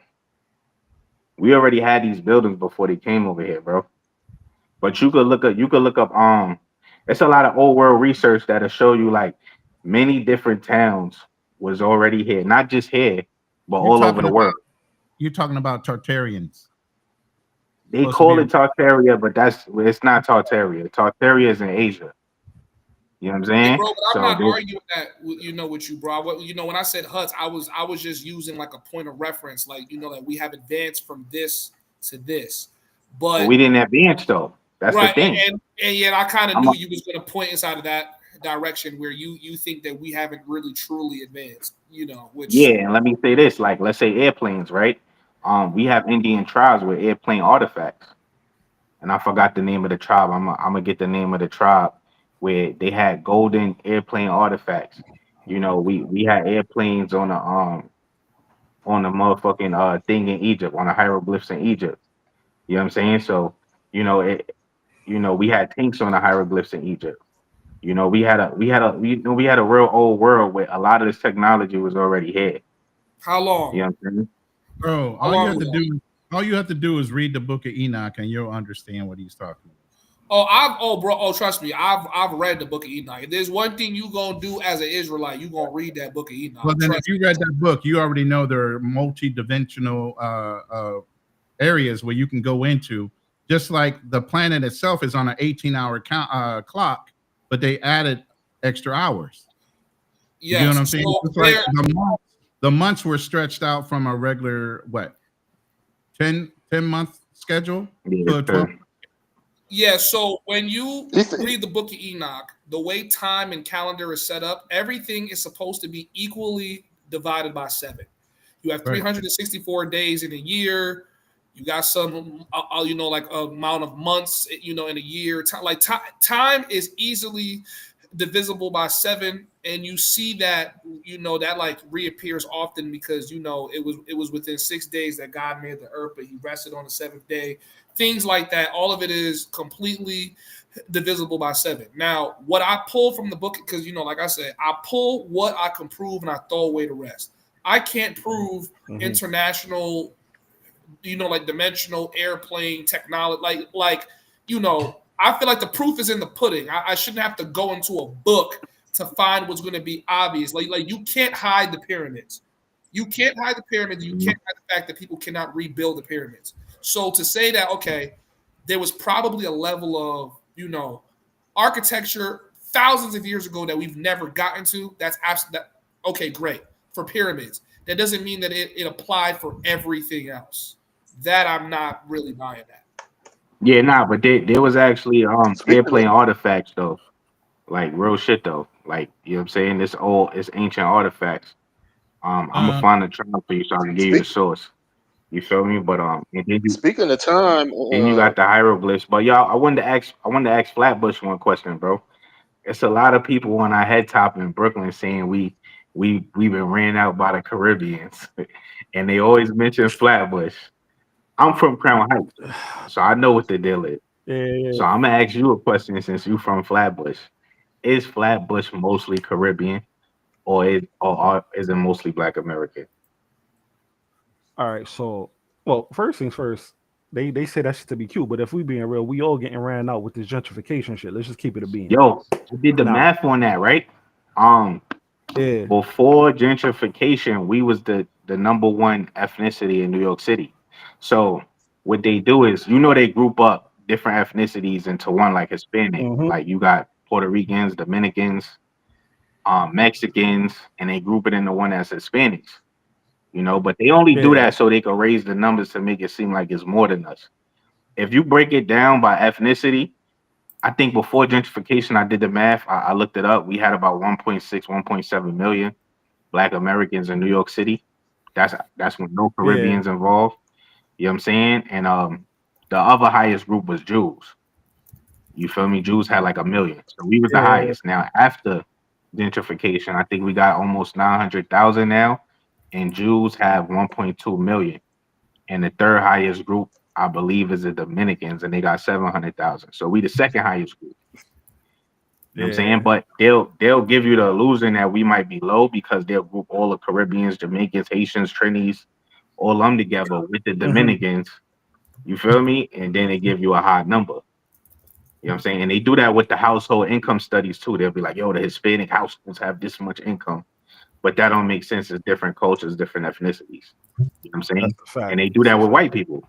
That's why you gotta break white people down into Germans, Russians, Polish. You know what I'm saying? And then you're gonna realize we have a highest number. And right now we have the highest number in the United States. Right now. Only rivaling maybe the Germans that have a similar number to ours, which is like 40, 41 million. No, that's a fact. You know what I'm saying? But yeah, honestly though, bro, even before the gentrification, though, as far as the Flatbush topic though, I don't know, I'm gonna keep it a bean. Them Haitians, it was Haitians out the wazoo in Flatbush. I ain't gonna lie to you. I mean, yeah, you got Jamaicans, you got your Black Americans, you got your train, but to say Caribbean specifically, nah, I don't think so. I think it was like really Black Americans and Haitians really in Flatbush. You know why they say that? They say that because they own all the stores. And they don't, people don't realize that all immigrants, including Black immigrants, they got loans and business lines of credit to open these stores in Black neighborhoods to take our money. You know what I'm saying? Yeah, and that's a point I touched on super early. We've been running for over 6 hours now. Okay. Yeah, I had touched on that super early. They was out here getting special incentives and what have you. Not to mention, it's like you can move real different when you have when you got a nation state and you just a satellite over here. You know what I mean? It's a totally different experience. And like most have brought up the point, or somebody who brought up the point about China as a nation state.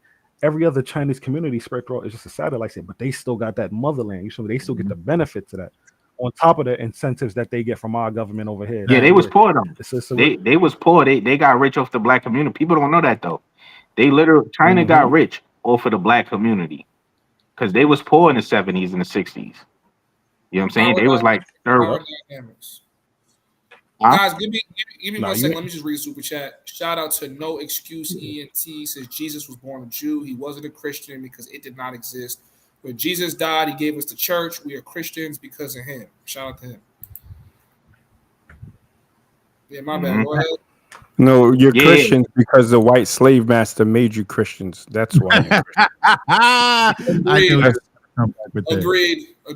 Super agreed. I didn't mean to disrespect your super chat. No excuses. We appreciate it.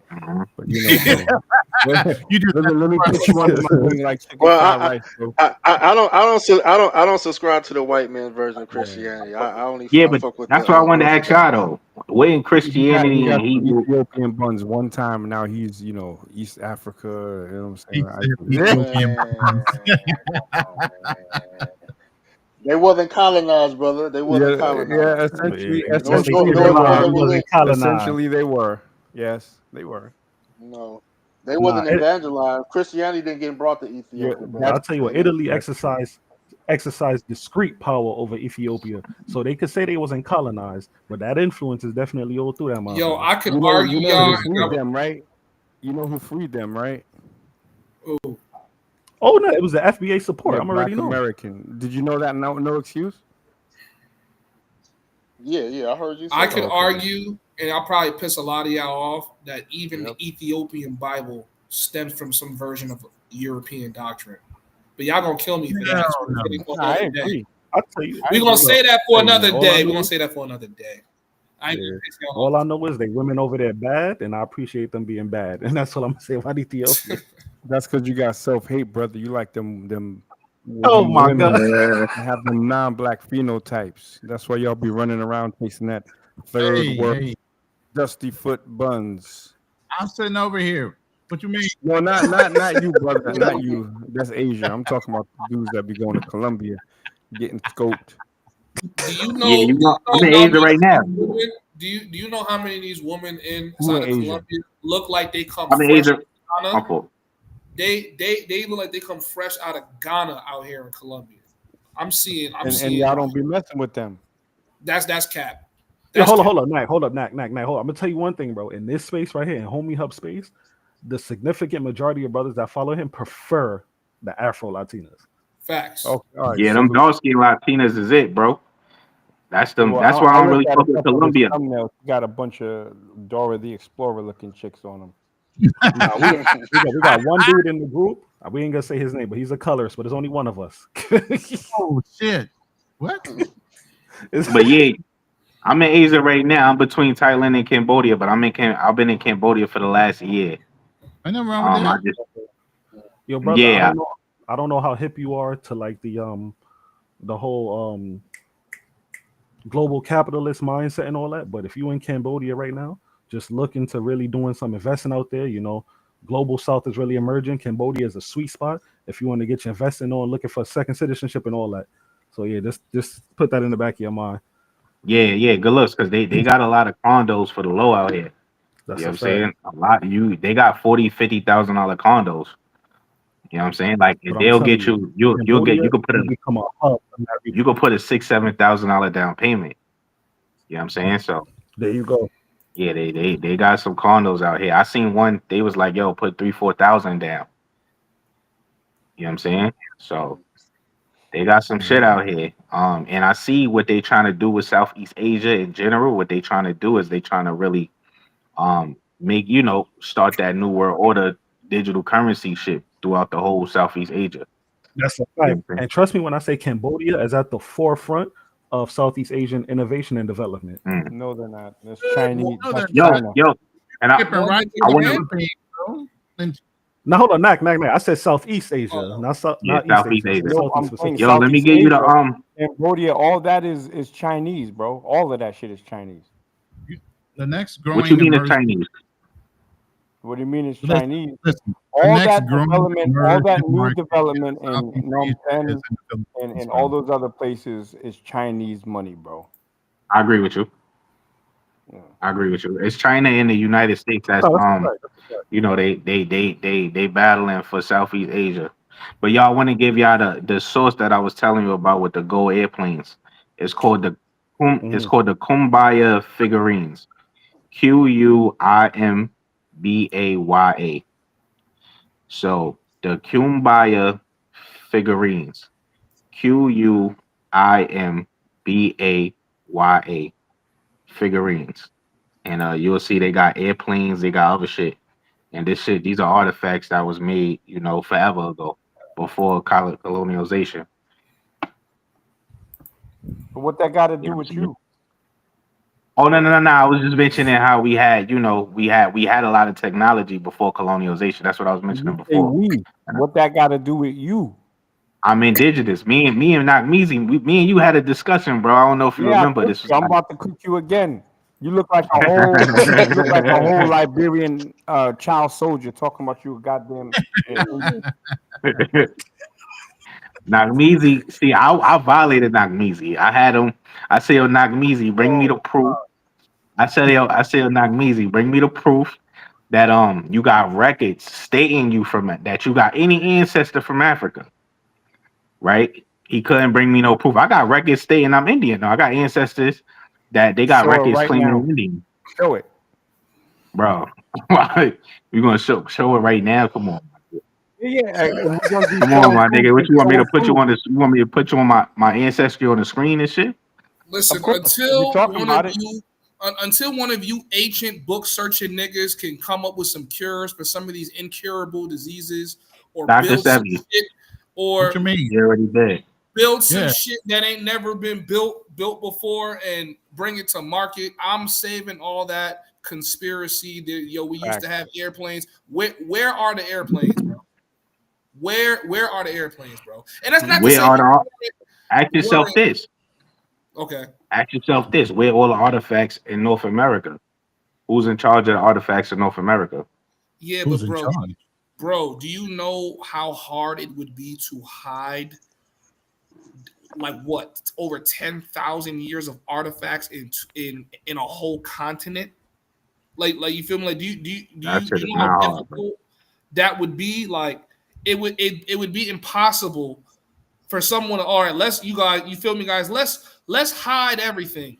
The best thing they could do was burn down the libraries. Prime example, the library of in Egypt. What was the city? I forgot the city.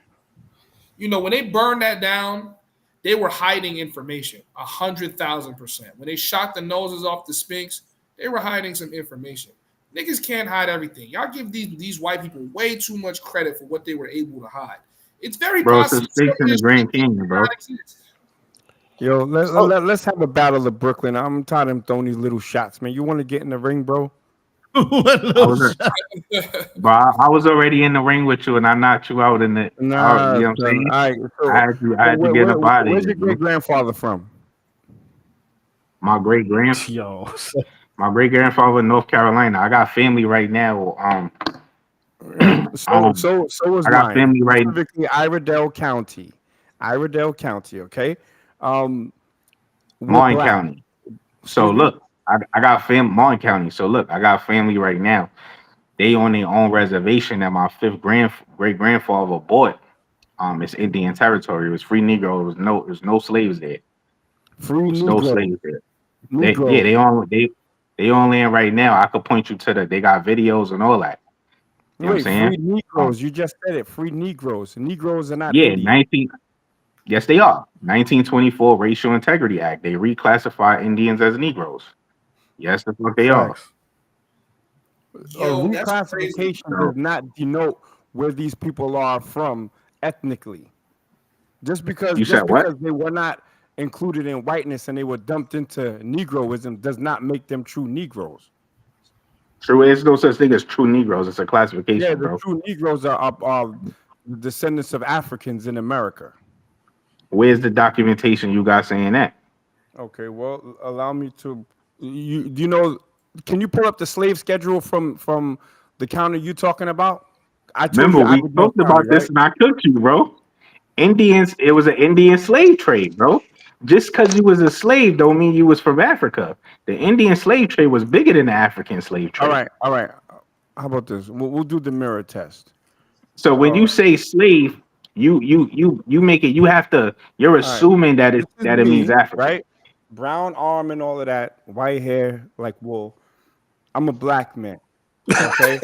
Now I want you to cam up, and I want to see if you appear to be an Indian. I wouldn't Go on. classify your hair as wool. I'm the same. I'm a little bit lighter than you, bro. I'm a light caramel complexion, bro. This You heard? nigga I'm called from Crown Heights, Brooklyn, New caramel, York. but I don't I'm even. done.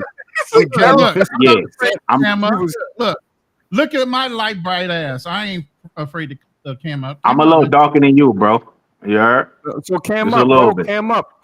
I think you look like you know, a Liberian child soldier. Let's see.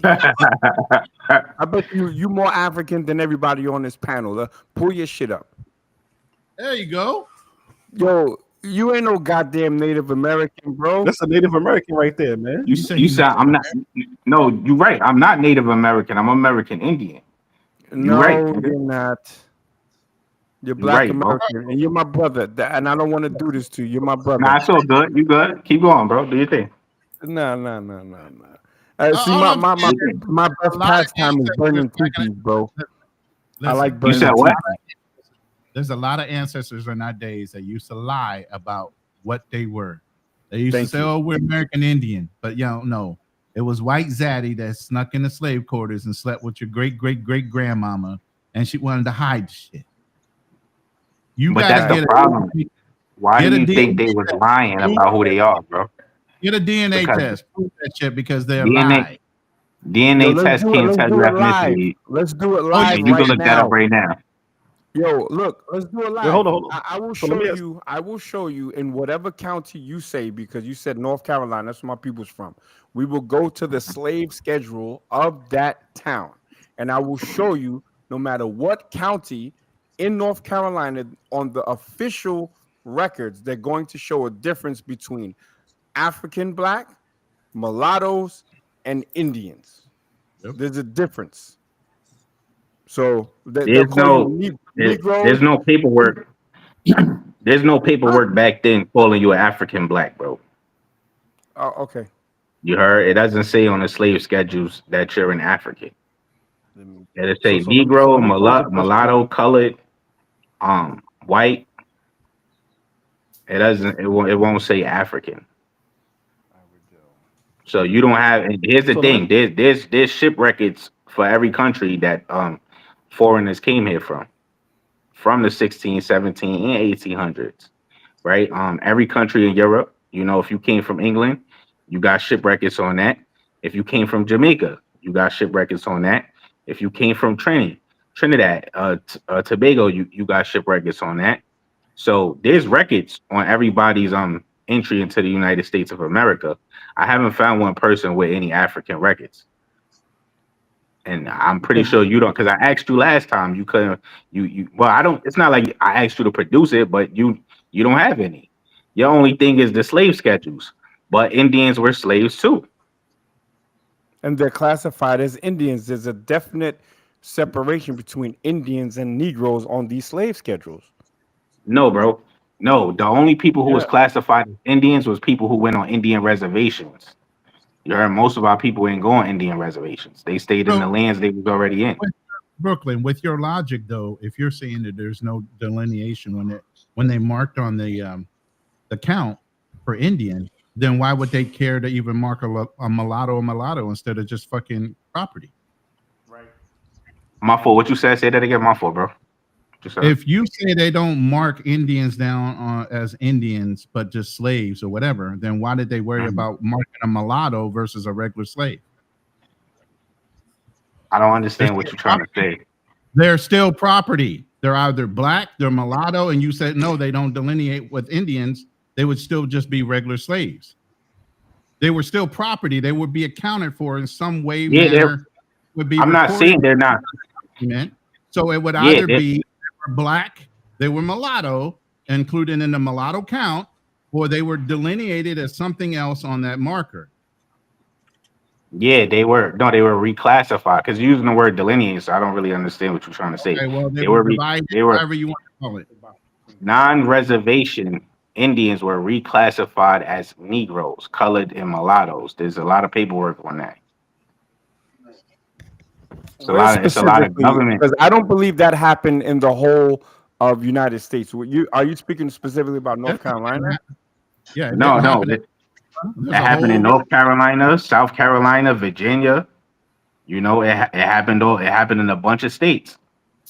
A bunch of states that I So hold on. So I got a quick point to make about that, just to add on to that. So because I know a little bit about that. There was a reclassification of, like he said, the non-reservation Indians, and the reason is because after all of this shit the white people did, they started giving the Indians out a little bit of bread. You feel me?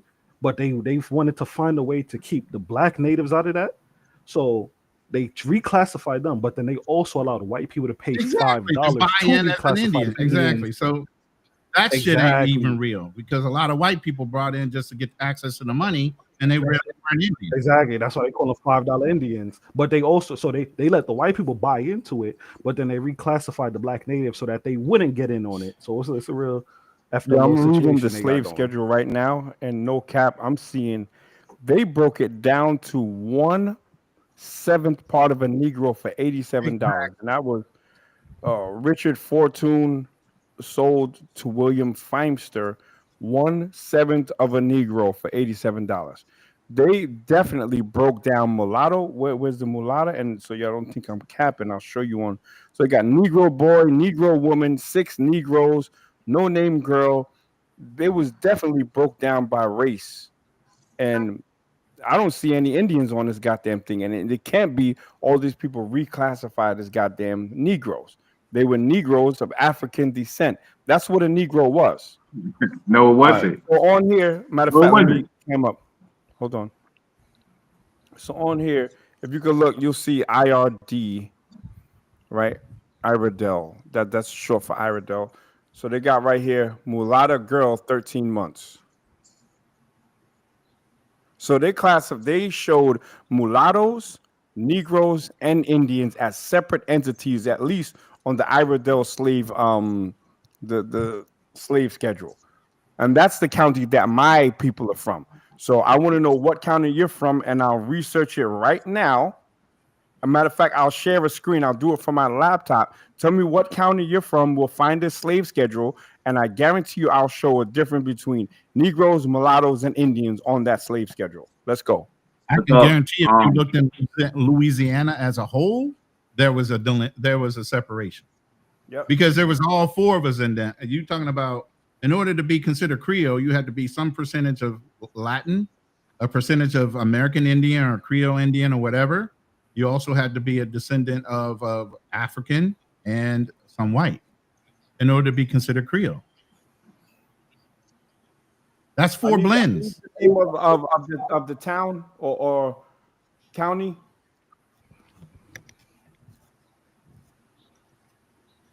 State Library of North Carolina. I'm on that right now. Records of enslaved people. 1850 slave schedules. What's the county?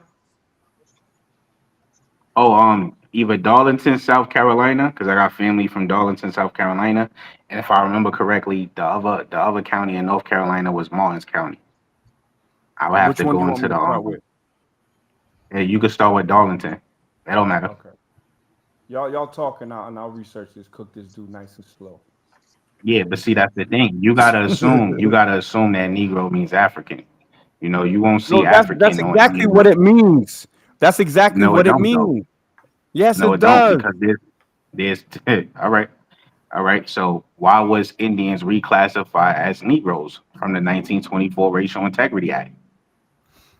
Let's search that up. Racial Integrity Act. And my understanding, the Racial Integrity Act was to preserve whiteness, correct? Yeah, that was one of it. That's one of the intentions. That's what they claim. You know, but it also erased who you was and what tribe you self-identify with, or your family self-identify with. 1924 Racial Integrity Act. A lot of our grandparents, bro, or great uncles. Wait, hold on. Where was this act? Hold on. I got him. You said your peoples was from North Carolina, right? Yeah. I have North Carolina and South Carolina. The Racial Integrity Act was legislation in Virginia, bro. Yeah, that's one of them, though. Nah, okay, but you never said anything about. I need the one from your people. Where is it in North Carolina? Knack, I got it. Right. Hold on. Yeah, I got it. I just did a chat GPT search on how did they classify American Indians when it came to the slave schedule. Okay. American Indians in the South, while they were Native Americans, did occur while they were colonial slavery. Enslaved Native Americans were either racially reclassified as black or mulatto, like I was suggesting. But on the census schedule or slave schedule, whichever one, Indians were classified as I. Negroes were classified as an N, and mulatto was classified as an M on the schedule. They're very detailed. When you talk about accounting, everything is detailed. They're not going to skip over the fact that he was either an Indian before or after. Yes, they will. Yes, they will. They didn't even have a way of telling if you was an Indian or not, because there were many black Indians or dark-skinned melanated Indians. They didn't have any blood tested back then, bro. Like I said, they were either classified as mulatto or black. So some of the mulatto count was considered American Indians. And the black and the Negro. Many of them, actually. Now, I'm not saying all of them, because we also have black Europeans that came over here, too, that they also reclassified. But European and blacks were considered mulattoes as well. Mulatto picked a broad range of people. Nah, when the black Europeans came here, they was considered white. They was classified as white, free whites. And you can look that up too. The more black Spanish, the black Britons, the black Germans, the black Dutch that poured into Manhattan, and they called Manhattan land of the blacks in the 1700s. You know, they classify them as white. Just like immigrants There's today, no all black immigrants is Dutch in classified as America. white. You said what? There's no black Dutch in America. I don't know what you're talking about. Yes, it is. They poured into Manhattan in the 1700s. You can look that up. That's public. The black Dutch Black Dutch in America? in America. The only black Dutch that exists were the Belanda Hitam, and these were Ghanaian soldiers that enlisted into the VOC because Kweku Duapanin of the Ashanti people had a nephew and a son that was studying in Holland. So the only black Dutch were Ghanaian soldiers that fought for the Dutch in Indonesia. That's not. Besides that, there's no other. That's not Dutch. according If you to could show Benjamin me, Franklin. Benjamin Franklin said. well, I need your record right now. All right, so The Benjamin, black Dutch, the only black Dutch were Ashanti warriors in Indonesia. bro, you could Google that right now, and I don't even use Google. You could Google were there black Dutch in the 1600s, Black Dutch 1600. Let's check that out. and you could specifically say New York or Are you talking about 1700. the Jackson Whites? Are you talking about the Jackson Whites in the Ramapo Mountain people? And I didn't even Google that yet, but I know about the Jackson Whites. You talking about the Jackson Whites? No, Okay, no, I'm so talking let about me black continue. Dutch people. The Jackson Whites were a mixed people, Dutch, Indian, and Negro. Black Dutch, New York. When you say Dutch, Dutch doesn't mean white, bro. Just like when you Yes, say it does. American, Dutch American doesn't mean white, bro. You heard there no, were Dutch black people means all over Europe. European. Yeah, Land Europe. of the Yeah, there were black. black Europe. There were dark skinned melanated Europeans, bro. All Okay, you're over. It talking about wasn't just land of the Spain and the black. Moors. Yeah, land of the Hold blacks, on. Manhattan. Okay, so now the land of the blacks, also Negro frontier or free Negro lots, was a village settled by people of African descent north of the wall of New Amsterdam from about 1643 to 1716. Watch this. It represented an economic, legal, and military modus vivendi reached with the Dutch West Indian Company in the wakes of the Celts War. This buffer area with the native Lenape is sometimes considered the first free African settlement in North America. Although the landowners had half free status, its name comes from the descriptions in the 1640s, 1640, da da da da. They Yeah, these were Africanized everything. Africans. These Ask were where they Africans. from. They were No, Africans. ask where they're from. They're from Europe. What they claim Africans more. in the area. They claim. Hold on. But listen to what I'm saying Africans. though, and I'm gonna hear Yeah. what you're saying. They claim all black Europeans come from Africa. That's what they claim. They claim the Moors come from Africa. They claim all black Europeans come from Africa, but that's an Africanization. They don't really got any proof of that. But we Let can me prove that read they come what from you Europe. said. No, there They are no came from black Europe. Dutch. These are Africans, bro. So, and this is what you said, land of the blacks. I'm literally choking you with your own information. So, Africans in the area had experienced slavery in New Amsterdam, controlled by the Dutch West India Company, which is the VOC, in other words. And I had already mentioned that. I was looking up. Let me give you a source, bro, because I don't know what you're reading. You know what I'm saying? I'm gonna give you a source right now. I was trying to find the reclassification of it in the racial integrity. It's other things they did in different states. Yeah, but you said Virginia. We're talking specifically about your people. I gave you where my people's from. I'm gonna give you that though. You. I'm gonna give you that, but I'm gonna give you that. The Black Dutch. It was Black Dutch from Europe. Now you can Africanize them just because they black. That's like telling me I'm from Africa. No, that's what it's saying. That's the source. It's saying that they're Africans. That's a blog, bro. That's not necessarily a primary source. Well, give me something better. Give me something better, and share your screen. You know, as I'm reading this records, and as I'm reading the ChatGPT responses, it's saying a lot of times it was based on the census taker's interpretation of how you appeared. Oh, yeah, exactly. That's where people would pass back in the day when you were super light skinned like me, and you could pass as white and get away with it based on what the census taker looked and saw as an appearance. Even if you were mulatto or light skinned black or whatever, they would mark you down as one designator or another. And if an Indian looked like a lighter skinned Indian, they wouldn't necessarily be classified as black just because they're American Indian. It's how you were viewed. That's what they tell you, but these are colonizers, bro. These are white colonizers. You understand? So when they're marking your identity, and you're taking racism, and you're not taking somebody that's a bean counter. There's a different mentality when somebody's counting property and bean counting. They're going to be as accurate as possible to account for if something is lost. They're not going to generalize and say this Indian is going to be black, this Indian is going to be white, this Indian is going to be fucking mulatto. All right, let's take that. Let's say if that's true. And then you have somebody else who come along, like Walter Plecker and the 1924 Racial Integrity Act, who changed those records.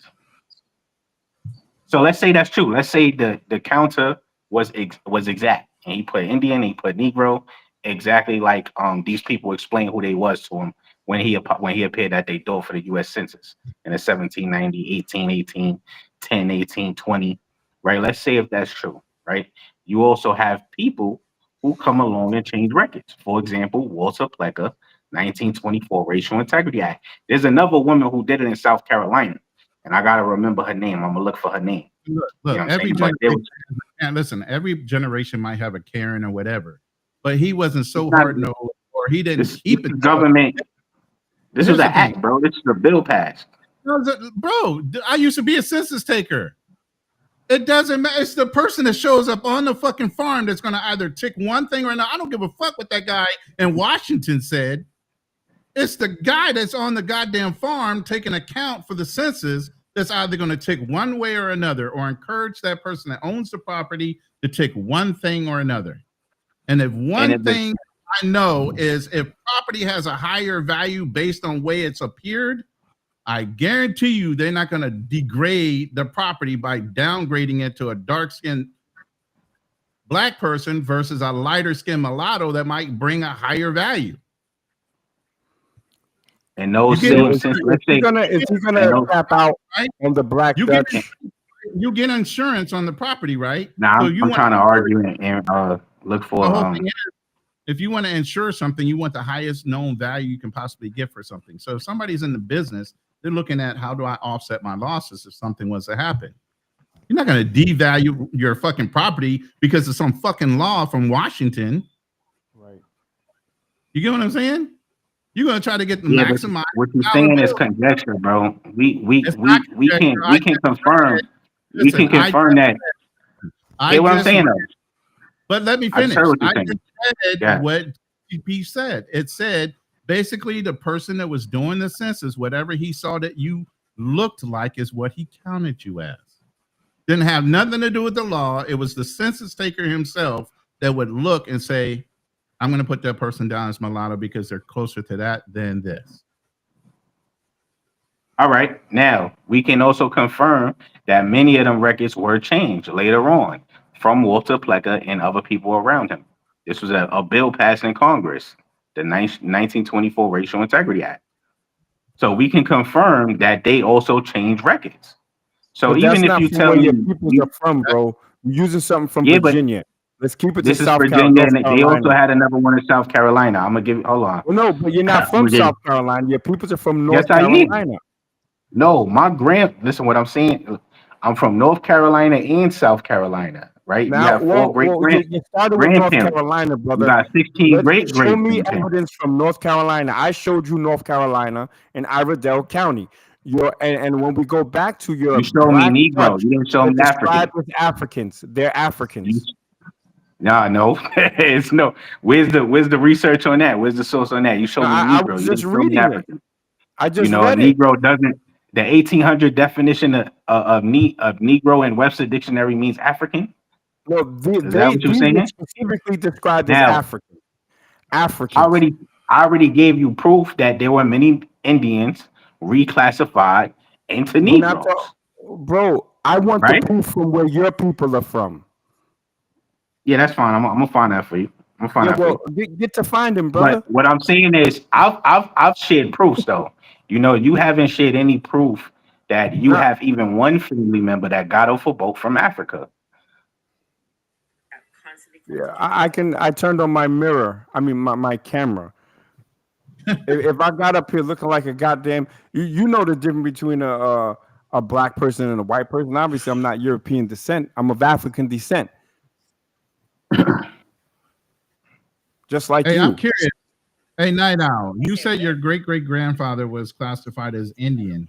How did they classify him on the census? You don't know. You said what? You talking to who? I'm talking to somebody in the chat that said that his grandfather was Indian. Listen, my fifth grade grandfather was Indian. He was classified as a Negro, and he was in the war. Prove it.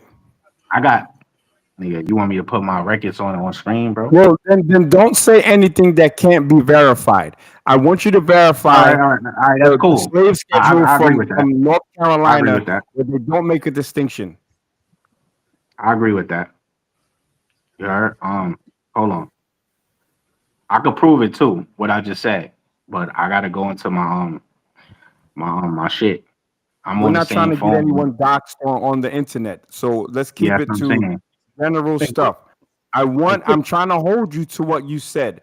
North Carolina slave schedule. Show me it, and I will show you that they made a distinction between blacks, well, Negroes. They could even call them Africans. It depends. Negroes, mulattoes, and Indians. Let's go. So while he's looking for that, let me just ask a question because I'm reading the comments and I kind of got lost in the source post.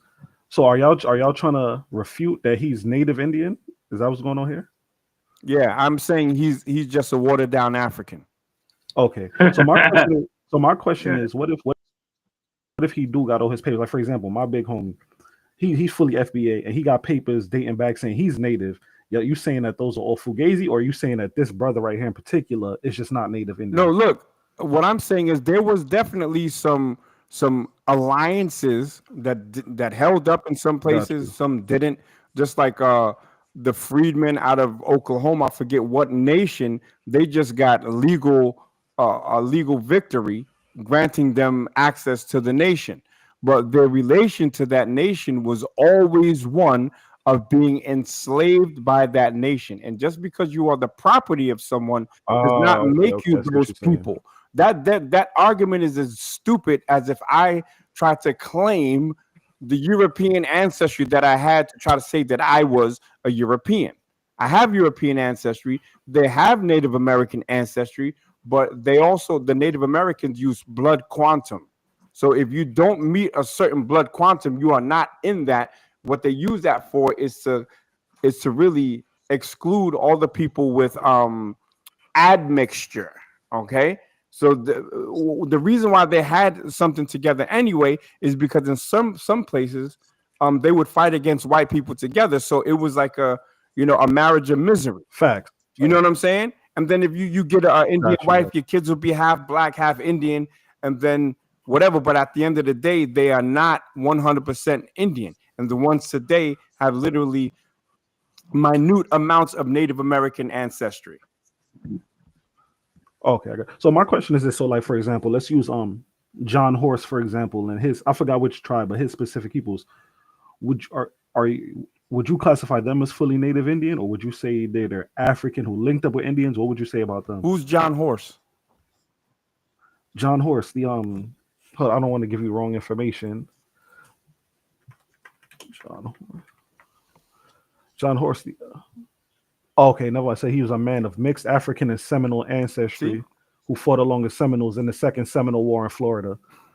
There it says it, African and Native American. There were, you know what's crazy, bro? This is such common knowledge, is that we did, and in some points we fought alongside them, and some points we were owned by them, right? But they were both distinct groups. And then obviously as humans, there's going to be mating. It probably mostly came from Indian slave masters, having unconsensual sex or non-consensual sex with African slaves that created these babies. Okay. But once they got this money from the government, they started kicking out the black members of their tribe. And to say black members, there was obviously a distinction between the Native Americans and the black that were The red ones. incorporated into The their red ones and tribe. the black. It's the other way around, bro. No, it's the other way not. around. It's the other way around. One I wanted to say, when you said blood quantum, do you know what blood quantum is exactly? Blood quantum is not a blood test. The name makes you think it's a blood test, but it's not a blood test. They didn't have blood tests back then. Blood quantum means your parents had to be documented on the U.S. Census or some Indian records that they controlled as Indians. That's what it means. And they were advertising to Europeans that they could pay $5 to become Indian and get Indian benefits. Yeah, but with Ancestry, That's all the blood. hold up. With Ancestry, that would start disproving. Now with the blood tests and all the DNA, that would start disproving all these white people that are brought into saying they're Indians. Now they can't do that anymore. Oh, of course. No way. Because now they classify, dumb people are classified as Native Americans. They're not classified as Indians. See, these classification terms are there. Just like we're classified as African Americans, right? And we're not from Africa. Or you may say we're from Africa in the 1600s, right? Let's say. But these are all just classifications. You know what I'm saying? So those peoples are classified as Native Americans, and they trick you by thinking it's the same thing as American Indians. That's why they call it the 5 civilized tribes. When there were thousands of tribes over here, they're the ones that civilized, and all 5 chiefs of these tribes are European. You can look at them and tell that. You don't even got to look at their ancestry. They all white people. You know what I'm saying? What they don't, they kicked out they didn't even just kicked out. A lot of times they didn't even classify.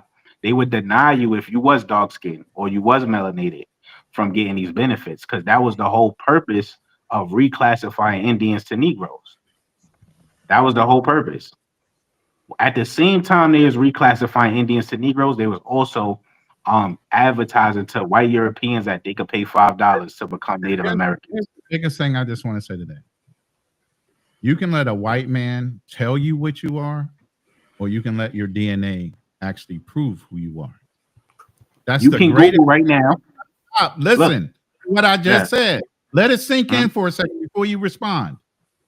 You can let a white man tell you exactly who you are by just telling you what you look like. Or you can do a blood test that will tell you definitively by your DNA what you really are. And stop the That's fucking impossible. lie. Why is it possible? Nah, I'm about to tell you. You could Google right now, can DNA testing determine your ethnicity? Scientists from all over the world will tell you no.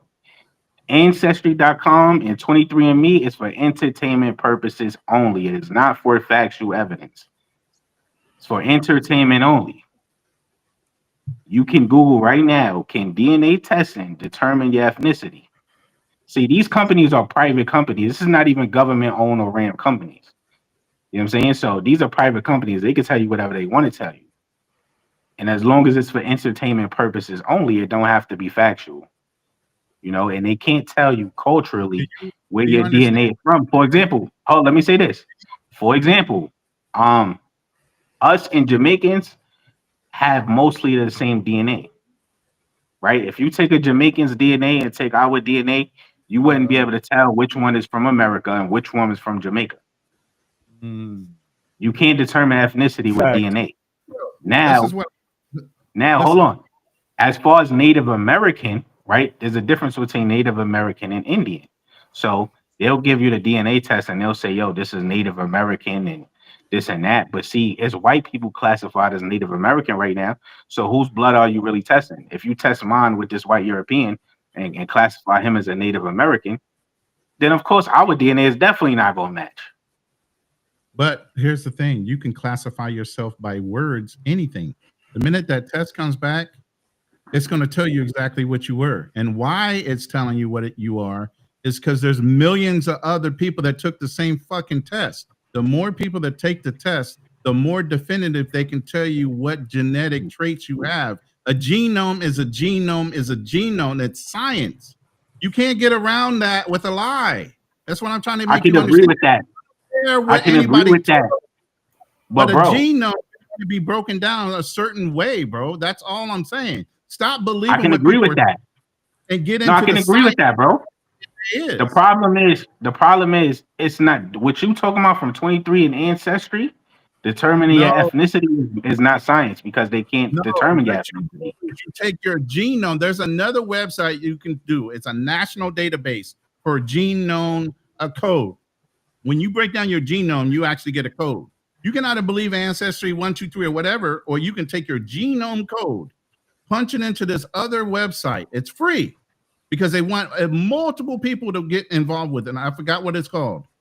But once you put that genome code in, it matches you to your genome type, to who you are. And it breaks down. Is this government ran? Oh, here we go with the conspiracies. Nothing's going to be real. Nah, it's not even that. It's just because when people like you talk about these things, you speak as if this is government and official work. This guy is just going to circle talk us. I've gone through this with him before. Government back. I'll let you rock tonight because I'm not feel like really debating, but I spoke to you that time, bro. You never pulled up. I'm you on never pulled up no African Carolina. ancestry, bro. I'm looking at it right now. I'm on the list of North Carolina counties. I can't find the one that you said. Which county is it again? You're giving me. I think it was Morris. I think it was Morris. They have a website actually right now. I'm gonna find it for you. No, what's the name Martin of the county right now? What's I think it's Martin County. Martins. Let's see. Martins County.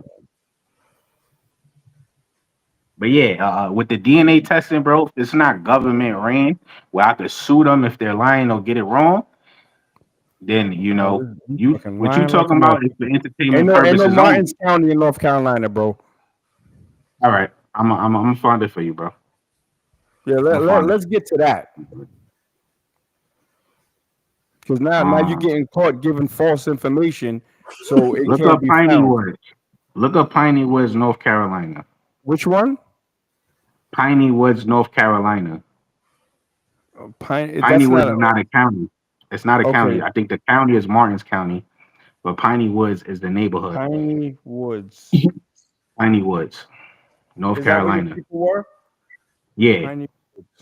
Piney Woods Free Union. Transylvania County. Okay, so now I can go to Transylvania County slave schedule. You see how research works? Transylvania County, it don't even sound like that has some Negroes there.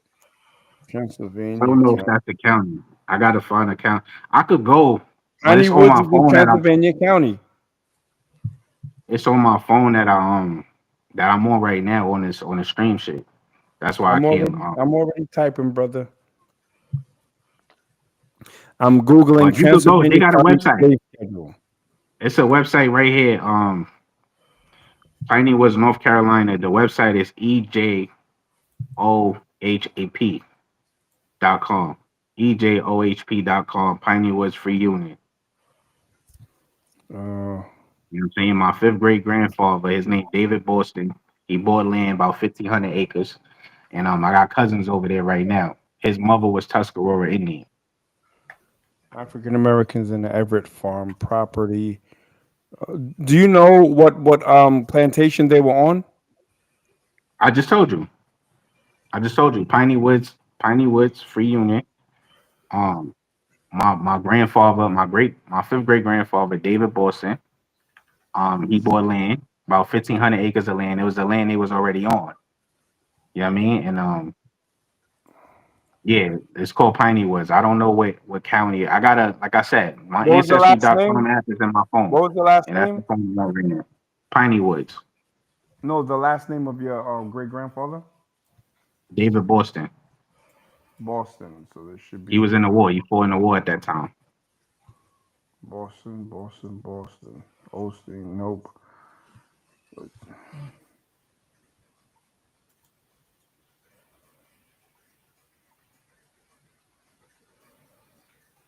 I don't see a Boston plantation.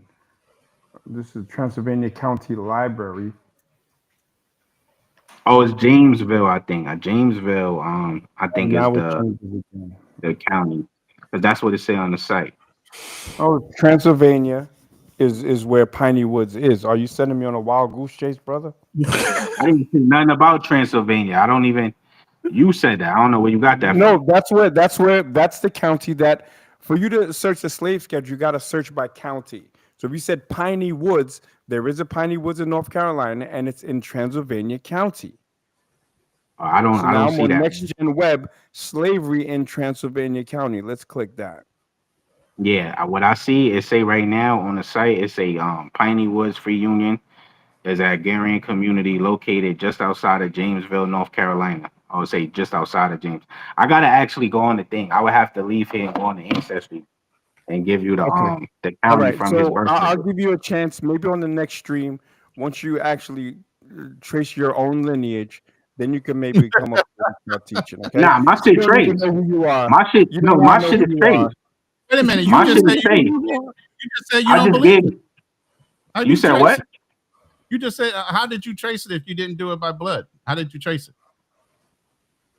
By records, bro. You trace by records. Records from the time. You don't trace by blood from a private company that tell you that their test is for entertainment purposes only. Let's be very concise. How far back did you go? I went to 1600s. So you were able to trace back your family lineage to the 1500s. Most of them. And they were all. It's a lot of them. I did about 900 people. Were they all rooted here in America, or did you? No, it's between America and Europe. So you did the white European side of you. What I'm telling you is that there were Black Europeans here, bro. I'm not saying I don't have any white European and I showed you that those I'm not were saying Africans. Those were Africans. All right, so what about the Black Germans then? All of them were Africans. The Black Germans who came in America, the Black Dutch, the Black Britons that came to America, they were all African. Brother, I'll explain to you. The Black Germans were actually biracial children. Those were biracials, half African and half white. Okay?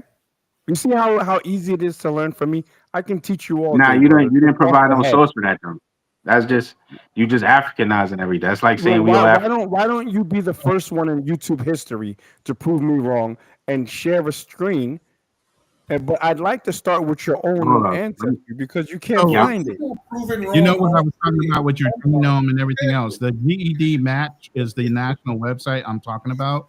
You can put your genome match in. It's called an SNP, and that stands for Simpler Nucleotide Polymorphism. It's the most accurate way of figuring out who you are genetically.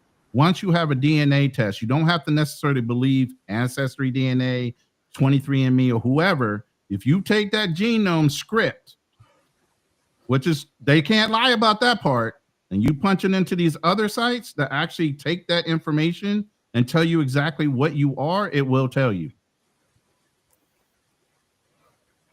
And I did the extra step. I didn't just believe what somebody told me. I went and did the extra step.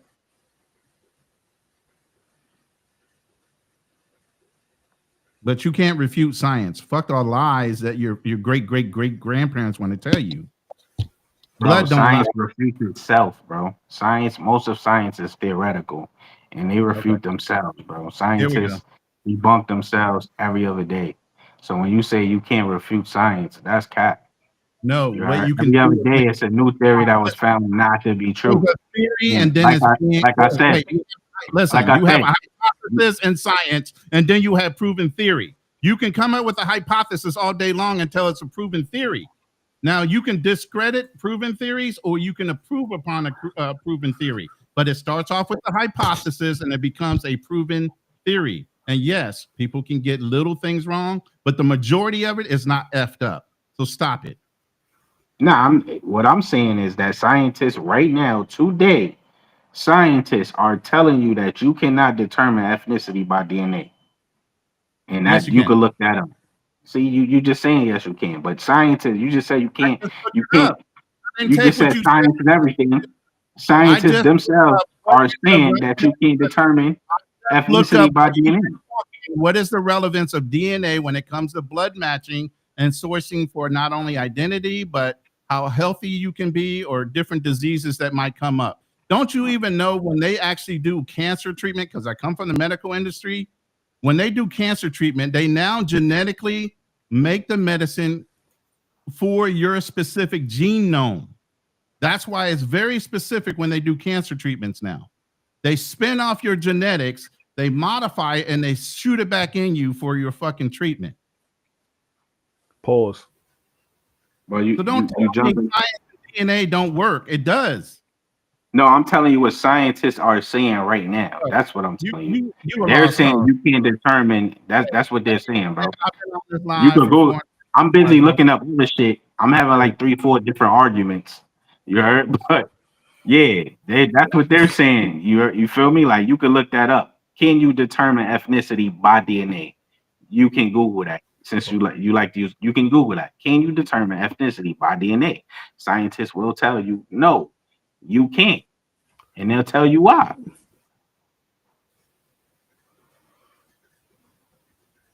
Damn, did Bro Ronan got hop caught. off? Yeah, he got off. Yeah, the Pan-African spirit couldn't take it. The Pan-African spirit couldn't take it. You heard? Nah, we 7.5 in. I need a paycheck. Shout out to the 60-something people across both platforms watching the stream right now. Y'all, you know, some of us broke nights. Some of y'all just waking up to this conversation. I don't know if I would trust anything science when it comes to trying to. And when I say science, I mean black people. You know, white made anything. But then again, he is talking about you could drop your genome and you know something, and you know it can tell you where you're from. I'm just saying how you know.